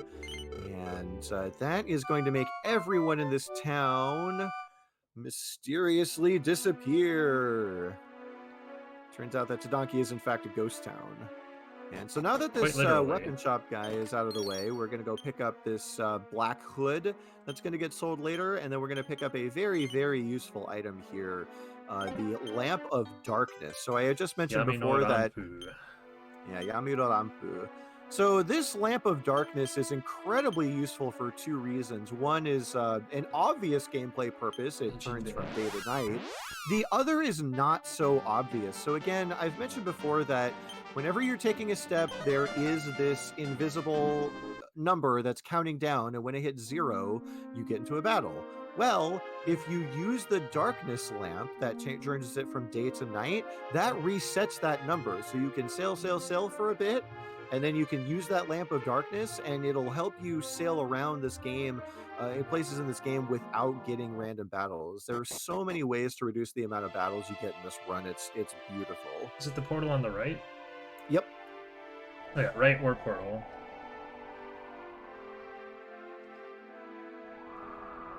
So right now, now that we've picked up some of the items that we need, we are going to... Our next goal is to beat up the boss troll. That is going to be the first boss in this kind of boss rush section of the run.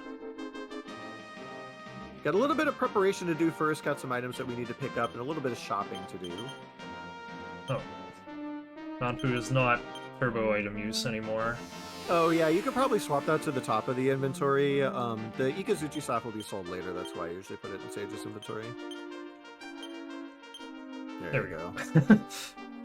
I was expecting that to be at the top. I usually don't mess with the gold staff.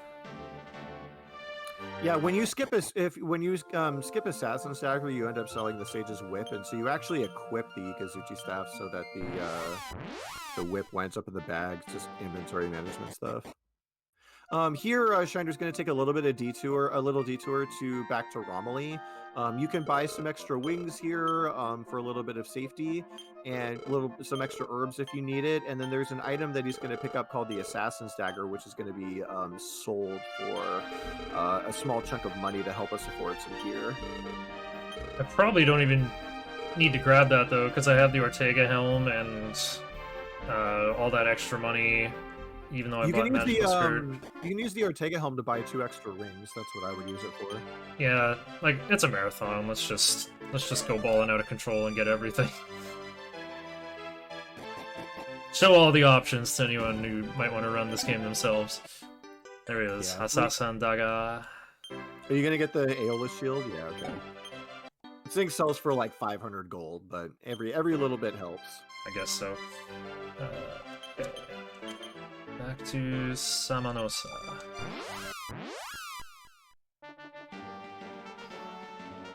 So before we can beat up Boss Troll, there's an item that we need. Wow, that was an early encounter. Well, that's what I get for walking on mountains. Mage could use a heal. Yeah, Mage Warrior being at level 1 in this section, it's a little bit dicey because her HP is not super high. Not really a section where you need to get levels for her. She will get levels after beating up Boss Troll, but ideally you don't get any encounters in this area at all. If you do, it can be a little bit dicey, but not a huge deal. Yeah, encounter rate is pretty high out here. Similar to Dragon Warrior 1, I think Dragon Warrior 4 is like this too. The type of terrain you're walking on the overworld will affect your encounter rate. Like, we were talking about how there's depletion for when you take this many steps, you get an encounter. Walking on mountains or desert will deplete that aggro faster. Dowsing Mouse, yes. Yeah, it's so... just like going upstairs or going into a town, using the Lamp of Darkness resets the number entirely. So several points in the run, you can use the Lamp of Darkness to make it so that you can walk long distances with her and ideally get 0 encounters total. Unfortunately, that doesn't work here in this cave, but that's okay, because this cave isn't very long. We're just here to pick up the Mirror of Ra. Longtime fans of the Dragon Warrior series will be somewhat familiar with the Mirror of Ra's purpose. It shows up in several games in the series.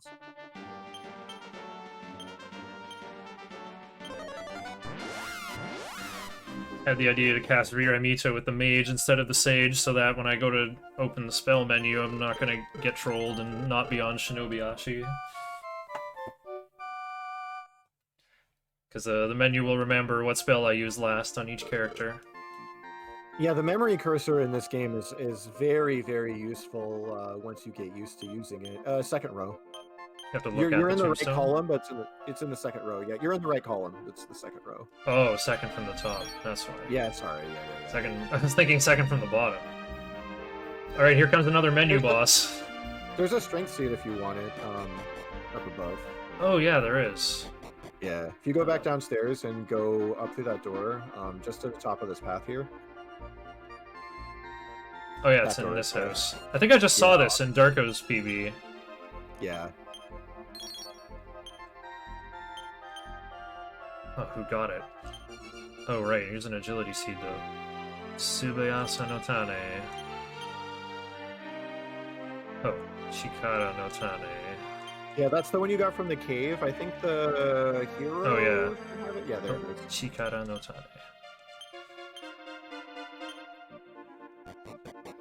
Yeah, so now now we're gonna be doing a little bit of shopping. We're gonna sell some stuff, and we're gonna use the money that we sell to pick up 3 dragon shields and the zombie killer. The zombie killer being a fairly powerful sword that we'll be using for the rest of the game. It won't stay on the same character for the rest of the game, but we will be using it for the rest of the game. And the dragon shields we'll also be using for the rest of the game. Dragon shields are amazing. They have fairly high defense, and they cut enemy breath attack damage in half. So there are a lot of enemies, and pretty much every boss in the late game has either a fire breath or an ice breath attack, and dragon shields are going to mitigate damage from both of those. You have exactly enough. Yeah, I don't even need to sell the steel whip here.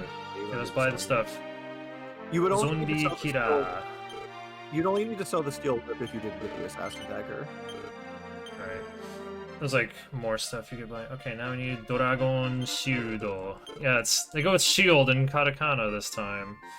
Oh yeah, I guess you could buy Maho no Yoroi if you really wanted to for Pure Warrior. I know Darko likes to do that sometimes. Oh, interesting. That's a good idea. What happened to Mage Warrior though? You bought Did all her a my- shield. You bought her a shield and a Oh, the herbs are in the gone. bag. Yeah, they got Yeah, sorted to they're- bag. Yeah, they're just in the bag. You just have to give them back to her later. Like right after this menu, you can just give them Yeah. back to her out of the bag. Okay, one at a time. Give to Mage.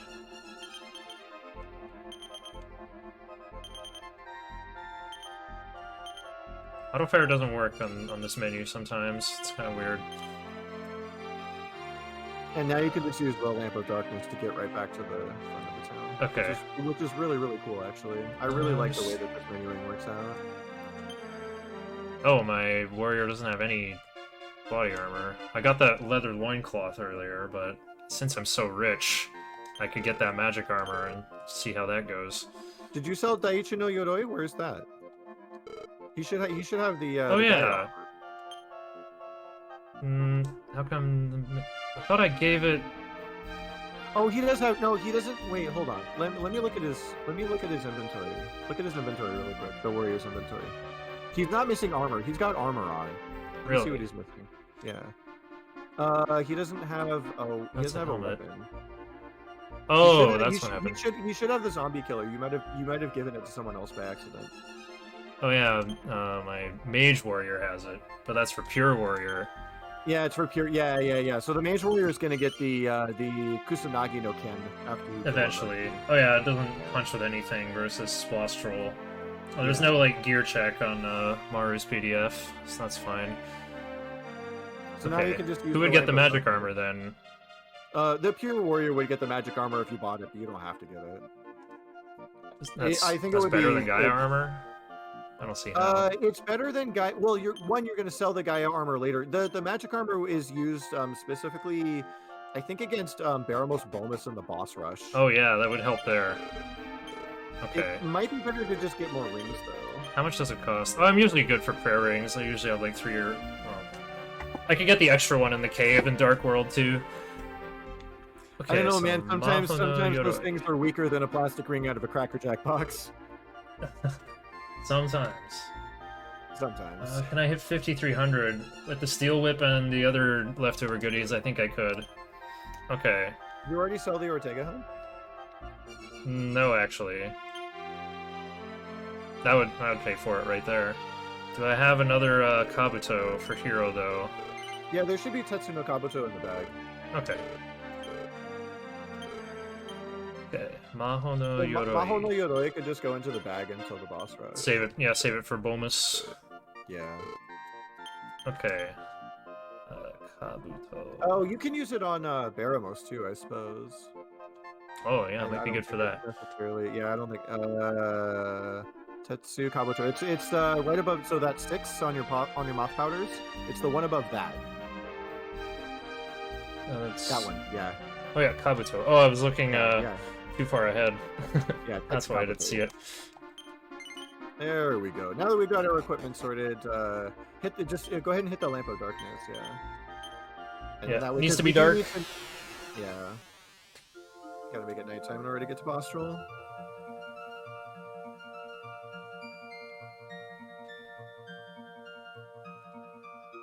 I actually had a split for third menu boss, but then boss troll was right after, so I figured it was a bit superfluous to have two splits so close together. Yeah. No wait, can't go in there, you Yeah. gotta go in the side entrance. Yep. Don't want to go through the front door. What kind of infiltrators are we? Yeah, we'll pick up a life nut here real quick Yep. in these bushes, and then One of resort these our bushes? party order. Top right bush. Okay. Go ahead and resort the party order. Put the hero and the warrior in front because they have the highest HP and the highest defense. And that's So going to be very, very that's important because Hero warrior, um, sage, mage. Boss Troll can be pretty trolly. It's generally either a very smooth fight or it goes horribly, horribly wrong. There's rarely ever any in between. I already used my agility seeds. Okay. Sage should have a Ra no Kagami. Yep.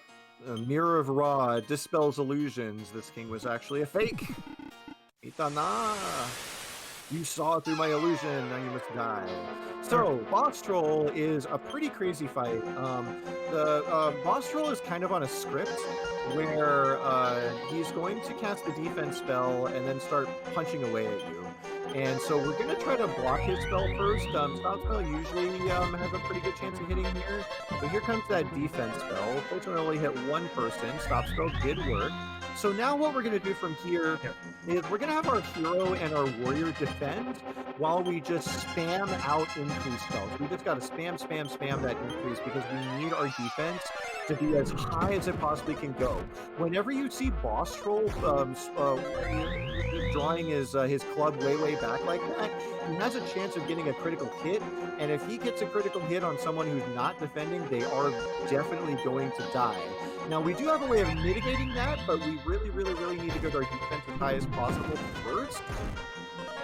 And once we get a couple of increases off here, we can choose to go ahead and cast the By-Kill spell on Boss Troll. Now, I said before that By-Kill raises your attack power, so you might be thinking, why on God's green earth would we want to increase this boss's attack power when it already does so much damage? Well, the reason is that when you cast By-Kill on someone, their attack power goes up, but they can no longer critically strike. And so once we max out our defense with, 5 or 6 Sukarutos, 5 or 6 casts of the increase spell, then we're not going to be taking very much damage at all from Boss Troll. Unfortunately, high damage calculations in this game are kind of weird. So the Boss Troll has this weird range where he can do anywhere from 0 to 40 damage. It's very, very weird and sometimes frustratingly inconsistent because it's hard to know sometimes exactly when someone's at a safe HP value or not. But for the most part, we've pretty much got our setup going here. We're going to be casting By-Kill on our front 2 characters so that they do the most damage possible, healing up anyone who needs healing. And then if we have some time for it left over, we're going to go for that Sap spell. The Sage does know Rukani or Sap. We're going to be using that quite a bit throughout the game. And we can use it here as well. Unfortunately, I used it, I wasn't sure if it works. Unfortunately, it's only got a 30% chance to work, so it's not super often that you see it work. I think it did already work. That's a message that I think that's a different, no effect message. So you might be right. It might have already worked. Oh, okay. Yeah, I missed it the first time around too, so I'm not entirely sure if it got in or not. These damage values look pretty good. I guess I'll just let this rock.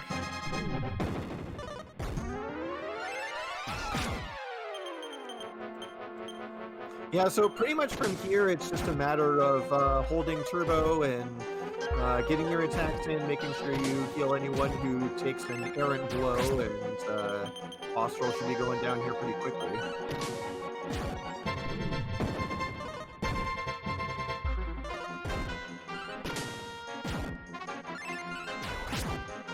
Again, we got mage just on dedicated healing with herbs. Apparently that's good enough for a mid-game boss. Once you get those bike heals out onto all your party members, yeah, all she can really do is throw out herbs. Very nice. And then this is where she's going to get a nice level boost.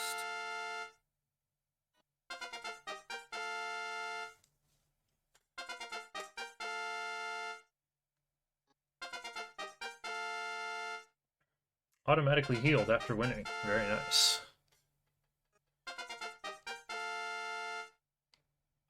You can hear the music keeps trying to come back in between all these level ups. I love that you noticed that. I've always loved that too. I just noticed it now. I never did before.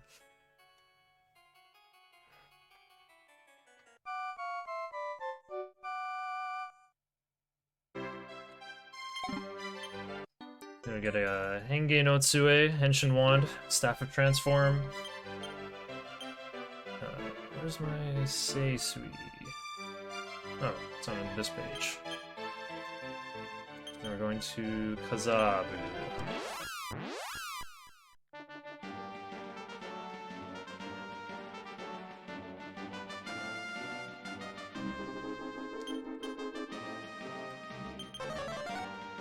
Wasn't sure if Shinobi Feet was on.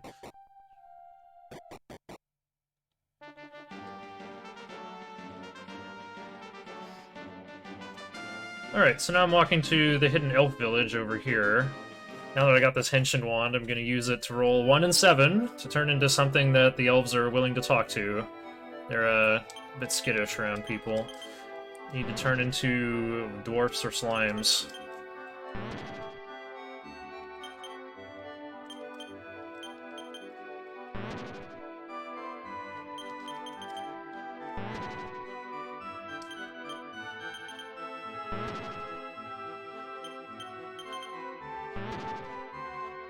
There we go. Okay. Now the warriors... Gaichi no Yoroi, Gaia armor. Sell the sage's bolt staff, Ikazuchi no Tsue. Sell the iron armor in the bag for 825.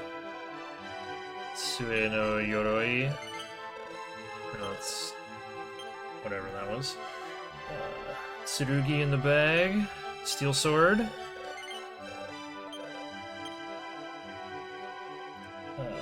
Kudo. No something. Here it is. Black Hood. I'm running this game in Japanese because, well, it's tradition. It's also faster. Sell moth powders. Yeah, I guess I don't need them anymore, do I? Wait, is it gonna ask me how many after? Or just one at a time? Oh, sell the leather kit. Kawa no Koshi... I can't remember those last two letters. Okay, I need to reach 15,900. I could sell the silk robe. Pretty sure that's not getting used again. Mecha Link, that's correct. There is no official translation for this. We did get the Game Boy Color version, which is for all intents and purposes. Yeah, gameplay-wise, the Game Boy Color version is the same, but yeah, no official translation for the Super Famicom version, unfortunately. You know Yubiwa? Enix of America pretty much closed up shop after Dragon Warrior 4. Yeah, there's a fan patch that adds probably around 10 or 20 minutes to the run. But yeah, most of us just play in Japanese. I mean, why not? We're competing on the Japanese leaderboard. Might as well run their version. It's not that hard to run this in Japanese anyway. Okay. Danpu for Henshin Wand. And Sleep Staff. Right, the one that didn't get equipped needs to go to the warrior, or to mage. For heavy metal ring or herb. Heavy metal ring of Mage Warrior's personality is tough guy or Iron Man. Switch with herb in case M Warrior's personality is diligent. Well, I don't know what diligent would be in Japanese anyway. Let's keep that heavy metal ring on. In my last couple runs, I haven't been doing the thing of like unequipping the meteorite armband to fix agility versus Zoma. Okay, now we're gonna wing back to Ejinbea.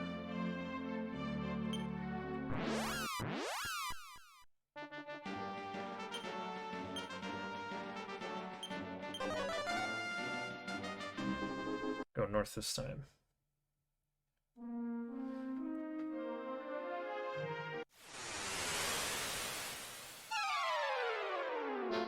Wow. Got Holy Water and Shinobi Feet. Still get an encounter.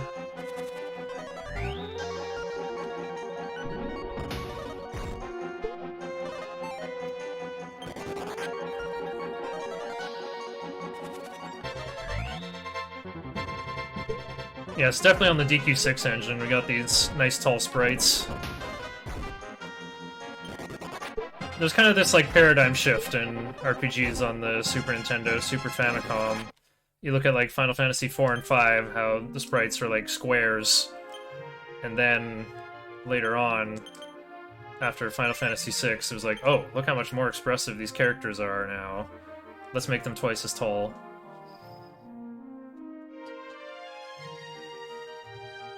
And I guess there's less expression in this game. Oh. Shinobi Feet. When you see the island with the shrines south of Greenland. Okay. Oh, let's lamp up. Reset encounter aggro.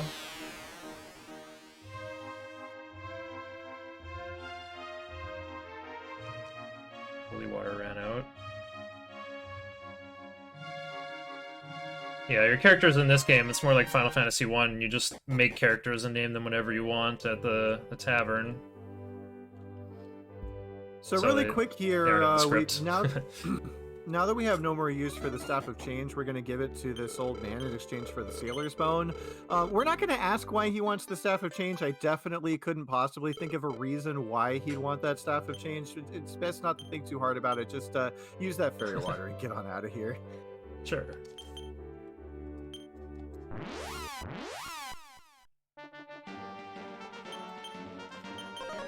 I really like having Sage in front to make Shinobiyashi quicker.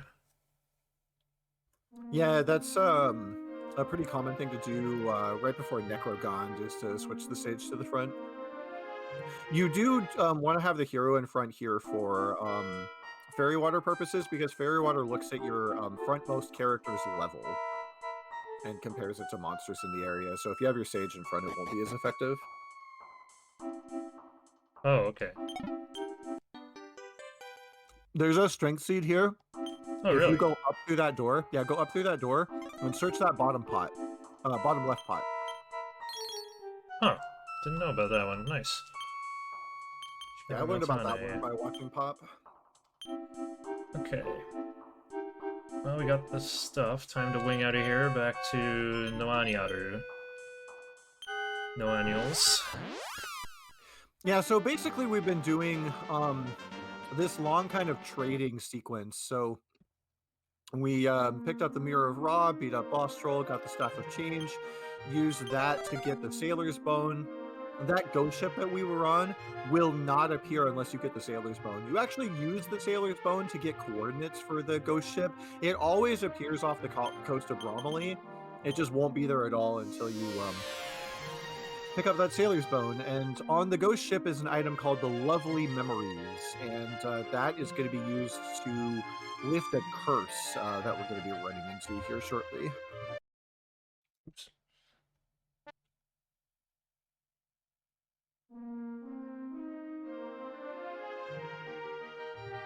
Oh, I should Inca cancel in the shrine here.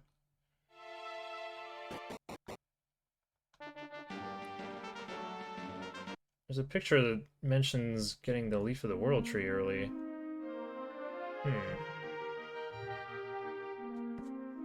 Oh, I see.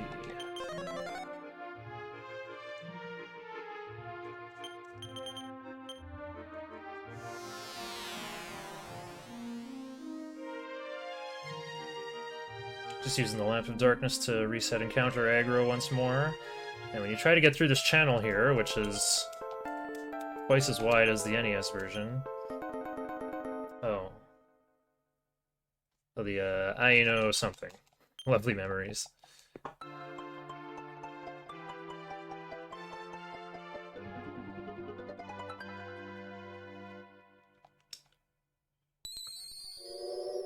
I think there's some kind of, there's a way to, like, buffer your inputs so that you open the menu and use the lovely memories after getting pushed back for only one tile. I think you can just hold the A button to do that. Yeah, exactly. If you just hold the A button, like the moment the ship starts moving, you could just hold A and it will open the menu immediately after you get pushed back one tile. Well, I was on track to do that, but then I hit A again and hit talk. Yeah, that happens. If you're mashing, it happens. If you just hold the button, it's the easiest way to do it, but it takes a little bit of practice. Right. It's kind of a funky area because of the way you're getting like pushed back and the way the game takes inputs.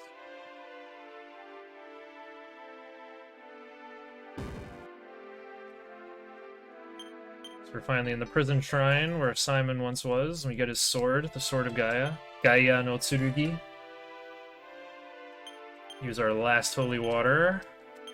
And then we're gonna wing to Asharamu.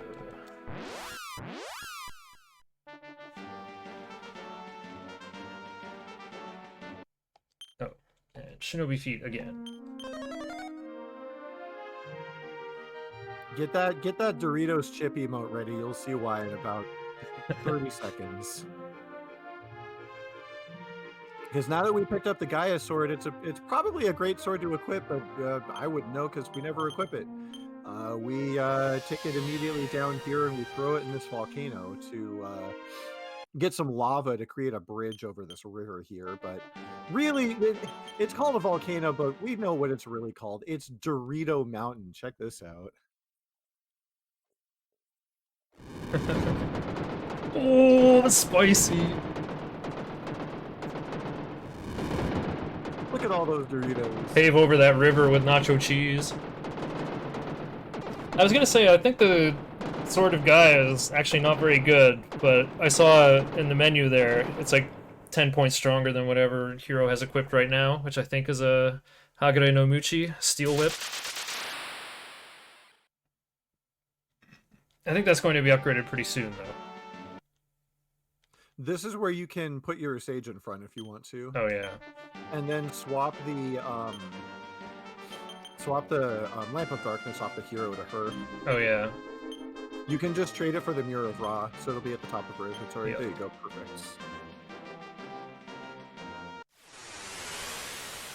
Oh. Probably wasn't supposed to walk on mountains. Okay, let's consult the table here for how to beat... Okay, Hero Whip and Snow Blast. Oh wait, Sage isn't gonna have Hyaruko though. Oh, Sage should have a whip?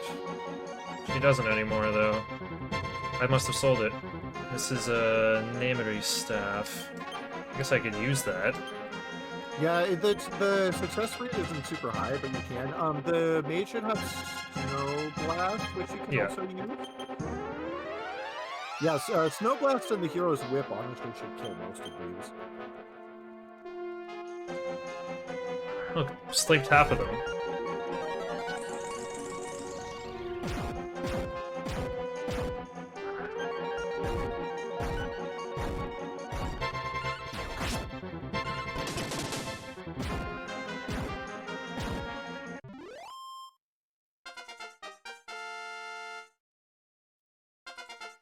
Mage gained 2 levels. Very nice. This is some good last-minute leveling. Oh yeah, I guess I can Montan now. Always Montan. I'm just about out of herbs, but I've got a decent amount of MP on my casters now. Just let the game decide for me. Okay, and check the diagrams. Where to Shinobi Feet next? Right about... Oh, that's the next Darkness Lamp. Yeah, the shinobi. I usually do shinobi feet right on the last forest tile before you. There's like the desert tiles you walk up into to get into the cave. Oh, Yeah, sleep. Sage should sleep. Sleepy on the cross gate. Whip them. Mage Warrior should Firebane. Bigidama. Sata. Wow, all 4 of them put to sleep. Those Frost Gizmos can, I think it's like an 80% chance or something like that, so yeah, it's always the best option. Alright, I'm figuring out what the symbols in the PDF mean now.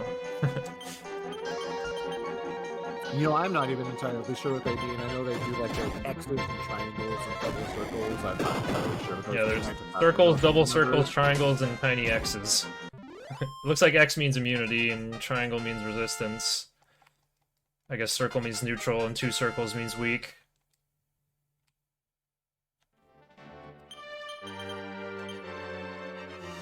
Oh, I just had an encounter. I totally used that too soon. Yeah, of course I have it. I probably would have done the same thing. This last forest tile is where I like to do shinobi feet. Oh, yeah. I think that is where you're supposed to use it.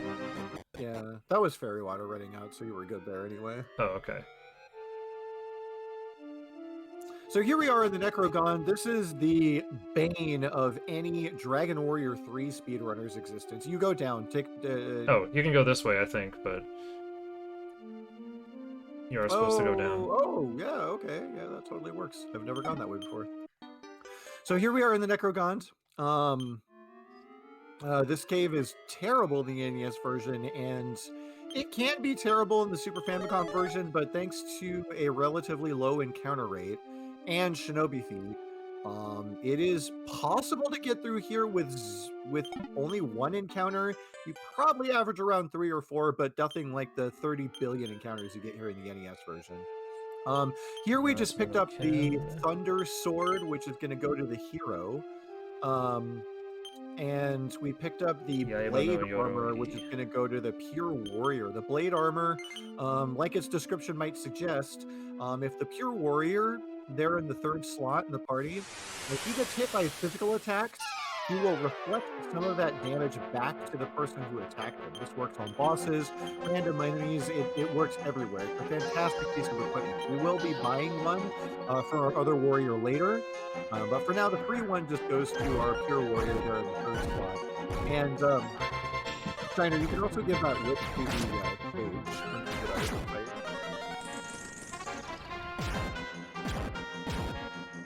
Oh, someone has a whip, eh?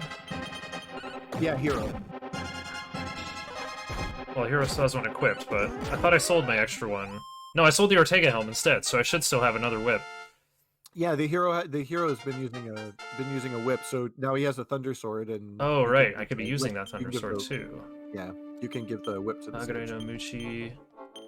I'm not gonna equip it yet. I'll equip it when needed. Wait, does that even make sense? If I'm gonna use the sleep staff, I should probably put that at the top of the list. Uh-oh. Yeah, that's what I usually do. Just don't try to win a fight with a goodie bag in it. Yeah, goodie bags are terrible. They can waste a lot of your time. They have some of the most frame-dense animations. There's a couple of animations they have that literally take 2 seconds to play. Like 2 seconds per attack is a lot of time. I just forget where to go here. I think you just jump into the pit over here. Yep. And then you're gonna want to go north. Towards the top of this. Yeah.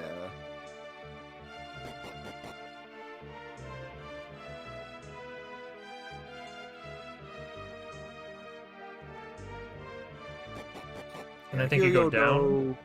Yeah, you go down, you go across the bridge, and then you go up and right through that transition right there. My Shinobi-Ashi keeps running out too early. And it takes a lot of practice to get those Shinobi-Ashi steps down. Even I don't have it completely perfect.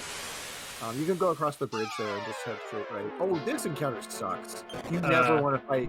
You never ever want to fight Kame Golden Road or whatever they say. Tortragon I think they're called Lord. Tortragons in NES. Yeah, they you are. never want to fight those things. They're terrible. You can go straight right Oh, okay.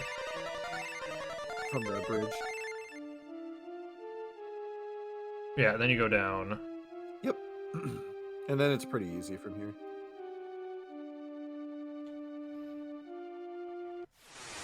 Yeah, I know the vague shape of each stream, but I just haven't learned the path yet. Yeah. These guys probably just want to be from them and let's see.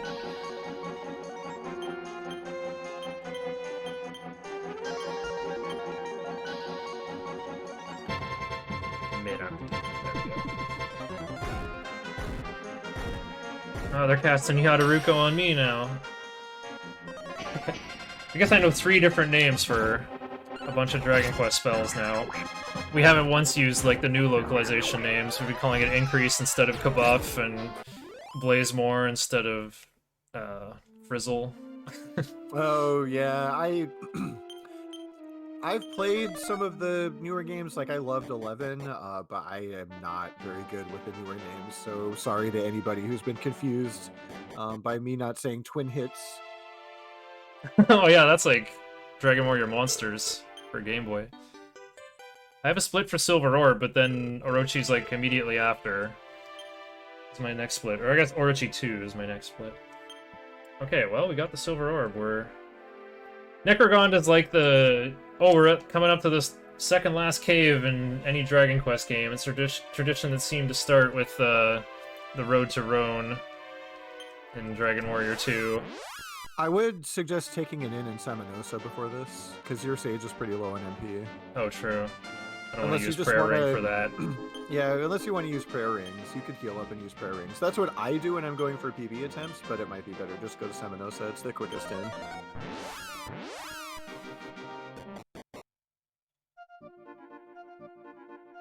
I was doing Montan, so I was definitely spending a lot of MP. I think I did, like, bust out a Prayer Ring before Orochi in my PB. Okay. Yeah, Dragon Warrior Monsters is a very, very, very, very, very good game. Very high quality as far as Game Boy games go. Oh yeah, I just played that for the first time a couple months ago. It is very good.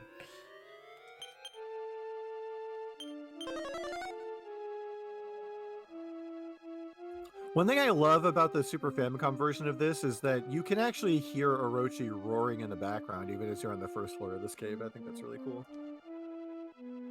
A good sound effect.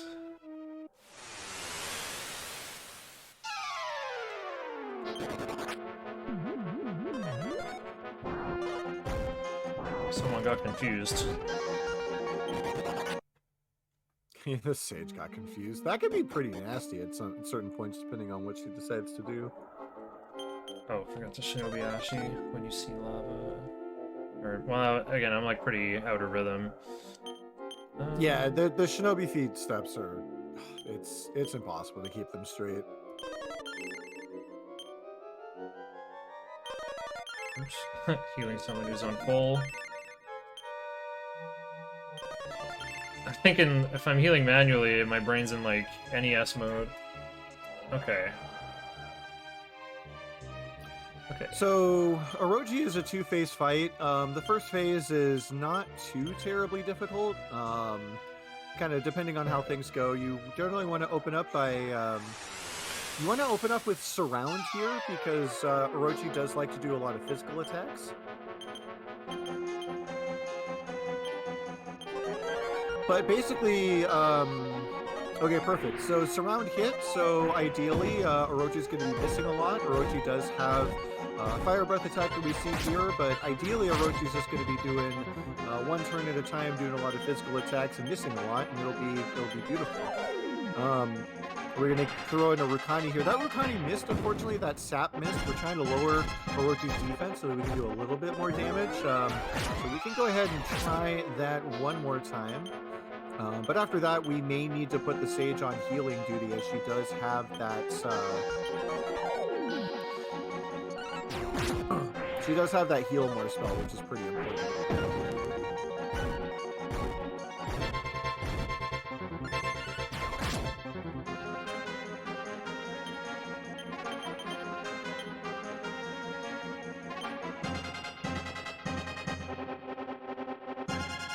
Rariho?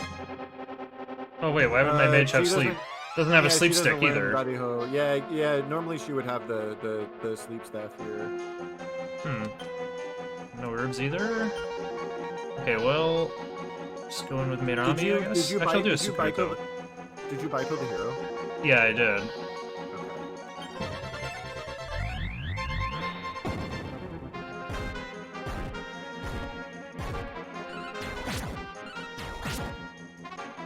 Okay.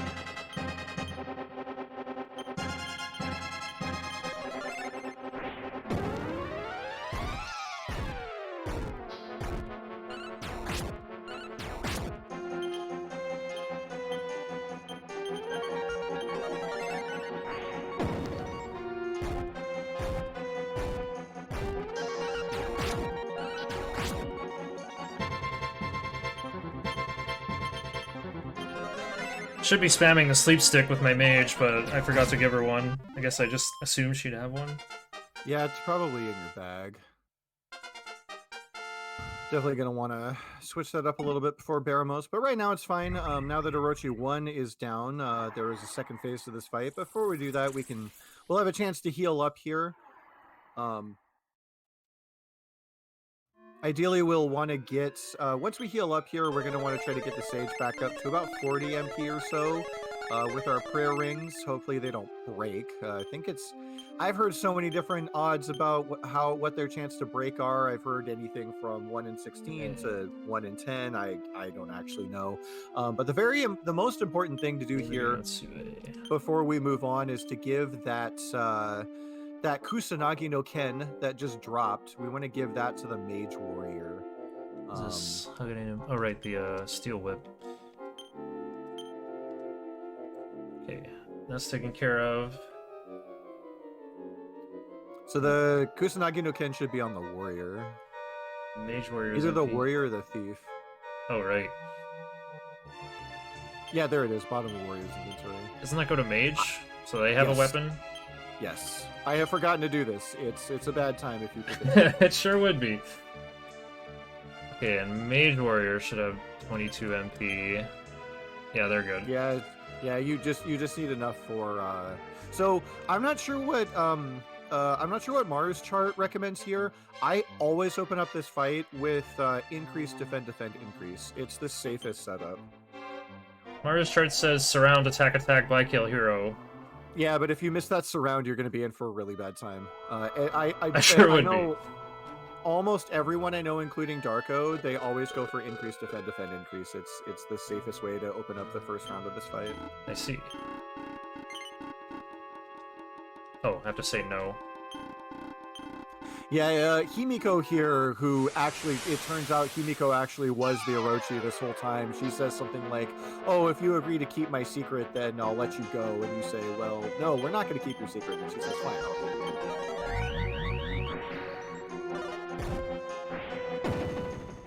So yeah, once we get this increase setup going here, any character that is above 60 hit points is pretty much safe in a given round. You don't need to do Menusa here. You can just go straight into Rutani. That's really? why we do that's why we do double increase. That's why we do double increase. So you can just go straight into Rutani, attack. Play Kiruto, Warrior. Alrighty, great. So now that we've got our setup already, the Sage can just go on healing duty. Anyone who might need their HP topped off, she can do that, or she can swing for a little bit of extra damage.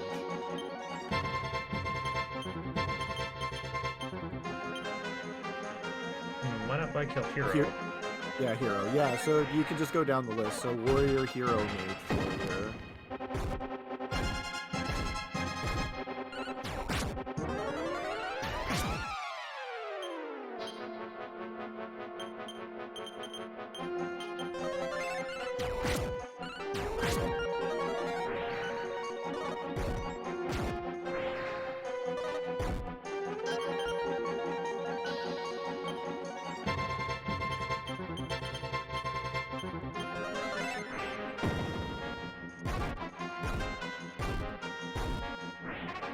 Yeah, I don't think we have any breath resistance on our gear yet. Ooh, double breath. That's annoying. The dragon shields. The sage is the only one who doesn't have a dragon shield. Everyone else is getting the breath damage mitigated. Hero doesn't have any MP. Mage is out of herbs. Yeah, now that the setup is complete, you might want to heal more the warrior, but now that the setup is complete, we should be good from here. Yeah. I haven't had any trouble with this fight before. Yeah, this fight usually goes pretty smoothly, but depending on what Orochi decides to do, if she decides to spam those breath attacks or get in some physicals before you get your increases out, sometimes this fight can go a little bit sideways. It might go... Okay, that was the weak breath, thankfully.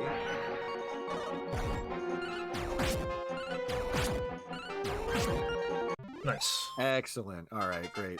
So now, now that Orochi is down, it's going to be a little bit before we're going to do quite a bit of sailing and running around here. Basically, we're going to be doing the last of the story stuff that we need to do before we fight Baramos. And the first thing we're going to do is pick up that purple orb and head back to Eliahan. So many, many moons ago at the beginning of this run, we created a merchant, and we're going to go pick up that merchant now and deposit her in Newtown. Some of you may remember the little town development side quest. Well, now we're going to do that to pick up the last orb that we need.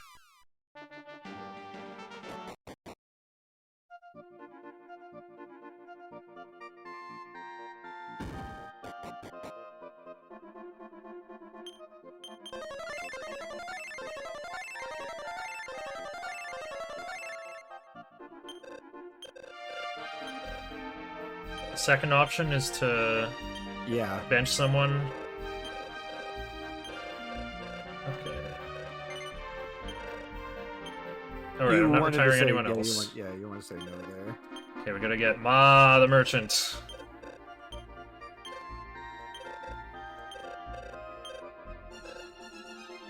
Okay, now Wing to Portoga.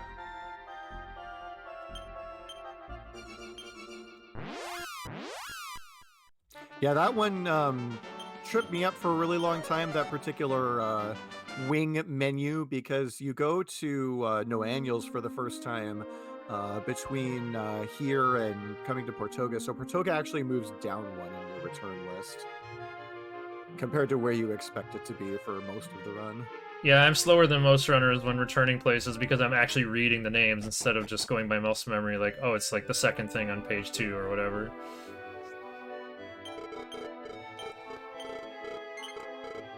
So yeah, this old guy wants to build a town here out in the middle of nowhere, and he's like, well, if I had a merchant open up a shop, maybe I could attract people here. And it's like, well, hey, what a coincidence. I've got a merchant here for you.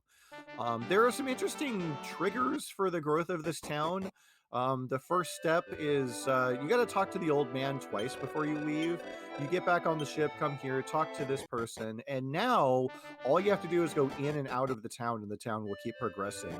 Once you see a girl with pink hair at the front of the town, you can go ahead and use that darkness lamp, and it's going to put you right back in the town at night, which is required for getting the actual orb.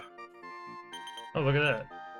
Ranpu at the top of my top character's inventory.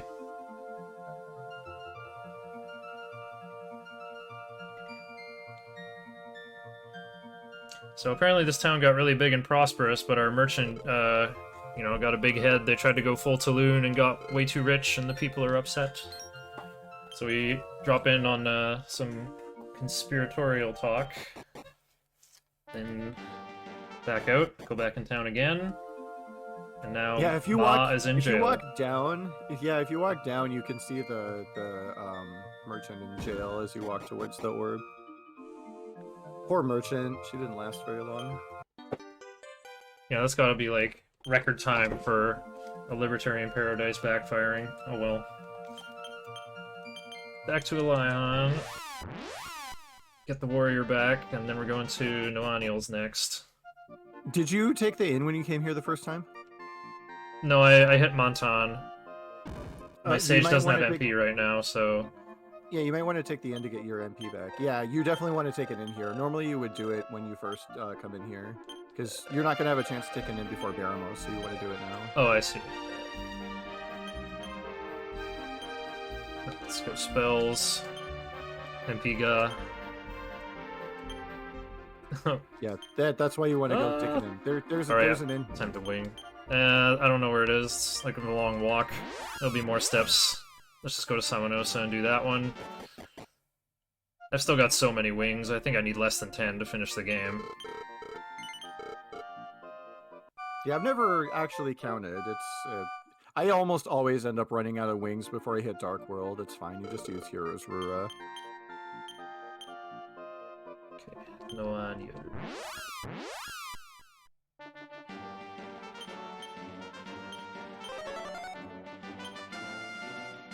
Oh, yeah. Organize items. I guess you're supposed to do that in the shrine. As long as I do it at some point. Yeah, I usually do the bag tidy and bag sort as I'm walking up the stairs. Oh, wow.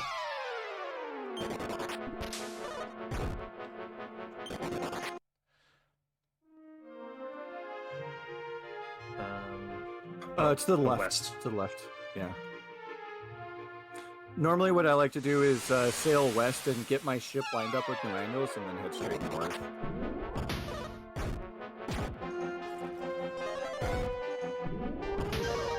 Not to libertarians, it doesn't.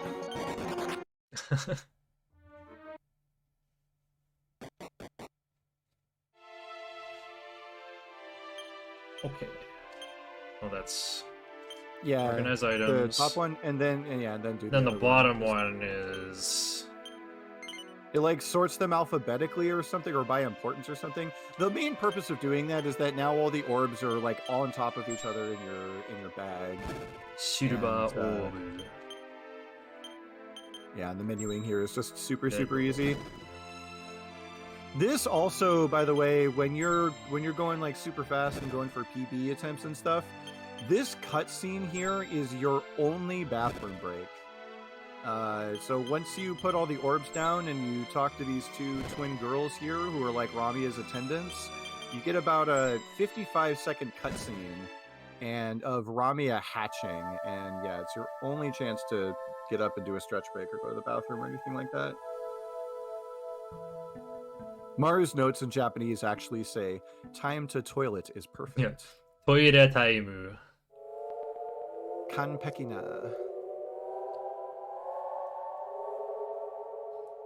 Damio's rebirth takes about 1 minute.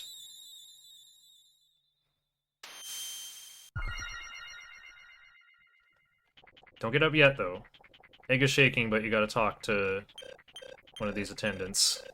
Yeah, this is where if you have an ASCII pad or a Hori commander, you just set the thing to auto fire when you talk to the girls, and you give yourself an extra couple of seconds. Yep. Then you come back to your characters, thoroughly scouring the ground for any hidden items.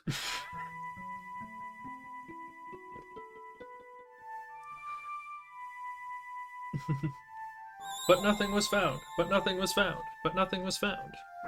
How's the estimate looking? I am 18 minutes behind my splits, which, adding that to my PB will put us on, like, 5 o'clock flat. Although I might save time, because in my PB, I got Zaraki'd right after picking up the leaf in Zoma's vault, and so I had to leave and get another leaf, and then I walked to Zoma and beat Zoma first try. So yeah, if we don't get bounced out of Zoma's castle, that could easily save like 15 or 20 minutes. Yeah, like, dying to Zoma would be longer, but, like, that's like 2/3 of the way to Zoma. Yeah, getting bounced out and having to walk all the way back. Do you take the safety in Rimildar to get the return point? I probably will, just because it's Yeah. marathon. If you don't take that, you could easily lose like 15 or 20 minutes getting bounced out of Zoma's castle. But if it doesn't happen, then yeah, we'll be a little bit ahead. Where's my Dokugan no Kona? I'm looking It for was on Kona the at first, the end. first page, the 5. Oh, indeed. Okay. Trade that for the Sage's sleep staff. Yeah, because she doesn't need a sleep staff right now. You For want the sleep Baramos? staffs on the warriors. Oh, right. You'll give her the sleep staff for the Dark World, but right now they need to go to the warriors. Okay. Name no Tsue. Oops.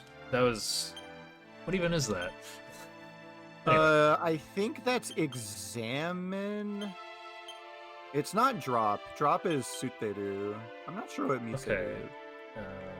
Mafuji. And then Mafuji no Tsue, yeah, that one. Goes to Pure Warrior.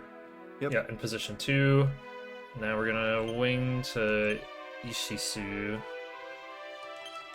Yeah, I heard you talking earlier Oh, about I have to walk out potentially and get getting- Strange Forest. I heard you talking about picking up a World Tree Leaf early. You can basically walk south from that shrine when you you could disembark before using the lovely memories and walk down and get a leaf. I've never actually done it. I think that there was like older routes that did that more commonly, but It's insurance if your merchant gets killed on the way to Newtown. yeah. Oh, did you pick up the leaf already? Oh, right. We're not Yeah, you flying gotta from get it. here. Yeah, you Gotta remember how to get it. MLG control this bird here. It is impossible to control this bird. The bird's music is beautiful.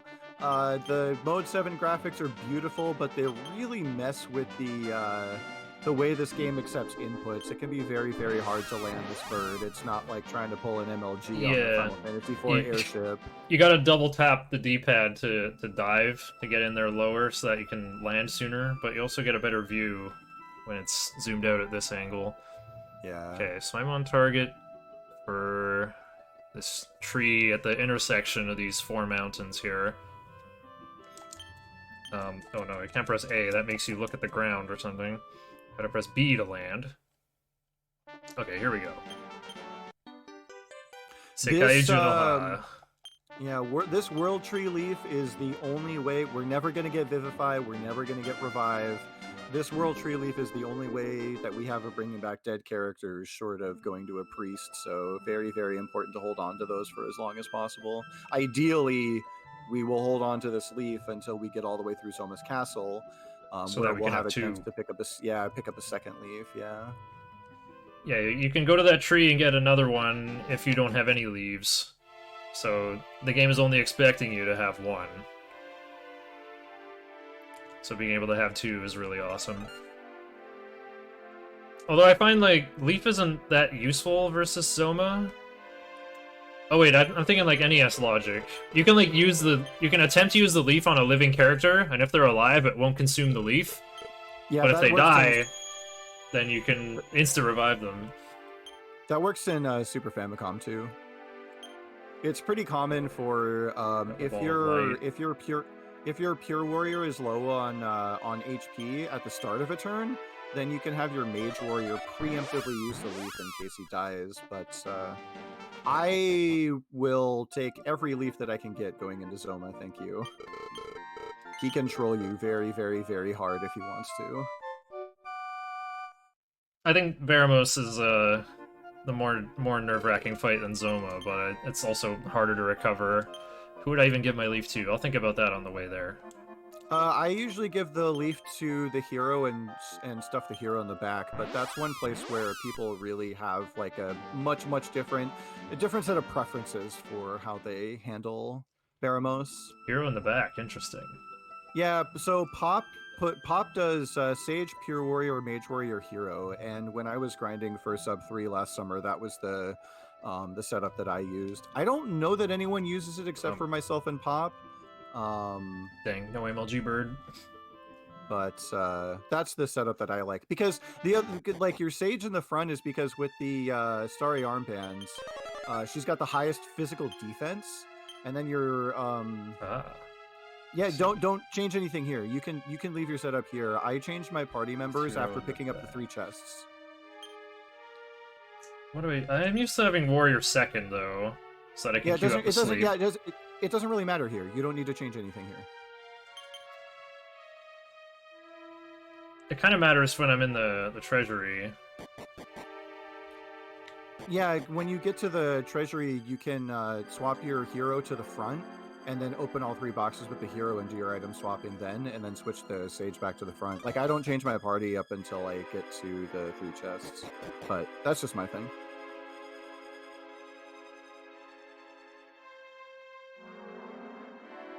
Oh.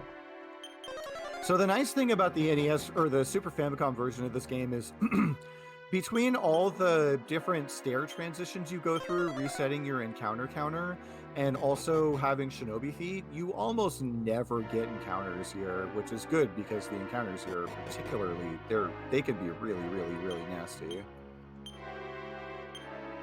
So here, there are several items of varying usefulness that we'll pick up. This is the Genie Axe.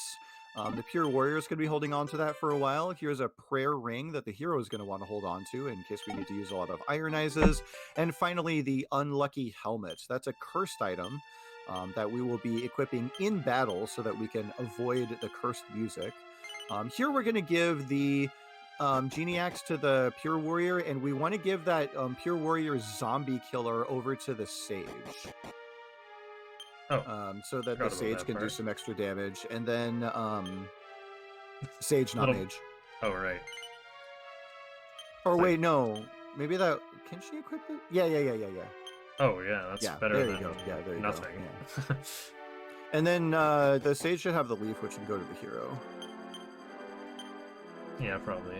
Sekai Junoha.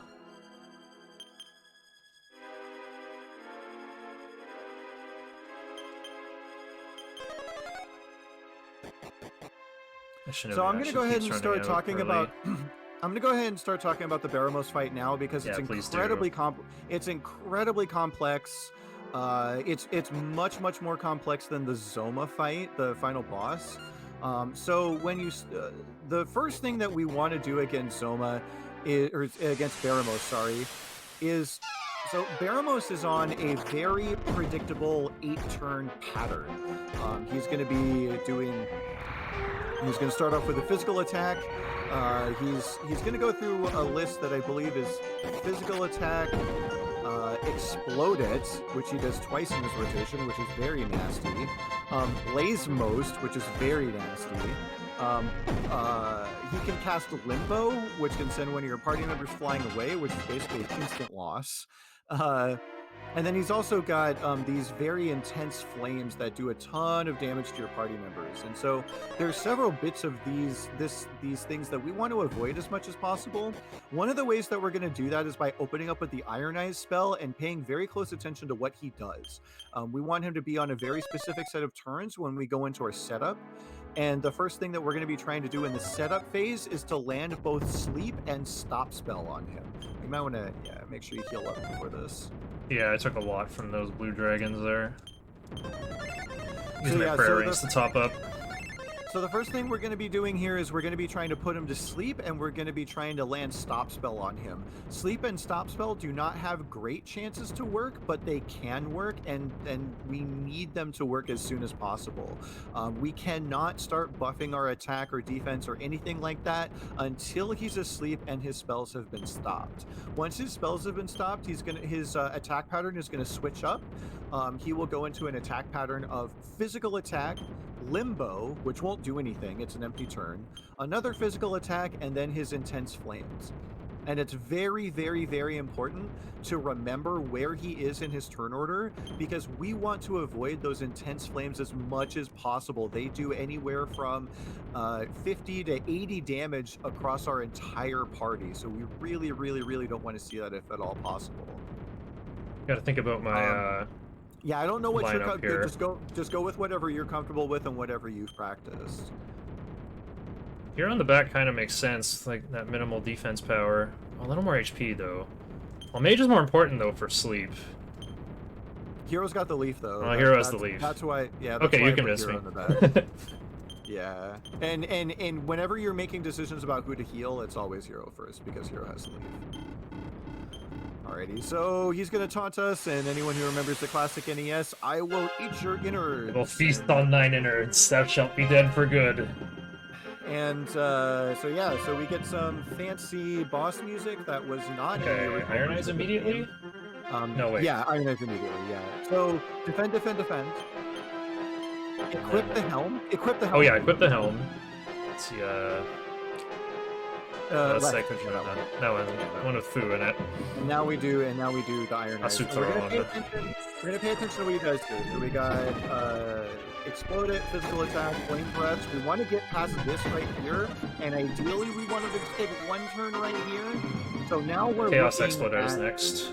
Yeah, Chaos Exploder, which is it's a little bit dicey. I would consider going in on this and trying to land either a sleep or a stop spell or Right, I have both. to read the table in a different order.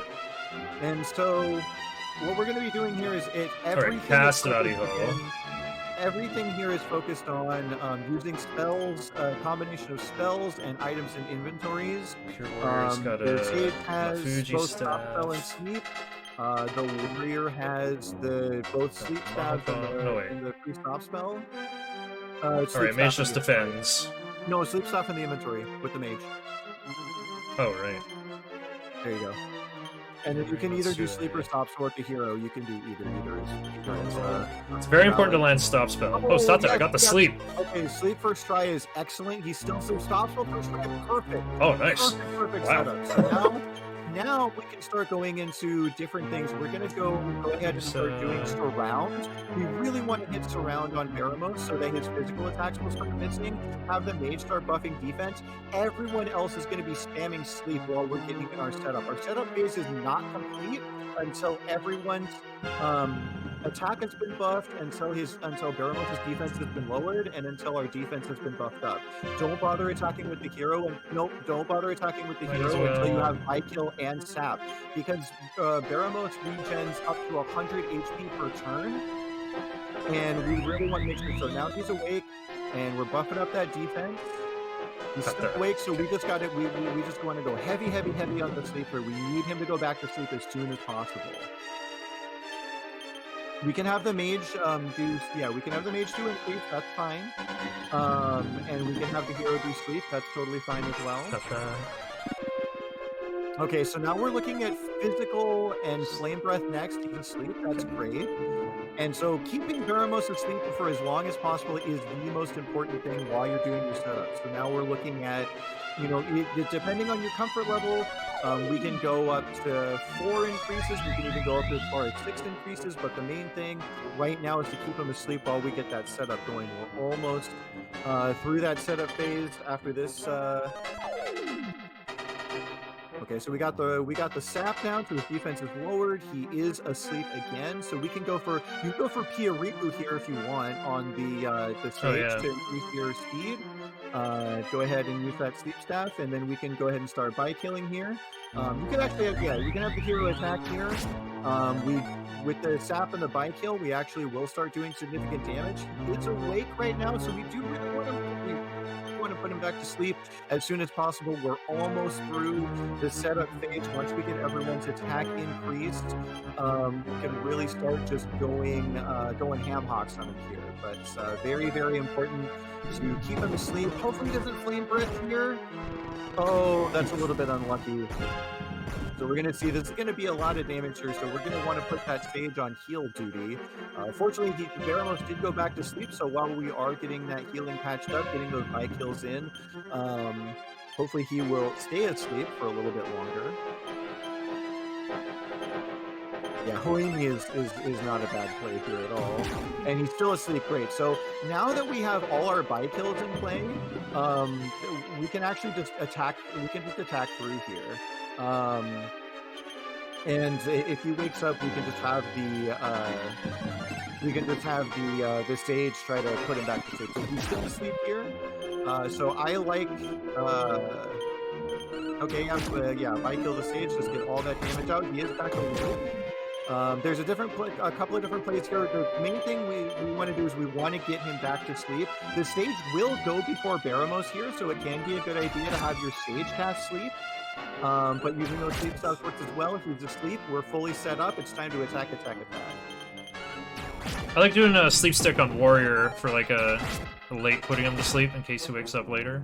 Oh, he woke up there. Warrior does more damage than the Sage, though. And the Sage will go first, and he's currently awake. So that's why I would normally have her do it. Okay, so we've still got 2 more attacks before that, 2 more turns, ideally, before that fire breath comes around. Oh, you Oh, nice. Oh, okay. Stop He that. Unfortunately, he woke back up. He woke back Okay. up immediately. It was the second turn he took, because he can take 2 turns per round. He's got a chance to wake up on each turn. He's going to do physical. He might do Flame Breath after this. Flame Breath is definitely coming. I would personally advise defending with everybody, because you know Flame Breath is coming. Oh, sure. Still go for the early sleep. Oh, missed it. And so now defending when you know this is coming is really good, because it sets up a turn here where you can have your Sage heal herself and everyone else attack, just all out blitz from here. Is how I like to do it. Everyone else has their different comfort zones. Go ahead and patch up that Mage Warrior and just keep on attacking.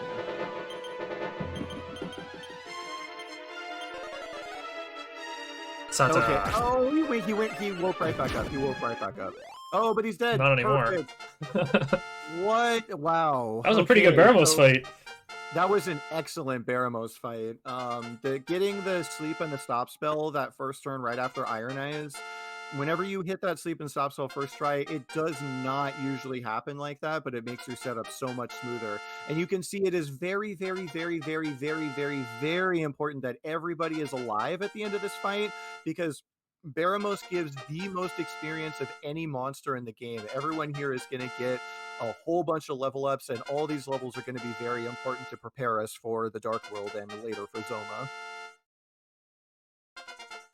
Yeah, that was a pretty clean fight, all told. Yeah, getting the stop spell to stick on turn 1 is so important. Baramos has like really big sleep resistance too, so getting a sleep that early is super lucky. That really helps with getting set up. Got some Sukurudos in for stability. Got the buy kills on early. Also got in a lot of damage pretty early. I guess I took some risks with like that, going for the early sleep on the mage. I need to practice like looking for the text is like different by only one character if Baramos stays asleep or wakes up. And oddly enough, it's I think the letter is new, which kind of looks like an eye opening. So that's the easy way to tell if Baramos woke up. What's interesting too is that when Baramos wakes up on his turn, it literally says Meo, it's like Meo Sasete or something like that, which is literally Baramos opened his eyes. It's the same for like anything. Anyone that wakes up, it's like the Sage opened her eyes.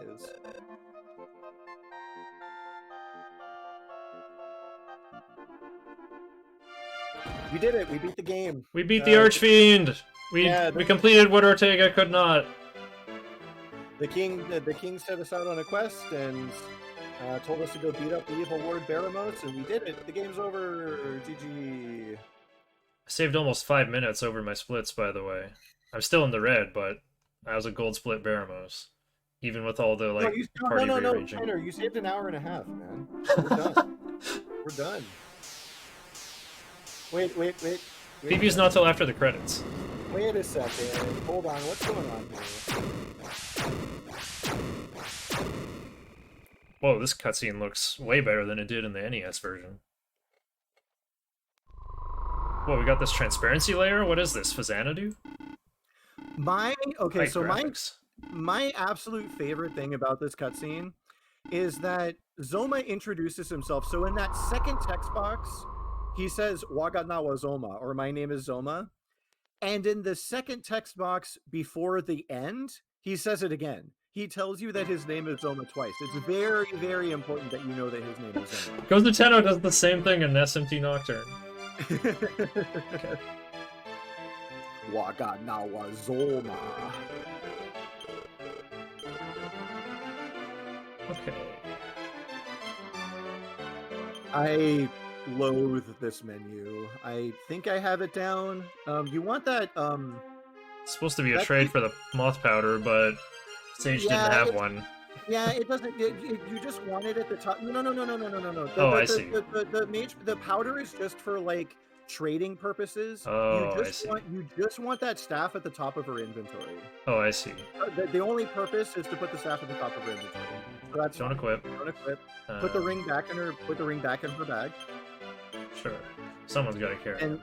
And then the Fujimon goes Fuji staff. Yep. to Sage.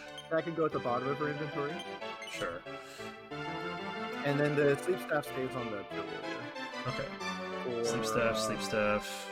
For Bomus? Not Bomus. For King The Hydra. statue. This and the statues. Oh, yeah. Okay, going back to Ishizu. Yeah, Please don't definitely. confuse me with Zoda. Yeah, definitely don't confuse Zoma with Zoda. One is a time traveler, the other is a jerk.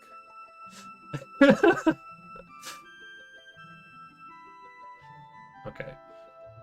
Can we... So now Uh-oh.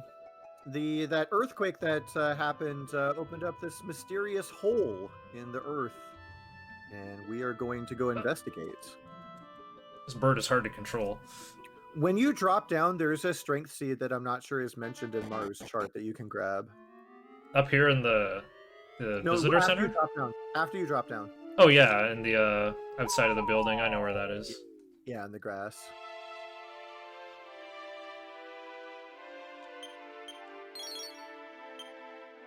Chikara no Tane.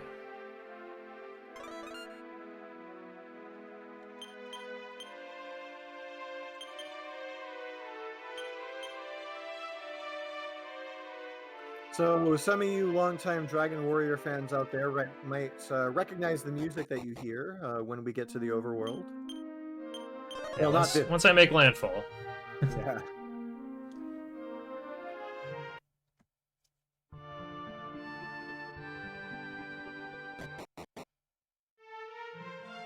I've always been very curious how Breckenary and Tantagel ended up getting separated. Probably the earthquake. They physically drifted apart. Oh, I didn't know about that, Steve. That's in Maru's chart. Oh, nice.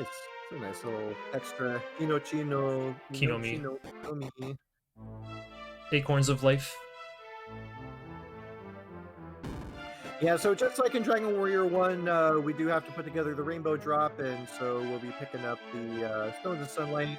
You can just go left and up. Yeah, you just make like a big loop around the castle. I'm just looking at the list of items here.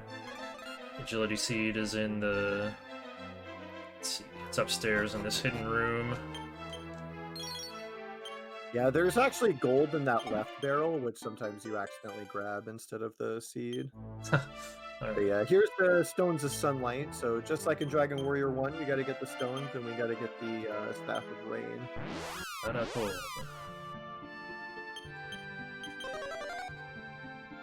So here, you'll remember that we can forge ourselves the Sword of Kings, and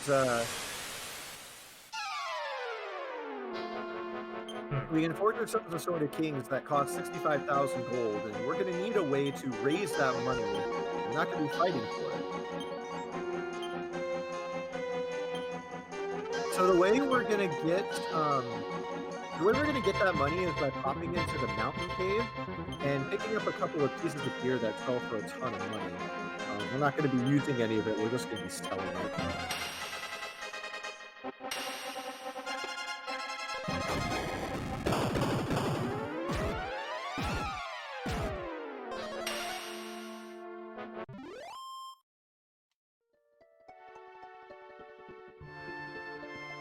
Yeah, I'm not doing King Sword Cut.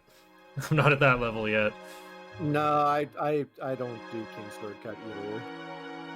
Diener's got like a 246 PB that also does not cut King Sword. You really don't want to cut King Sword unless you're going for a world record.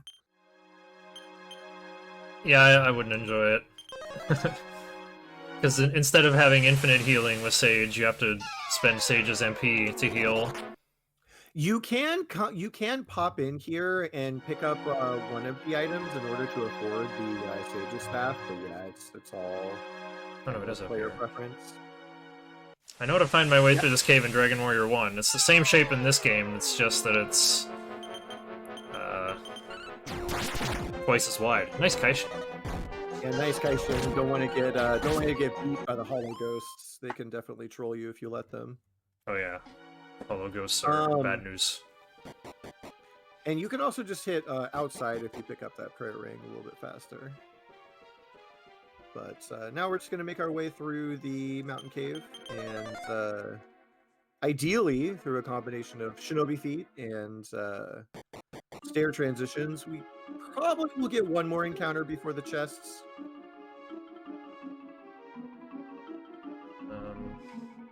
What Oh, idea right. were you- There where the Death Necklace is in Dragon Warrior 1. I thought the Death Necklace was in. Oh yeah, I didn't know that. This isn't the Tablet Cave. This is Mountain Cave, it's usually called. Yeah, this is not. I Yeah, think I want to Niframu these guys. yeah, with both the hero too. I like to switch to the Zoma party order before opening these chests as well.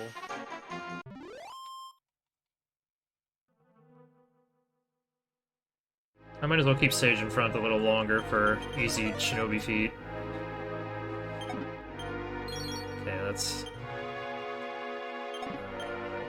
Hakai no Ken, Sword of Destruction. Yeah, Hakai no Ken and like it's like Hades armor and Sword of Destruction, both of which I believe are cursed, but that doesn't matter because we're just gonna sell them. Then we need to go down to Poxness or Dom Dora in Japanese and pick up the Orichalcum to actually forge the King's Sword. I want... Oh. Sage doesn't have Yadaruko yet. Oh wait, No, you she got... won't. She won't learn that until 19 at the earliest. Either 19 or 20 at the earliest.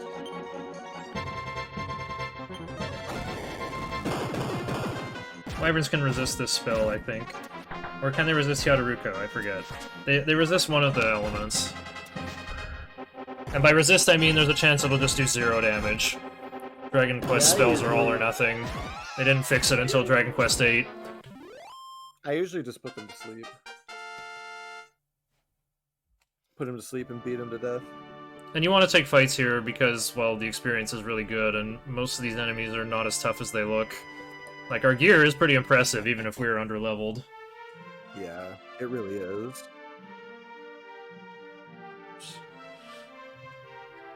This town is much bigger than I remember it in Dragon Warrior 1. Just a bit. There's a few more people here too. Yes. More people, less Axe Knights. Uma-chan Yoshosh, Uma-chan Yoshosh. Let's see. No, we're just winging back to Radatomu.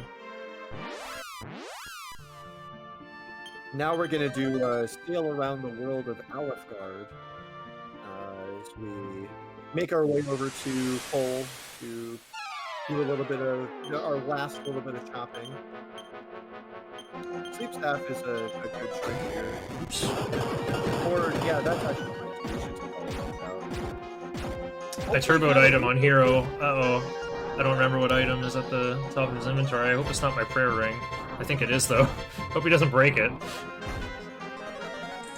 Or I just win with these spells. Should kill him. Oh. One resisted! Okay, restored 12 MP. Yeah, and it didn't break. Oh, okay.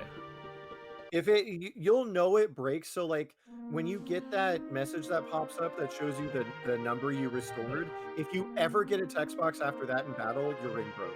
But if you don't get an extra text box, then it's fine. I see.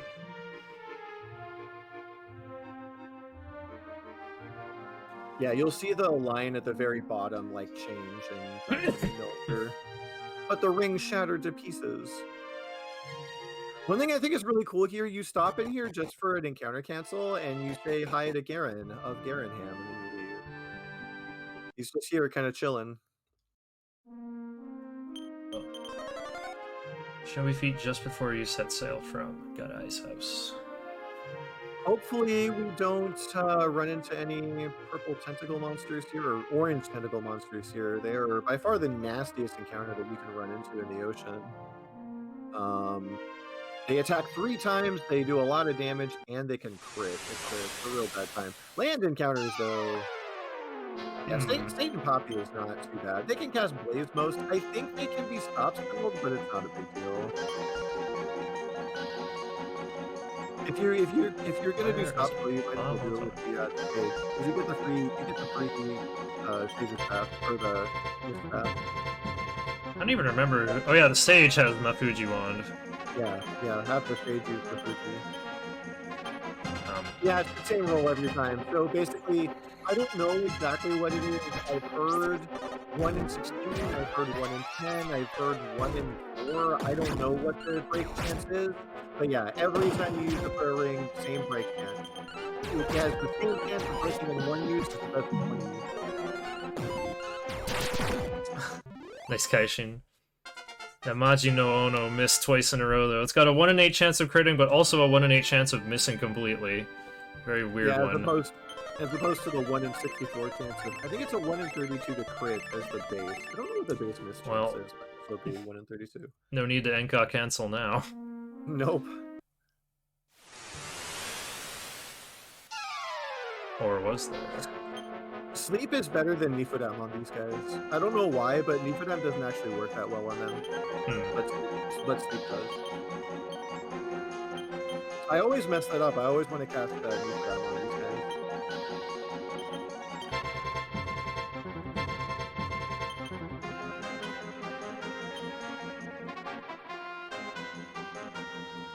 Only worked on one of them.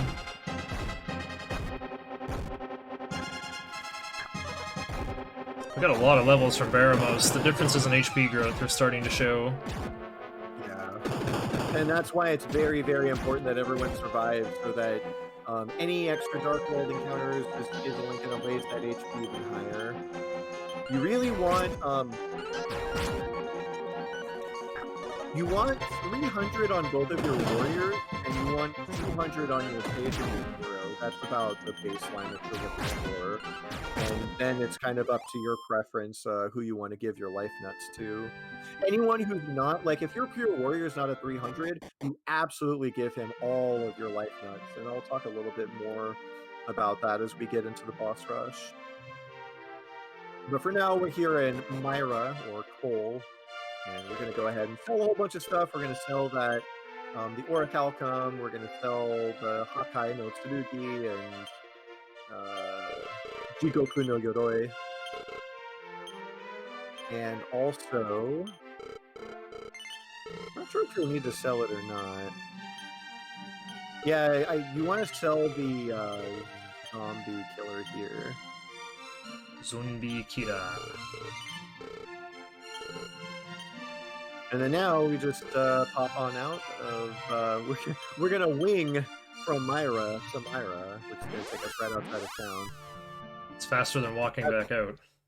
Yeah, and that's all you need to do in order to have the King's Sword be complete, is leave town and come back in. But before we pick up the King's Sword, we do have a little bit of shopping we need to do. Yeah, the notes say to do this shopping first. I'm not sure why. Okay. Kenjia no Tsue. Sage's staff for the sage, but don't equip. Oh, Sage's inventory's full. Let me take something out there. Graz the guy, yeah, nuts are saved. So the life nuts are saved until we're standing in front of the Soma. The reason for that is because the game looks at your when you're leveling up and the game is trying to figure out how much HP you should get, it looks at your vitality first. And if your HP is low compared to your vitality, you'll get a big HP boost. If your HP is high compared to your vitality, then the game just won't give you HP. So if you're getting extra HP from life nuts, it's going to stunt your growth over time. So you might want to take the inn here. I usually do. I'm going to Remoldar, though. Oh, okay. So I'll just use the inn there. I like taking that in before the tower in either case. BOF3 tag, walk in a desert. That's funny.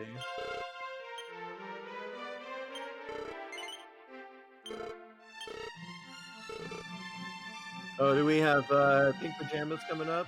Yeah, running Persona Q2 on risky difficulty. Nice. Okay. Praying to hero. Oh, right. Gotta give one of these Yubiwas to mage. So the hero sword. Yeah, the hero sword is going to go to the mage warrior. So the bottom one. Oh yeah, Inazuma. in as Immunocan, and then trade that for the Mage Warrior's weapon. Yeah. And then the Mage Warrior's weapon will go into Hero's inventory, and then you give that to the Sage. In exchange for leather armor. Well, I don't think she has that. It actually was on the bottom of her inventory. Oh, neat. But that's fine. You don't need to give it to the hero. Wow. It's just you can just give it. You can just throw it in the bag. Guess I will. Okay. Then we're gonna wing the Myra again. And Shinobi Feet and go to the Tower of Rubus.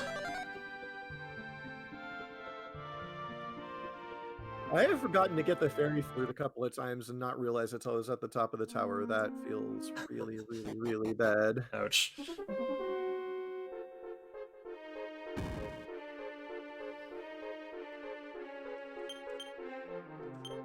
Yeah, don't cast outside here. Sometimes if your memory cursor is on outside, yeah, that doesn't take You go much time. down?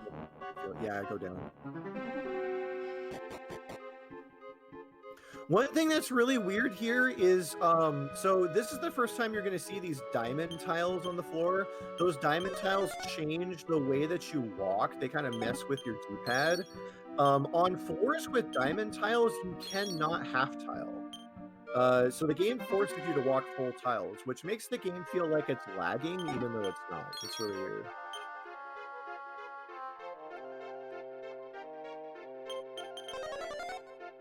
Let's see.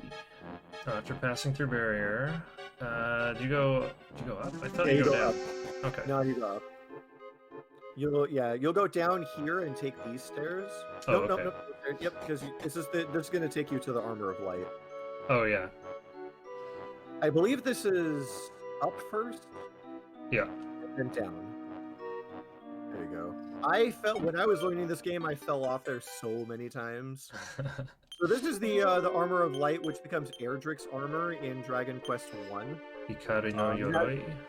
It has all the same effects as far as I'm aware. You get the eel walking, the spell resistance, breath attack resistance, stop I spell think you resistance. jump all that off. kind of stuff. And go down? Yeah, go down and then left. And you'll wrap up. all the way around and then jump off the edge of the tower. Yeah.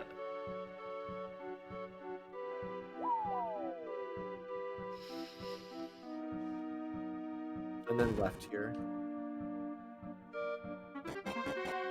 I think both of these tiles are down. Yeah, down, down, and then down, down again.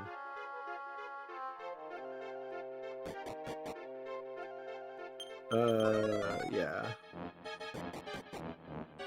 So this top floor, so Shinobi would normally run out in this candelabra room, and you can choose to leave it off if you want, because this top floor has a pretty decent chance of running into metal babbles.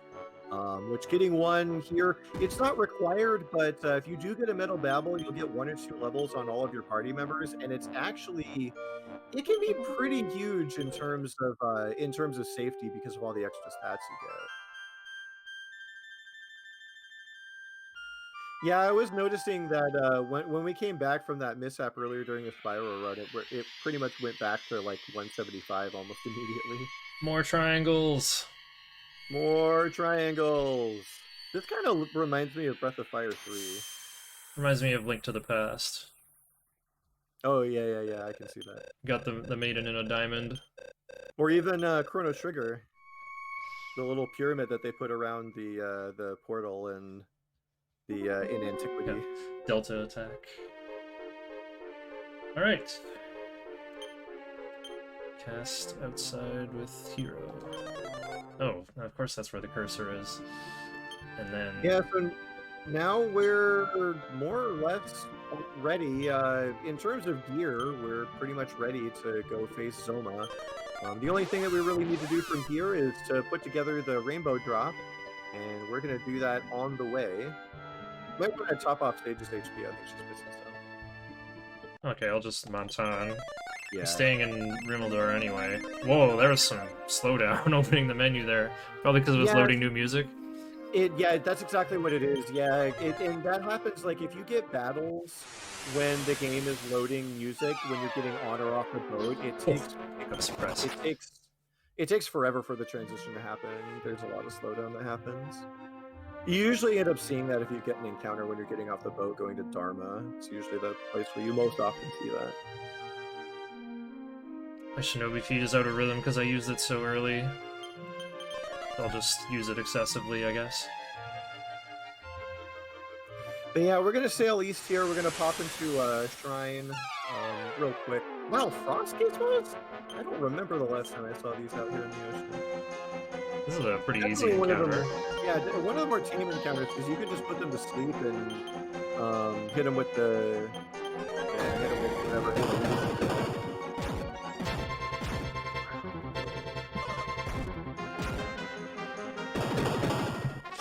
Speaking of lore, Puppo, we're coming up to the ultimate bit of lore in this shrine here.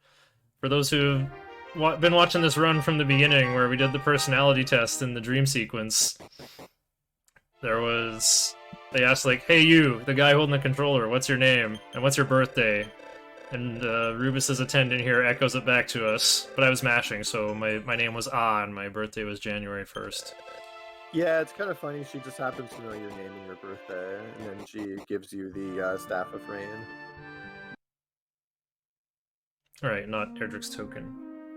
Yeah. That's approximately where Erdrick's Token is in Dragon Warrior 1. Yeah, it's pretty close. Oh, wait. Oh, I'm not gonna sail up the east side if I'm going to Rimuldar. You can sail up the east side partway, and then just walk west. Encounter rate's lower on the water, though. But the encounters on land are better because you can find metal babbles around Rimuldar. Oh, true. And you want to spend as little time in the ocean as possible so you don't get Kragons. Yeah, you can put them to sleep, but... should I get my poison moth powder out? Oh, this is an island. I can't just walk from here. You can if you want to. I think that's also part of the reason why the game has you put poison moth powder in the Sage's inventory, but honestly... Metal babbles are immune to it. You throw it at bears. Oh, right. Because metal babbles in the Rimuldar area almost always show up with either bears or Chimera. Forgot to turn Shinobi feed on and it shows.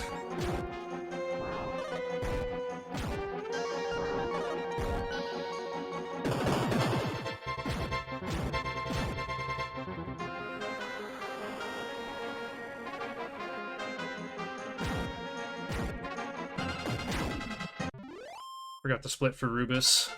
Not sure where we are for pace right now.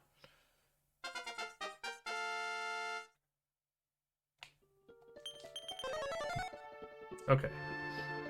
I mean, I would say if everything goes smoothly from here, we could cruise to... I mean, if everything goes smoothly from here, you could probably PB, much less trying to cut this estimate. So we're looking pretty good, I think.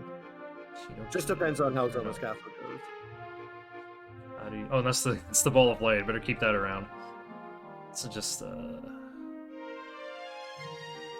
give this to someone else.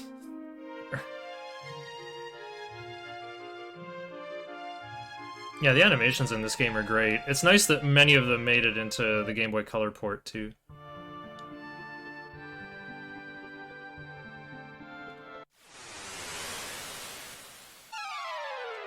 Goldmans. Never fight Goldman. You don't give much experience.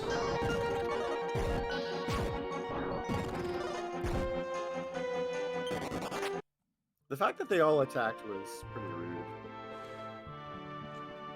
Yeah, if you're trying to run, not every enemy will attack you. But yeah, getting all three was a tad unlucky.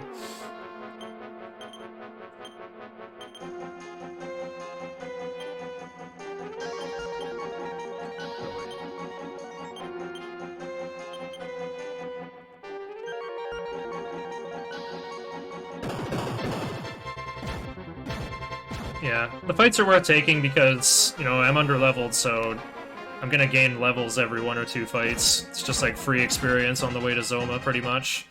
I've got prayer rings to restore MP. And items that cast spells for free on top of that. Yeah.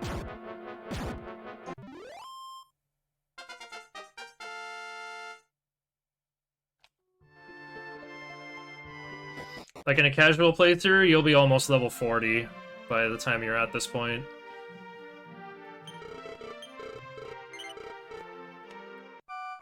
But here, Yeah, most of my team is around level 20. Like, some people aren't even level 20 yet.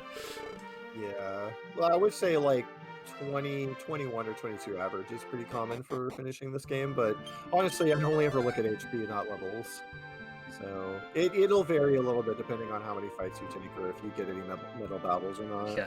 HP is the relevant factor. Hero strength is a bit of a relevant factor as well. That's one of the best things about getting a metal babble. Hero's HP is looking good. Stages is looking okay. That Mage Warrior's HP is looking kind of atrocious. I'm not gonna lie. Yeah. I hope she gets some really good games this year. There's still a couple more levels to be gained from the boss rush and the Jade statues. Yeah, and any encounters that we see inside Senna's castle, most of which we're gonna fight, because a lot of them are really, really, really scary to run from. Look at that, 1875. Remember when I was getting, like, under 1500 per metal slime in the Tower of Garuna? Yep. And here I just, like, wave my sticks around and big spells come out. Sleep, sleep, boom, Inframost. No, wait, boom is called... Eora. Oh, yeah. No, I'm trying to think what's it called in, like, the DQ8 era. I think they're still Bang, Boom, and Kaboom, actually. Well, I guess it's Kaboom instead of Explodet. Yeah. So those are similar. Inframost would be Kaswoosh. Swoosh, yeah. I just think of it as Baggy Cross, but that's just me. Biggie Kurasu. Oh no, what's the rainbow drop called again? It's, yeah, Sena. No, that's, it should be in, Mage Warriors. Yeah, the bottom. Nichi no Shizuku. Ah. Sometimes I try to use the Seino Mamori or whatever, but that's the thing that turns into Aegis token. Doesn't really do much. I don't know if Maru's chart mentions it, but you can. Oh my god, this fight sucks. Sure does. You can put the statues to sleep and put the statues to sleep and target down the salamander. Is what I would do. Good idea. But, well, yeah, one sleep is enough. Make sure you kill that salamander because his breath. The salamander here on the right has the same flame breath attack as Baramos, and it's nasty. You really don't want to be dealing with that for more than one turn. Salamanders do give great experience, though. A single salamander gives your whole party 2,000 experience, so it's not terrible to do them. You just want to make sure you kill them as fast as you can. Oh, they're immune to boom.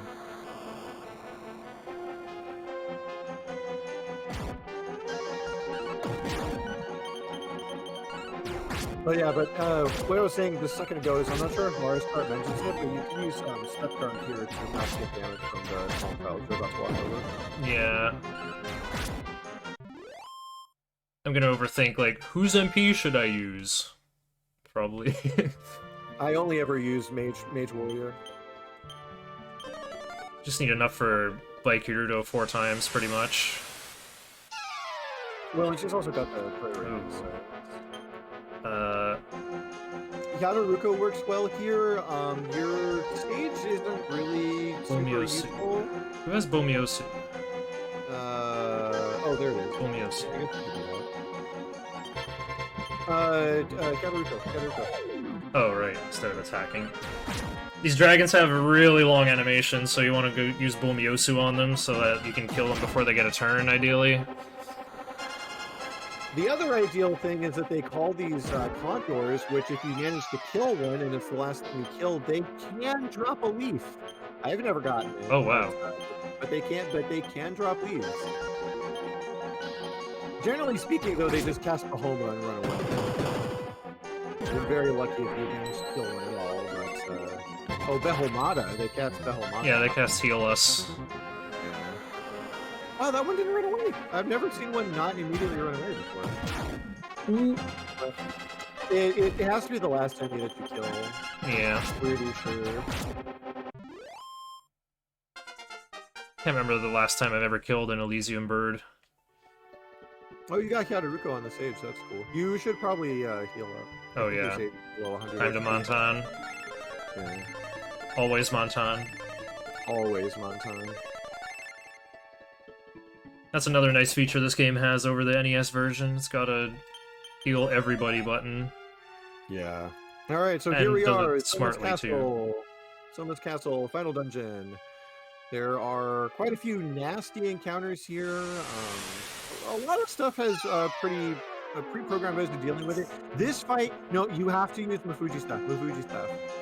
Use Mafuji Who stuff. has it? Oh, right. Sage has it. These Balrogs can cast the defeat spell, which is instant death that targets your entire party. This is a fantastic way of eating up all of your leaves if top spell doesn't stick, or if it doesn't go first. This one didn't do it. Sage? What? Hello? What even is Uh-oh. order? Okay. Okay. We Whew. Didn't get Zaraki'd. Yeah, we just dodged 4 bullets there. That guy on the left did cast defeat and tried to kill. You know, Better go for it again, yeah. you absolutely have to. If Balrog's That's not what cost me top last level, time. Yep. You ideally you only have to learn that lesson once.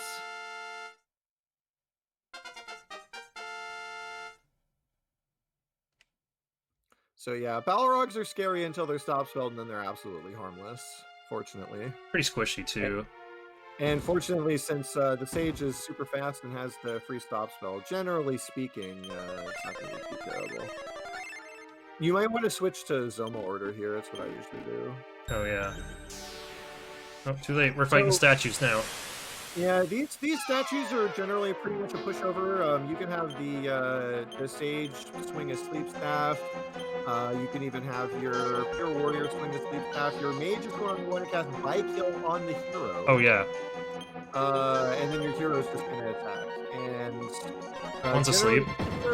One's asleep. Usually they both go to sleep. When they do that stomping animation, they are actually trying to critically strike, which can be pretty scary. But ideally, they both go to sleep. You can have your Sage swing the Sage's staff to heal up anyone who needs healing. Oh, right. Or you can have people use prayer rings, like your Mage or your Sage can use prayer rings if they need it. But for the most part, these fights are pretty tame. They pretty much run on a script. Okay, Zoma order. Mage Warrior up front. Hey, Mage Warrior's in front? Oh, yeah. Yeah, Mage Warrior, Hero Sage. Right. And I kind of want to move the Kenjian Otsue higher up the list here.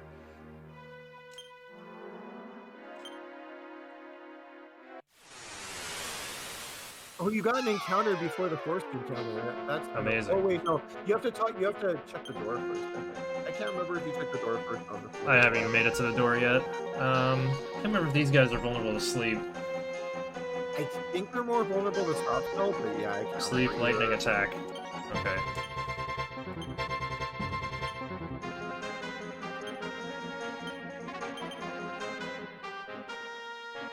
Sata ×3. Oh, Very nice. nice. Awesome.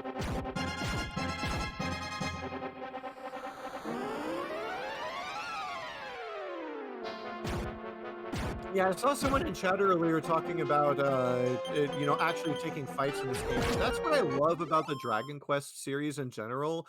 The speedruns are generally 99% of the time, they're played straight up. There's not a lot of glitches, not a lot of skips, not a lot of crazy tech that you might see in other RPG speedruns.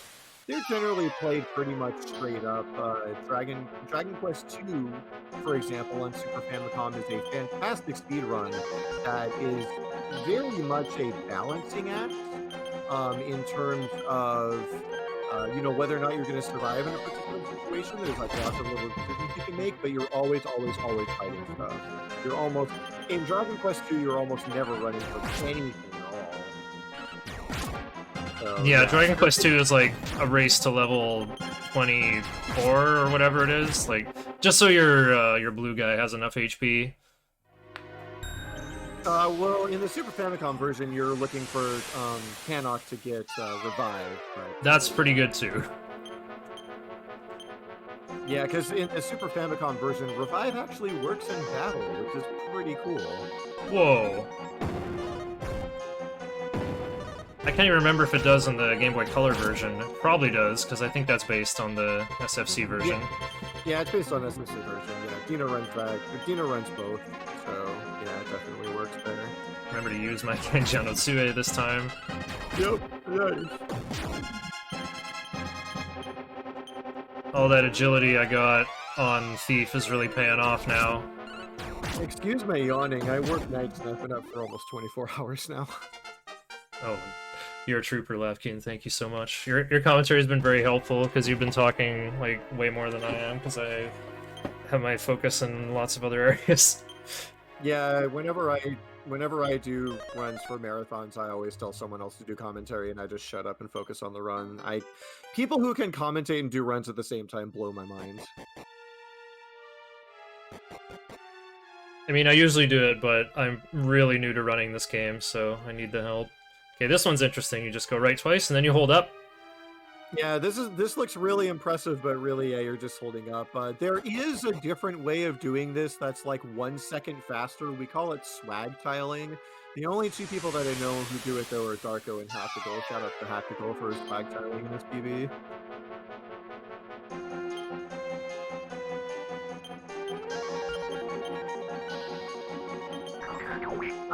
Is NES DQ3 broken, or is it just Famicom?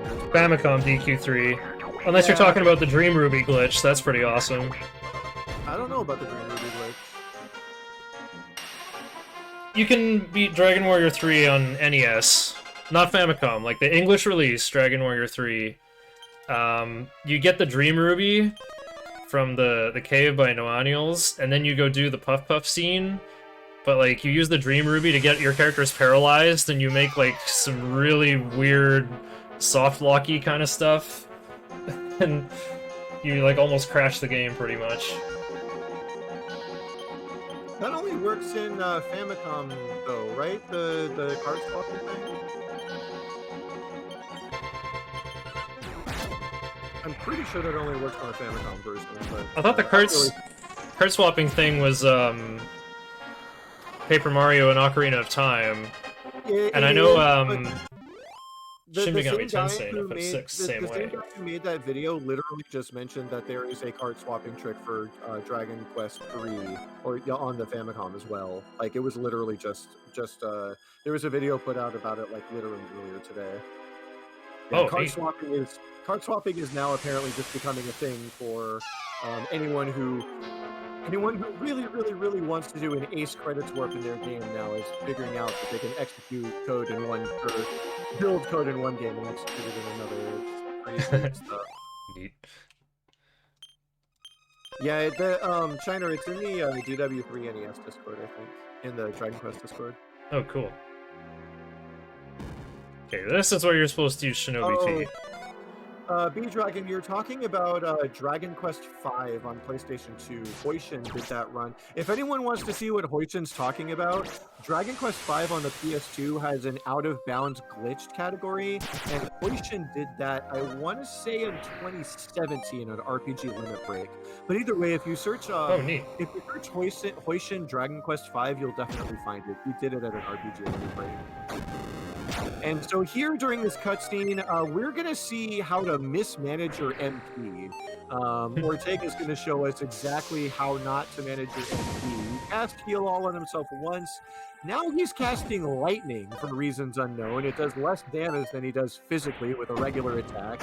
And now he's going to get a Fire Breath. He's going to be laying here on the ground. And he's going to try to cast Heal All, but he's out of MP. Behoma wa tonaita. でも MP がないですよ. And now he's just going to sit there and eat Flame Breath after Flame Breath after Flame Breath, and buddy, you should have held on to that MP for more Heal All. Perhaps. Ortega reminds me of my attempt at playing Dragon Warrior 3 with a solo hero.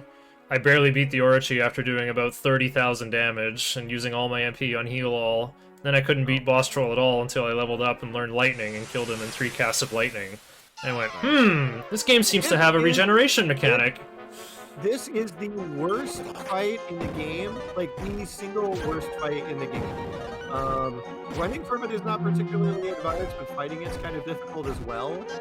Generally speaking, what you want to do is you want to put the statues to sleep, and you want to use your King Sword to cast Infirmost on the Archmages, because if you have to kill both Archmages in a single round, or they'll just be stuck in a loop of reviving each other, and you'll never actually kill them off. That's a nasty, nasty fight.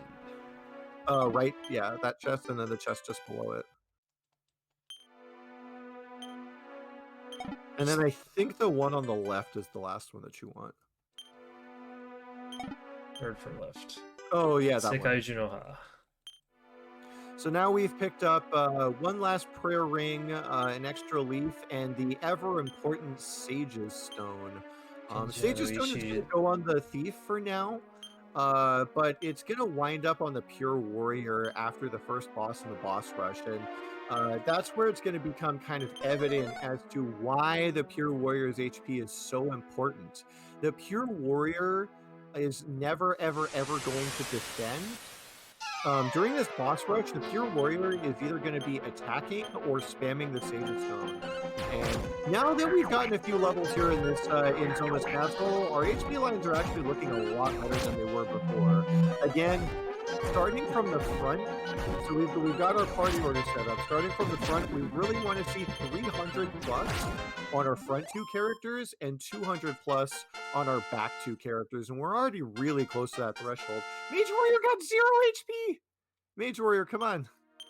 Your one job is to gain HP every level up. Pure Warrior got 10, so he's already cracked 300, which is fantastic. And now we go down these stairs, and we are at the boss rush. There is a little bit of inventory management we might want to do. Might want to twist those prayer rings a couple of times, make sure we have enough MP to get through these fights. I'm really bad at checking. Oh, Hero could use. Wait, Hero doesn't need any MP, I don't think. No, I don't think Hero casts a single spell. No, you can go ahead and give that ring to maybe the Mage Warrior. Huh. Yubiwa. Mage is... Oh, Mage is maxed out. Oh, okay, I was looking at the wrong character, or the wrong number. Oh, I was looking at defense power and thought that was max MP. Oh. Okay, Sage has 90 max, so I gotta work on that.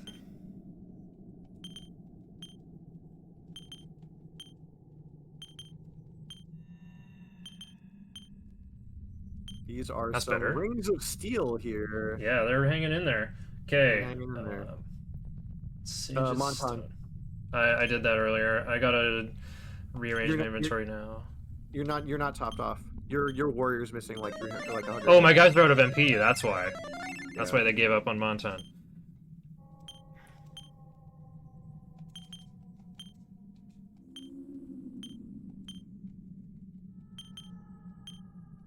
Okay, I gotta get the Kenjia no Ishi to the top of Sage's items.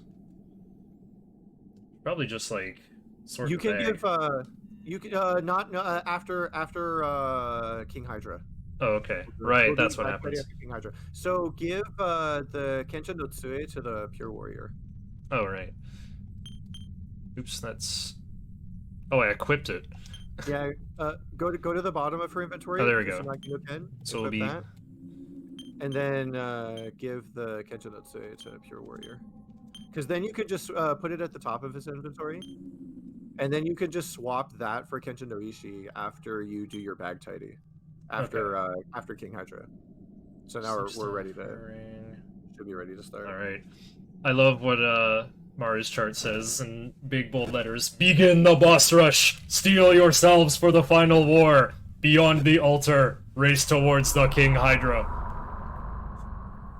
Gets me so hyped. So we're gonna get Zoma walking up here. He's gonna taunt us a little bit. And now we're gonna start the boss rush. Starting off with King Hydra. King Hydra is generally a pushover. The one time that King Hydra control you is if he does a double physical before your Mage Warrior gets a chance to cast Increase. But that's usually not going to happen. Uh-oh. So you're looking for a sleep staff, which is on the sage. Yep. You could just have him. You can just have him defend. Or I attack guess so. Or whatever. Well, I better defend while I'm getting set up here. Yeah. Oh, Hero does need to cast something, Kate. All right. Well, no. What's that, Yubiwa? He's not going to do it in the next round because you're going to cast increase. So you might as well have Hero defend. I guess so. Rukani. Oh, Rukani missed. Wow, that usually doesn't happen. Yeah. That's okay though. So we Nice got sword some edge fruit reflex. off, so now we're gonna go ahead and start casting By-Kill first on the hero and then on the warrior. We can go ahead and have the warrior attack and hero can attack. And then the sage is going to use Kenjin Oishi. The sage is going to top off our HP from those hits that we took earlier. But now that we've got increase up, we're going to take significantly less damage. It would be kind of nice if King Hydra decided to do a breath attack. The breath attack does less damage overall than the physical attack, and can usually be healed up with the sage's skill, no problem.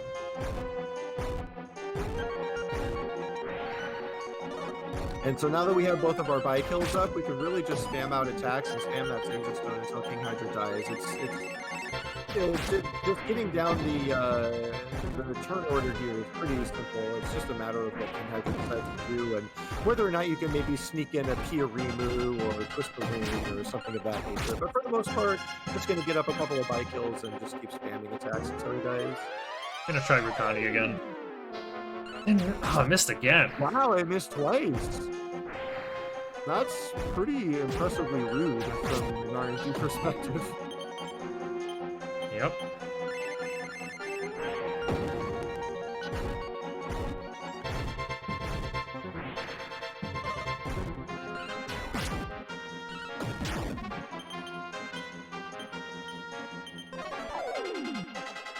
There we go. 150 defense points down.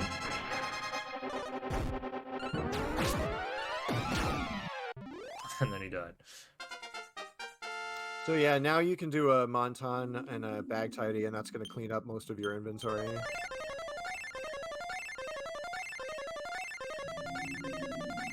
Yeah, DQ3 can be a cruel mistress, especially in this upcoming boss fight. This upcoming boss fight is the worst part of this boss rush by far. Especially if you forget to swap the... Does your warrior have a prayer ring? Yes.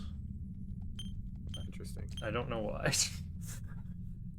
Everybody has one. I have so many. Okay, where did my Nemiri no Tsue go? I think it's in. There it is. Oh, there it is. I got two of them. Nobody needs it. Oh, okay. You're not going to be using that for the rest of the boss rush. You can just throw that in the bag. All right. And then Hero's prayer ring can go to either mage or sage. Right, because he's just going to be an attack bot. Sage has 3 and mage has 2. There's no way I could run out. All right. Rush to the next stage. Unleash your might against the Baramos soul. Oh, right. I have armor for this. Oh, yeah, the Maho no Yoroi. And also a Magikaru skirt. Well, that's going to be for you.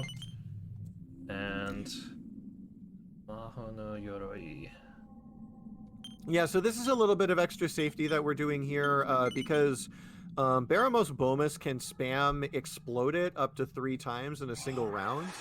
And so having the magical skirt and the magic armor can reduce some of that damage that your frontline characters are going to be taking here. Because again, your pure warrior here. Oh, thank God that Rukani hit. I was really worried.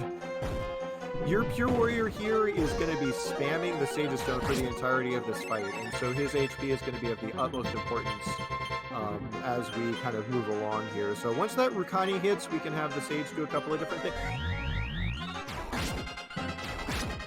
Not that, though. Yeah, I'm not sure about Piarimu, because sometimes it can cause your warrior to go before Baramos Bomus, but hopefully that doesn't happen here. We'll see if it does. Generally speaking, you're going to want to have her top off the pure warrior's HP. If he's missing any HP, that's generally what you want to go for to make sure that he doesn't die. Because if he dies, if your pure warrior dies during this fight or Soma, you're going to fall apart really, really fast without him spamming that Sage's Stone.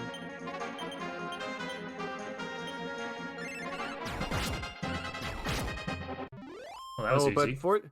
yeah, fortunately with 2 people attacking and the hero doing pretty absurd damage, Bomus does not have very much HP, fortunately. Okay, if you use a lot of MP, use prayer rings. Well, got a lot of them, might as well tickle them a bit. And you can switch those armors back now too. Oh, right.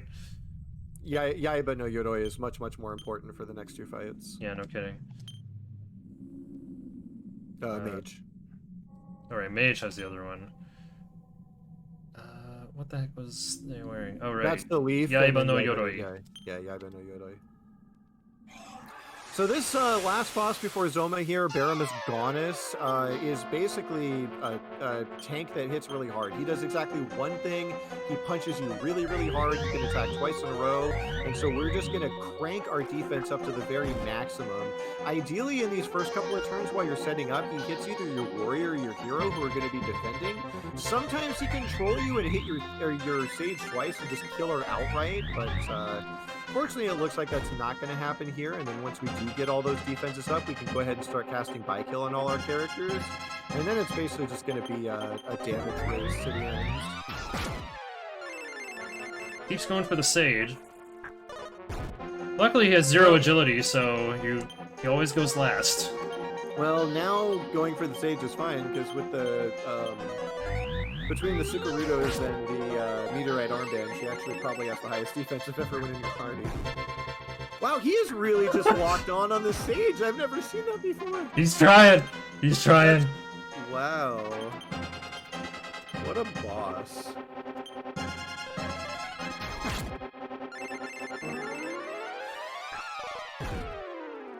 He's trying! Now that we're at the point where the Sage, minion. the Sage can heal herself. The Sage can just heal herself, and everyone else can just attack. Take advantage of that By-Kill on the warrior already. Exactly. We can just take advantage of the By-Kills, just attack, and the Sage can be our healer. Yeah, using the Sage's staff. Once we've got our setup to this point, this fight is pretty much easy peasy. Hero's missing a little bit of HP, so we can go ahead and swing that Sage's staff one more time. But this shouldn't last more than 2 more rounds at this point. Save me a little bit of micro.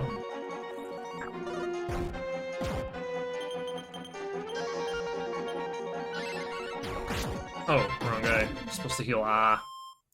And so now that Baramus Gaunis is down, we're in preparation mode for Zoma. There's going to be quite a bit of menuing here. We're going to take the mages. We're going to take the yeah. These are all for mage, I think. Take the. Oh yeah, so we're going to give out the life nuts first. Yes, that's very important. We've got 9. They're on your first page. Oh, the 9. Kinomi. Yeah. So we're if your pure warrior is below 300, you want to give him to the pure warrior, but we're going to go ahead and give him to the mage warrior here because the mage warrior is going to be up front, and she's going to be defending for a lot of turns. But also, if she ever needs to cast By-Kill on the hero, you want her HP as high as possible because Zoma can physical her for easily upwards of 150 damage, and if he decides to physical her twice and kill her, you may end up having a bad time. I think I'll use my last one on Sage. Fortunately, we still have 2 leaves of the World Tree here. One's on the Mage Warrior and one's on the Hero. So if one of our characters dies, we can go ahead and use that to bring him back. Hit my lines. Take the you can take the Majin no Ono off the Pure Warrior and give it to the Mage Warrior if you want. Oh yeah, I give the Lightning Sword to Pure Warrior. Whip. Oh, I see. Switch for the Majin no Ono. You can also leave the Thunderstaff in the mage's inventory to swing for the free spell, because your Pure Warrior is never going to attack. So usually you just leave the Inazumi no Ken in Mage Warrior's inventory. I see. Let's start clutching our prayer rings. And fit a Monton in there to get your HP back from the life nuts. I did that earlier.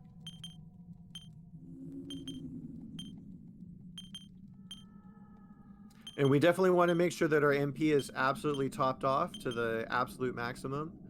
One on hero for lulz. Alrighty, yeah, HP Alliance are looking pretty darn good here. So it looks like we're pretty much check my ready leaves. for... I got one on mage, and the other should be on hero. One on hero, yeah. Yeah, that's probably where I want them. Sage is going to be busy healing. Yeah. Sometimes you can take the one on hero and put it on the Sage if you want to, but I always leave it on hero. Yeah, I guess so. Oh, and Sage's Stone. Yeah, it needs to stay on that guy. I would throw the hero's ring to the Mage Warrior. Because hero isn't going to need it during battle, and Mage Warrior, in case Mage Warrior breaks all of the rings. I guess. Really want that buy kill, access to that buy kill. Yeah, that's true. And Sage should have my Hikari no Tama. I think that's all I need to worry about. Yeah. Bit nerve-wracking. We're ready. Alrighty. So the Zoma fight is not as complicated as Baramos by far. In fact, it's... For the most part, it's a fairly simple fight. We're going to have Mage Warrior. Mage Warrior's one job is to cast Buy Kill on the hero if he needs it, and then 99% of the time she's just going to be defending. The Pure Warrior in the second slot is going to be spamming the Sage's Stone every single turn. Every turn. The Pure Warrior is never going to attack. The Pure Warrior is never going to defend. The Pure Warrior is your healer in this fight. We're going to have the Thief go ahead and use the Ball of Light so we can actually kill Zoma. And then the hero is going to be attacking as much as possible. The hero is the main damage dealer. Pure Warrior is the healer. And the Sage is kind of like a pivot character. Your Sage can do quite a bit of things here. Your Sage can heal someone who needs it. So like in this case, anytime that your Pure Warrior is not at max, you want to hit your Pure Warrior with that Sage's Staff. You really, really, really want to hit that Pure Warrior with the Sage's Staff. Anytime the Pure Warrior is not at max HP.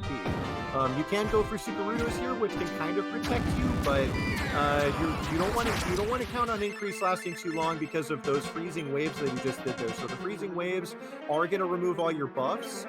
One thing you can do in this position is go ahead and do Buy Kill on the hero and have your Sage heal your Mage Warrior.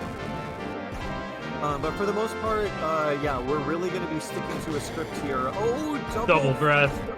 Double Icy Breath. This is a pretty dicey situation here. We're probably going to want the Sage to just defend. Or heal herself is also an option here. You're kind of banking on the Sage going first. Fortunately, we got the freezing waves in before the breath. And so now we should be able to stabilize a little bit here, but we really, really, really, really, really want to hit that Pure Warrior with the Sage's Staff. Pure Warrior is looking a little bit dicey. We want to make sure the Pure Warrior stays alive as much as possible. And we really hope anytime that Zoma's casting Macchiato or Snowstorm, we really like to see that. That's the least damaging thing that Zoma can do. And it's the most ideal thing. Please heal your Pure Warrior. Anytime Pure Warrior is below 300, please heal the Pure Warrior. Otherwise you're just tempting fate. Healing the hero might be a good idea here. We did get the freezing wave, so we are going to want to throw a Buy Kill up onto that hero, and then again, of course, use that Sage's Stone. And we could go for a sap here. So unfortunately, Zoma is the only boss in all of Dragon Quest who is actually able to remove his own debuffs. Right now, we're going to get a really good hit off. 276 is really, really nice. We've got Buy Kill up on the hero, and we've got Sap active.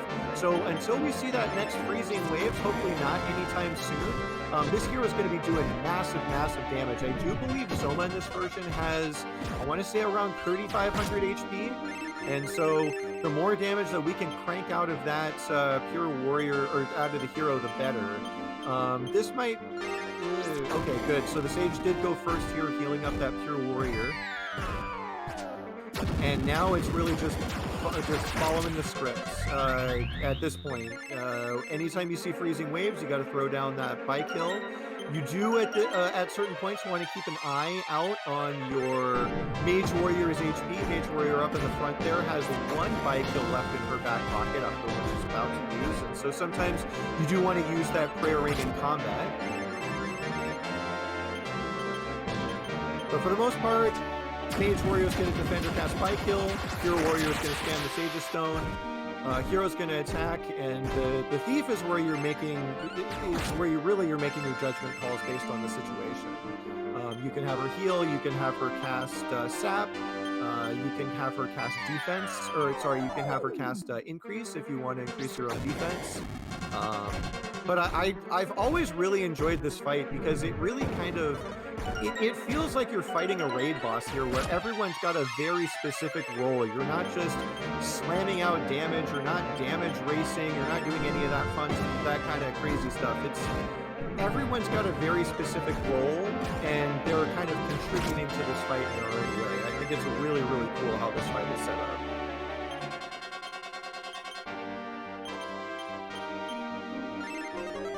Decided to be brave and go for Baikirudo there.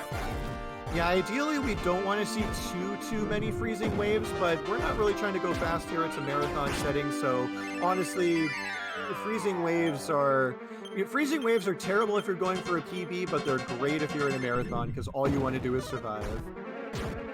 I feel like freezing waves is like the most frequent action Zoma can take. I think I want to say I know physical takes 3 out of his 8 slots.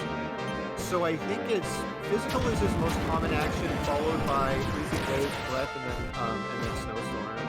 And unfortunately, out of the 4th, nice Kaishin from Geniax. Geniax putting in work. Geniax 1 in 8 chance to crit. Unfortunately, in healing the Mage Warrior might have been a better idea there. Hero is probably dead. Okay. So we're gonna need to burn that leaf We're gonna need to burn the leaf on the hero, and then we're gonna need to heal up. We're gonna need to heal up that Mage Warrior. Make sure that goes through. And now we need to be really, really careful with the hero because the hero's got the only other leaf that we have left. If the hero dies, we're most likely going to be making a trip back down here. So we really, really, really want to be wary of Hero's HP, and we really need to heal that Pure Warrior. 50 off max? Yeah, maybe. If the Pure Warrior is below 300, please heal him. Please. This is looking like defend hero. Yeah, Hero's going to need to defend this turn so that we can top off that Pure Warrior.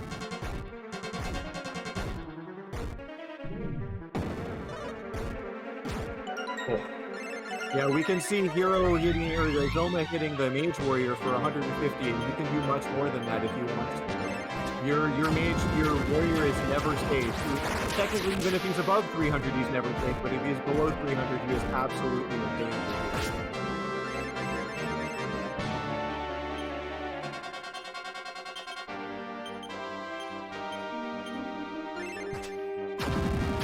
Warrior is the person that you absolutely need to keep alive during this fight. Freezing waves into Macchiato is actually an amazing turn. This is going to give you the best chance of healing up and getting everyone as close to max as possible. Healing the Mage Warrior would be a good idea here because she's going to be casting. She's going to be casting by kill and is susceptible to a little bit of extra damage. Ooh, there you go. You called it.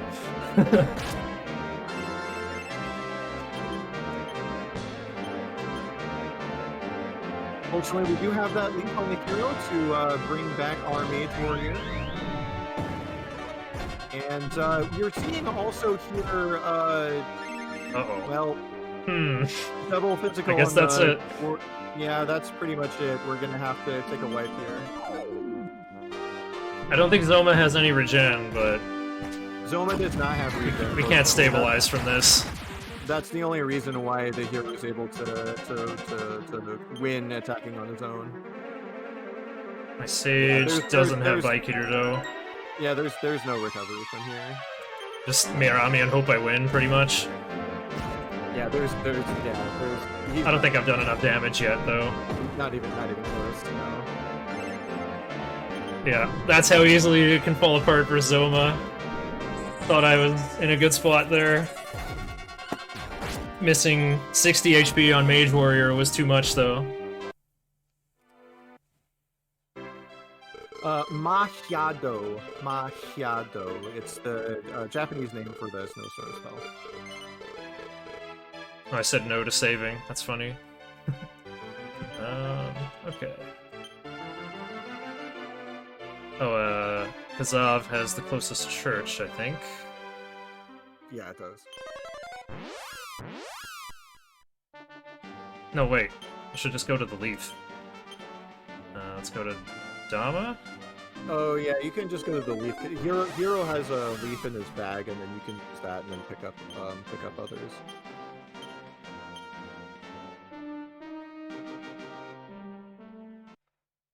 Alright, I guess we get one more shot at Zoma. Otherwise we'll go overestimate. Well, we're gonna be overestimate anyway. Or maybe if we skip the credits, we'll stay under, but... No, we'll be over by the time we get back down to Zoma for sure, because have to do the boss rush all over again. Yep.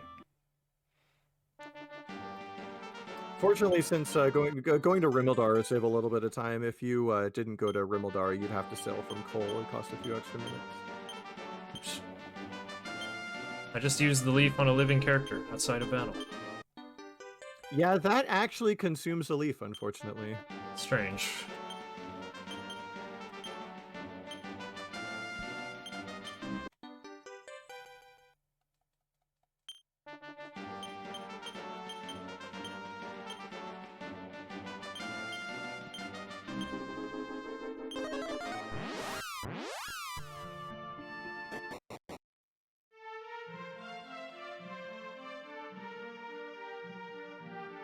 Oh yeah, I'm not looking for new weaponry.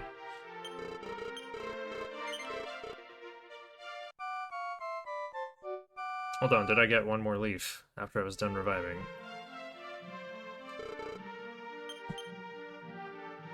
I totally didn't.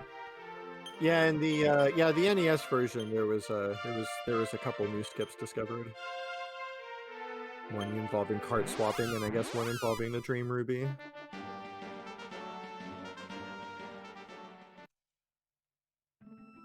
I can't think of who's run the Dream Ruby thing other than Vaxherd. But I think that run is, like, between 1 and 2 hours. It's real fast.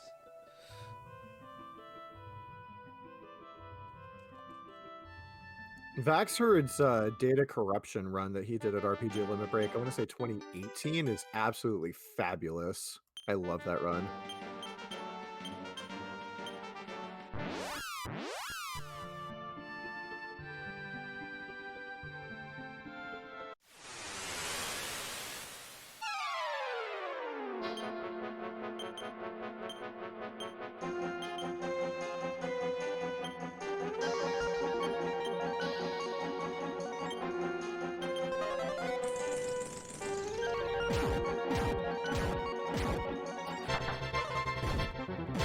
Good thing I got all these prayer rings.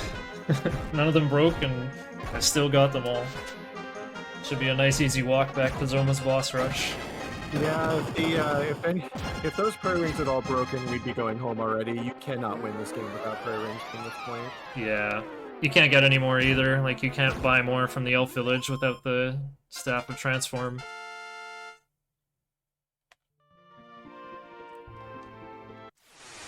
Oh, I forgot the Shinobi feat.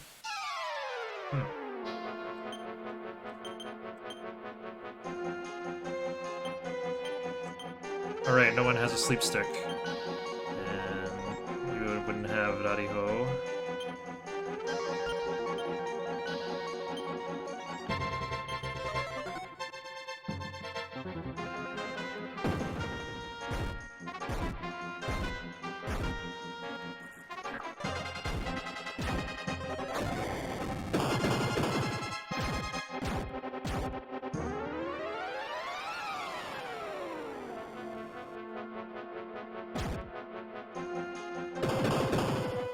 No, Infamous doesn't work very well on these guys.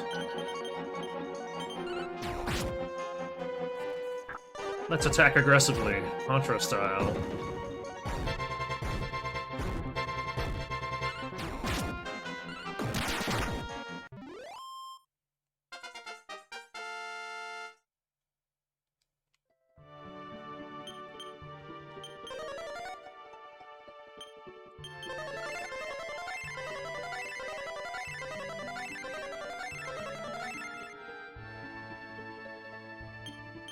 Oh yeah, I better give my leaf to Mage Warrior.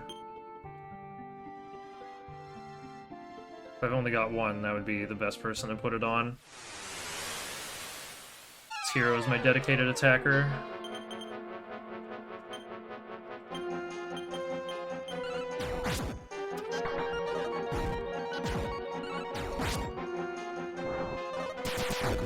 Ooh, good old Darth Bear critical. Darth Bear A is delighted.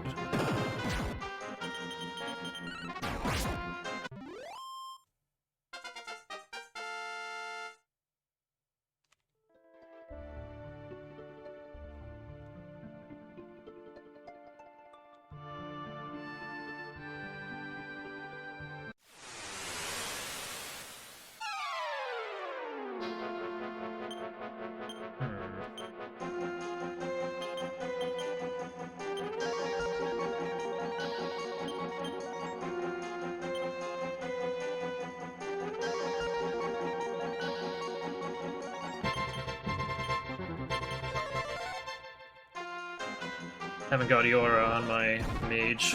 I got a big boom.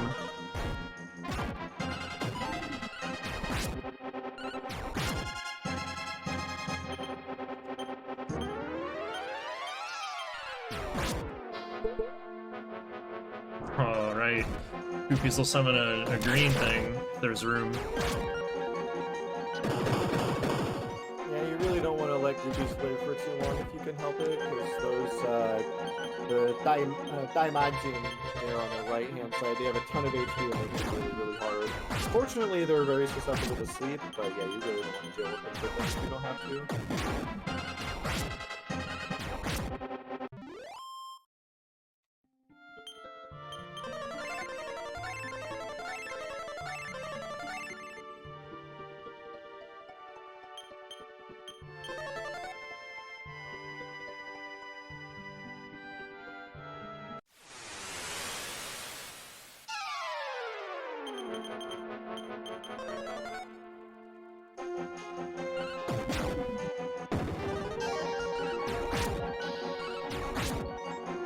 This has still been a fun run.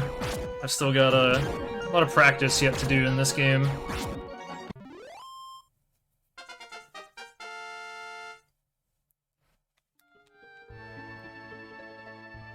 Like I said, the more you put in, the more it gives back. The menus in this game are what make it so good. Yeah, I agree. The menuing in this game is really, really, really crisp, especially when you get it down. It feels really good to menu in this game. The only other game I can think of that has menus this good is Mother 2. Earthbound has terrible menus, but Mother 2 has fantastic menus. Really? I guess they would lag less because they're loading fewer letters. I don't know why it is, but for some reason, with the more items you have in your inventory in Earthbound, the laggier the menus are. But it doesn't matter how many items you have in your inventory in the Japanese version. There's something that happened with the way the game draws menus in English. It's like, there are certain shopping menus that take like 90 seconds longer in the English version compared to the Japanese version. Huh. Like, a single shopping sequence can take like over a minute longer. It's absurd. Nocturne's the same way. The more demons you have in your stock, like, you'll see more lag when you're in the Cathedral of Shadows.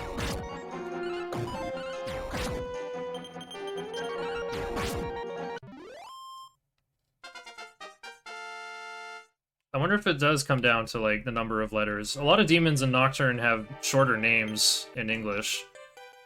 Like Take Minakata got shortened to Minakata. Ame no Uzume got shortened to Uzume. Yeah, I suspect that it has just something to do with not just the number of letters, but like the way the game handles text. But I don't know all the details. I just know that it's true that for whatever reason, Earthbound is much, much, much, much, much laggier in menus. I think the most famous example is Jack-o'-lantern got shortened to Pyro Jack, and I think he's been called that in other games ever since. Pink Pajamas sounds like he knows. Oh yeah. I haven't actually played Mother 2, and it's been a long time since I played Earthbound. I want to make the comparison.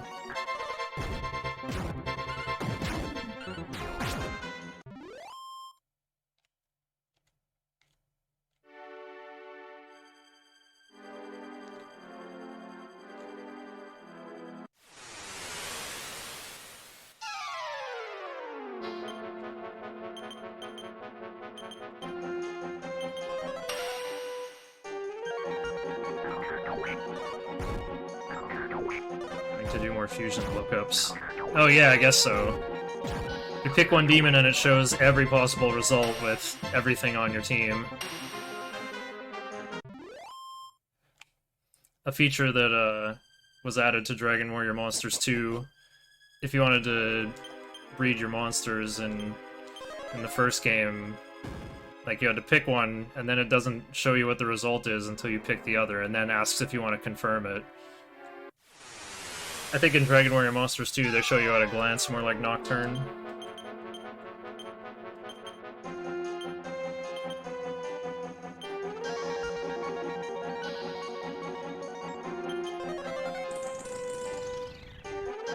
Oh, I got ice resistance.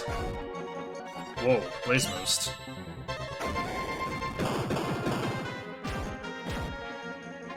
Oh, reflect.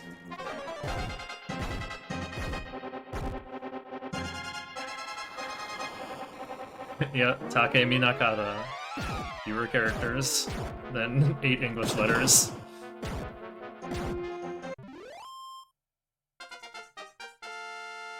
Sage is level 23.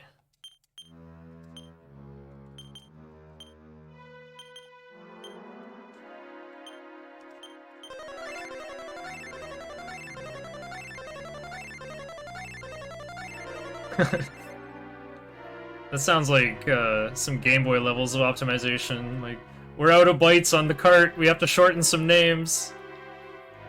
Yeah, Bishamonten, all the Heavenly Kings got shorter names. Jikoku 10 down to Jikoku.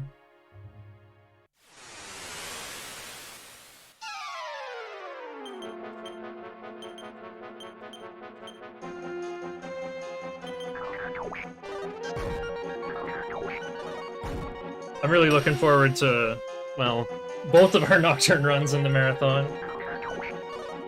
PPJ will be running the real category, hard mode, on the 13th, I think, and then I'm running normal True Demon Ending on the 15th.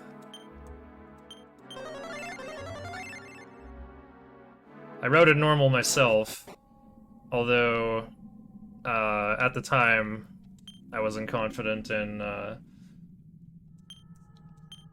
running hard TDE when I was submitting for this marathon. But now I got 4th place in hard. Okay, I gotta scroll up and make sure I got my items right for King Hydra. So, Sage should have a sleep stick. Nemuri no Tsue.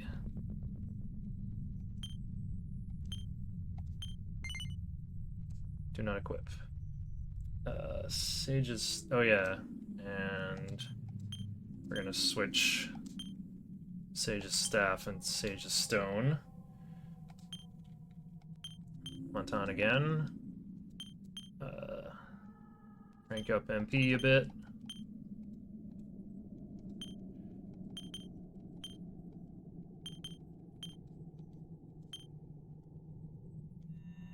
And one more for Sage. Okay. King Hydra, round 2.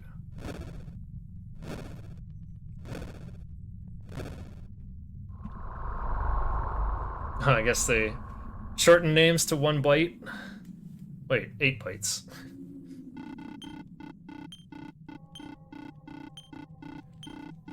Yeah, I've looked closely at Arahabaki's name, which should be more than 8 letters, but the thing is, I think one of the... what a lot of games do is, oh, you're supposed to have a sleep stick, too.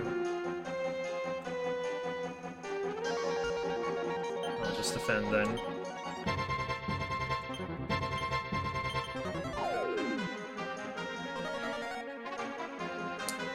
What a lot of English games do is they'll make a special character that's two letters crammed into one character. Oh right, my team's in a different order. I kill on hero.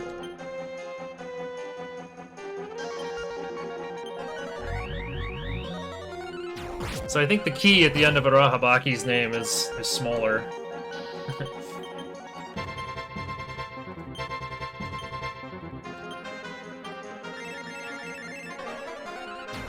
King Hydra's been asleep this whole fight. Oh, not anymore.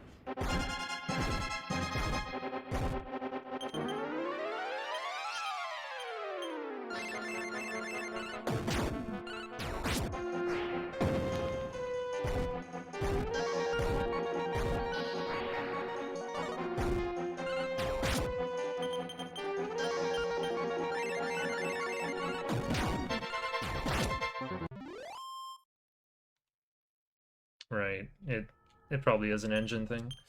Okay. Hono Yoroi.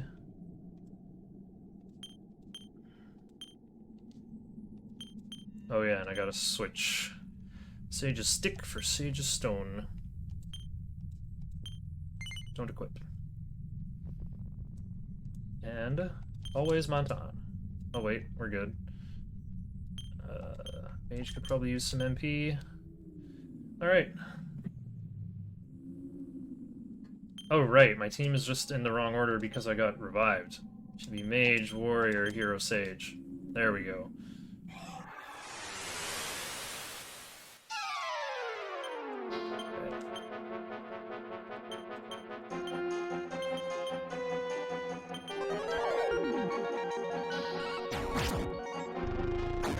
Yeah, I kind of like the shortened versions of names in Nocturne.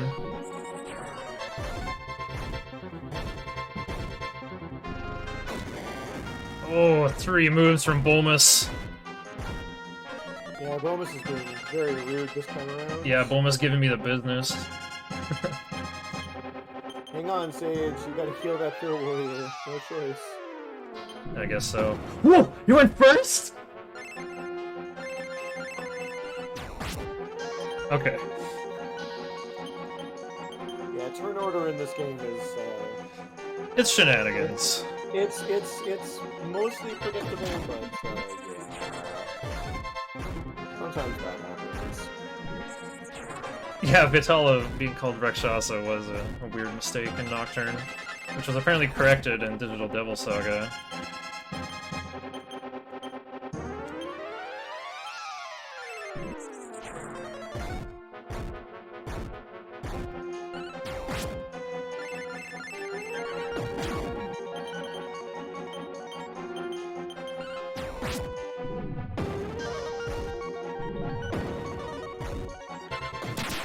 Nice Kaishin.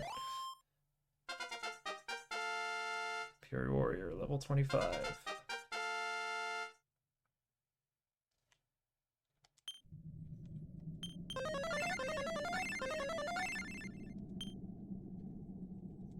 Yeah, that is the weird thing though, there's no actual Rakshasa in Nocturne. Oh right, it's fixed gear again, even though I can do this in battle. No, not you. Yaiba no Yoroi.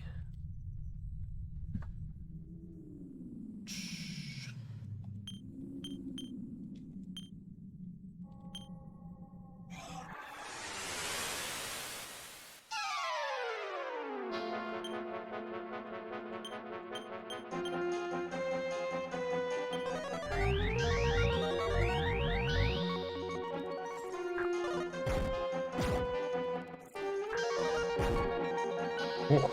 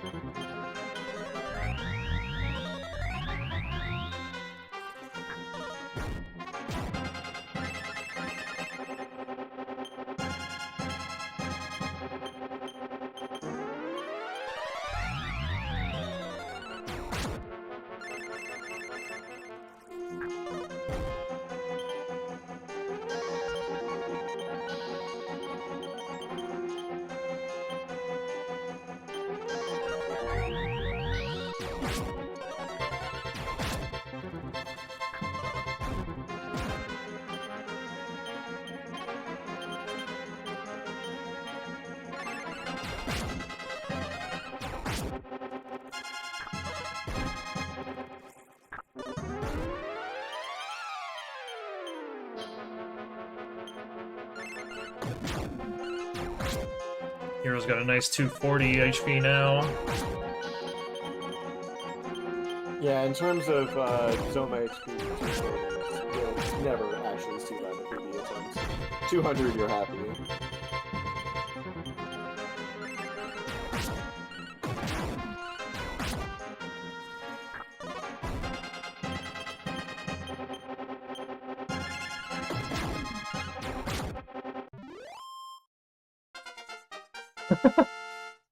Bakemono becoming Bakemon and Digimon Cyber Sleuth.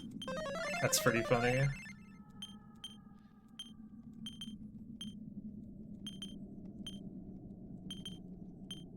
Okay, MP's maxed out on you.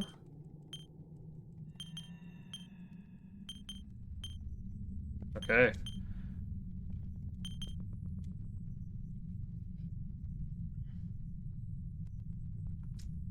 Oh, yeah, I'm already set up for Zoma. Let's just run this back already. Oh yeah, though I did forget one thing. I could have given an accessory to my Sage, so that she could go second when I'm trying to do Rukani. Those are advanced strats that even I don't do. I did it in my first run, but like it's kind of not worth it. It's just like you lose so much time microing in your menu. You have to be fast at it for it to be worth. Yeah, what you get by practicing the run. And honestly, like, just going for sub 3 like I did, it's one of those things that it's such a minor optimization that it's really up to individual runners to decide whether or not they want to do it. You can pick up the Mohawk hat in Sue when you're picking up when you're getting ready for the grind. So you can toss that and save some inventory. You don't bother with that stuff. This fight is fun enough as it is, just letting your Sage kind of make your decisions and trying not to let your Pure Warrior die, generally healing him whenever he's below 300 HP.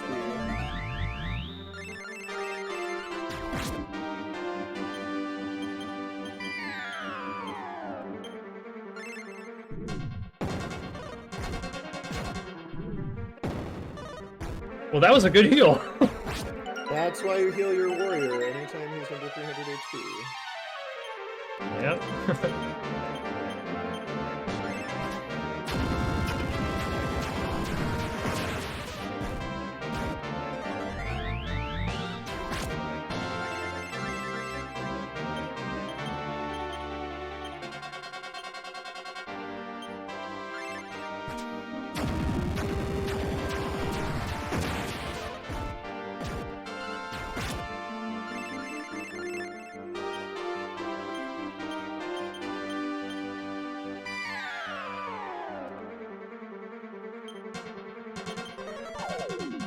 Thought I'd have to heal with Sage, but then I saw... Oh, there you go. That's why you want an accessory for Sage, to switch to the Meteorite Armband.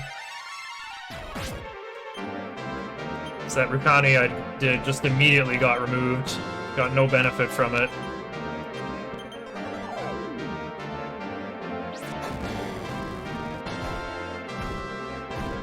It's really up to Zoma if Rukani ever sticks. Oh, yikes. Nice turnover. Nice 300 for the hero.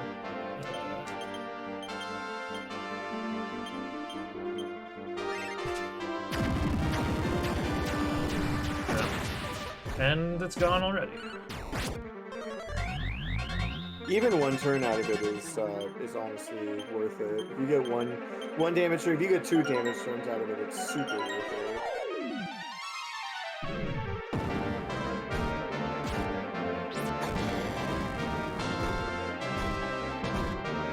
Oh, big breath. Do you have a leaf on your Mage Warrior? Yeah, it's on the Mage Warrior. Yeah. You use the ring. Use the ring. You use the ring. You should back up and use your leaf on your Pure Warrior. Oh yeah, for insurance? I guess so. Yes. Because Yes. it's, Yes, your Pure Warrior will die if he gets looked at. Like Zoma only has to look at him if he will die.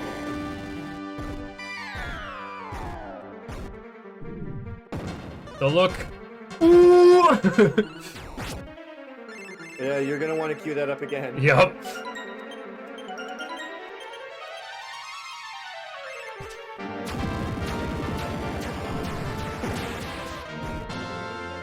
Extra's mouth is called Neo Squid. That is the thing.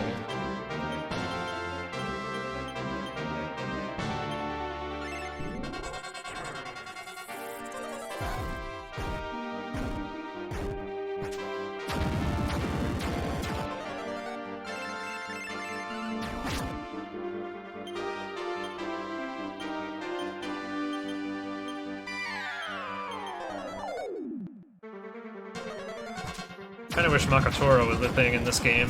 Just have Sage give some MP to Mage.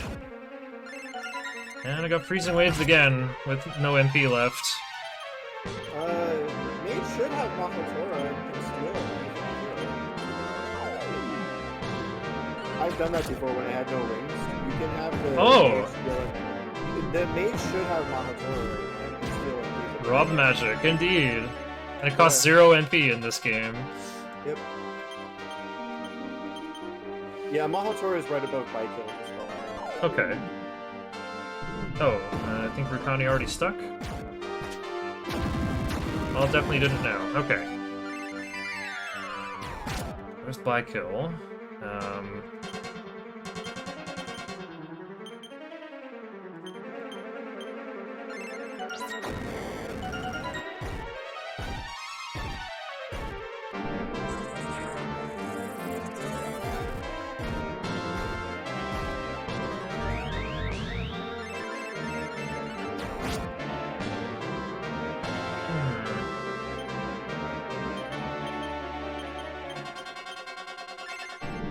Just gotta keep that warrior stable.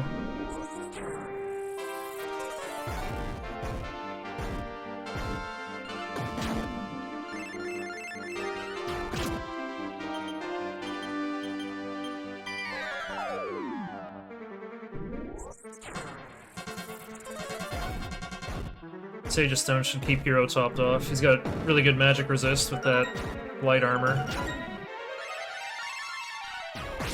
I gotta do defense.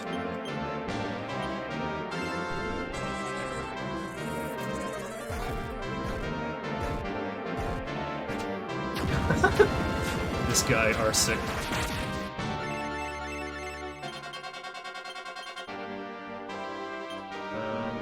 Oh, that was Freezing Waves, wasn't it? Back off.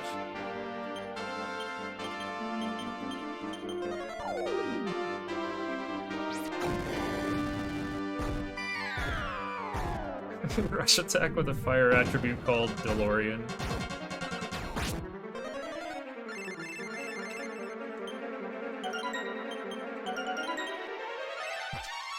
The Japanese just really love cars. Watch Revolutionary Girl Lieutenant as proof. Oh, did I get purged after that? Freezing Waves. Whatever. Yeah, you need to refresh. Oh, okay. Because I was gonna Rukani to check. Hero did less than so definitely not Michael. The only reason Hero did more than 100 damage there was because of Rukani.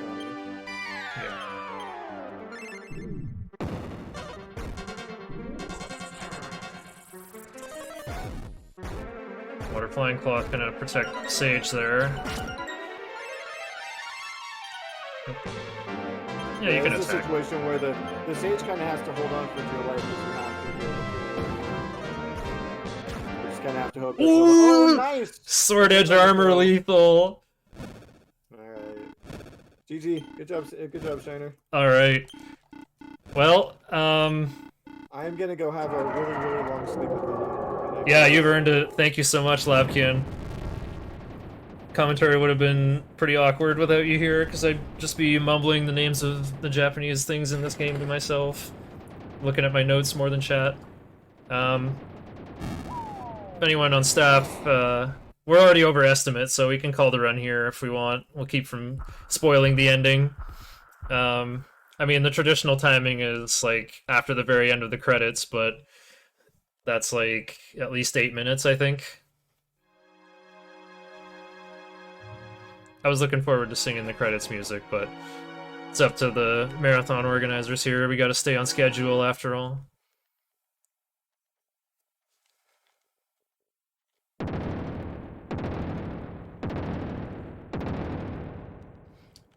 PPJ showed up a while ago. I'm sure he's already ready to go.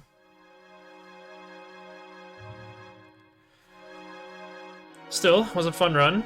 We gave Zoma a sporting chance. I am pretty new to running this game. I thought I could get away with doing a black hill on mage with 80 HP missing.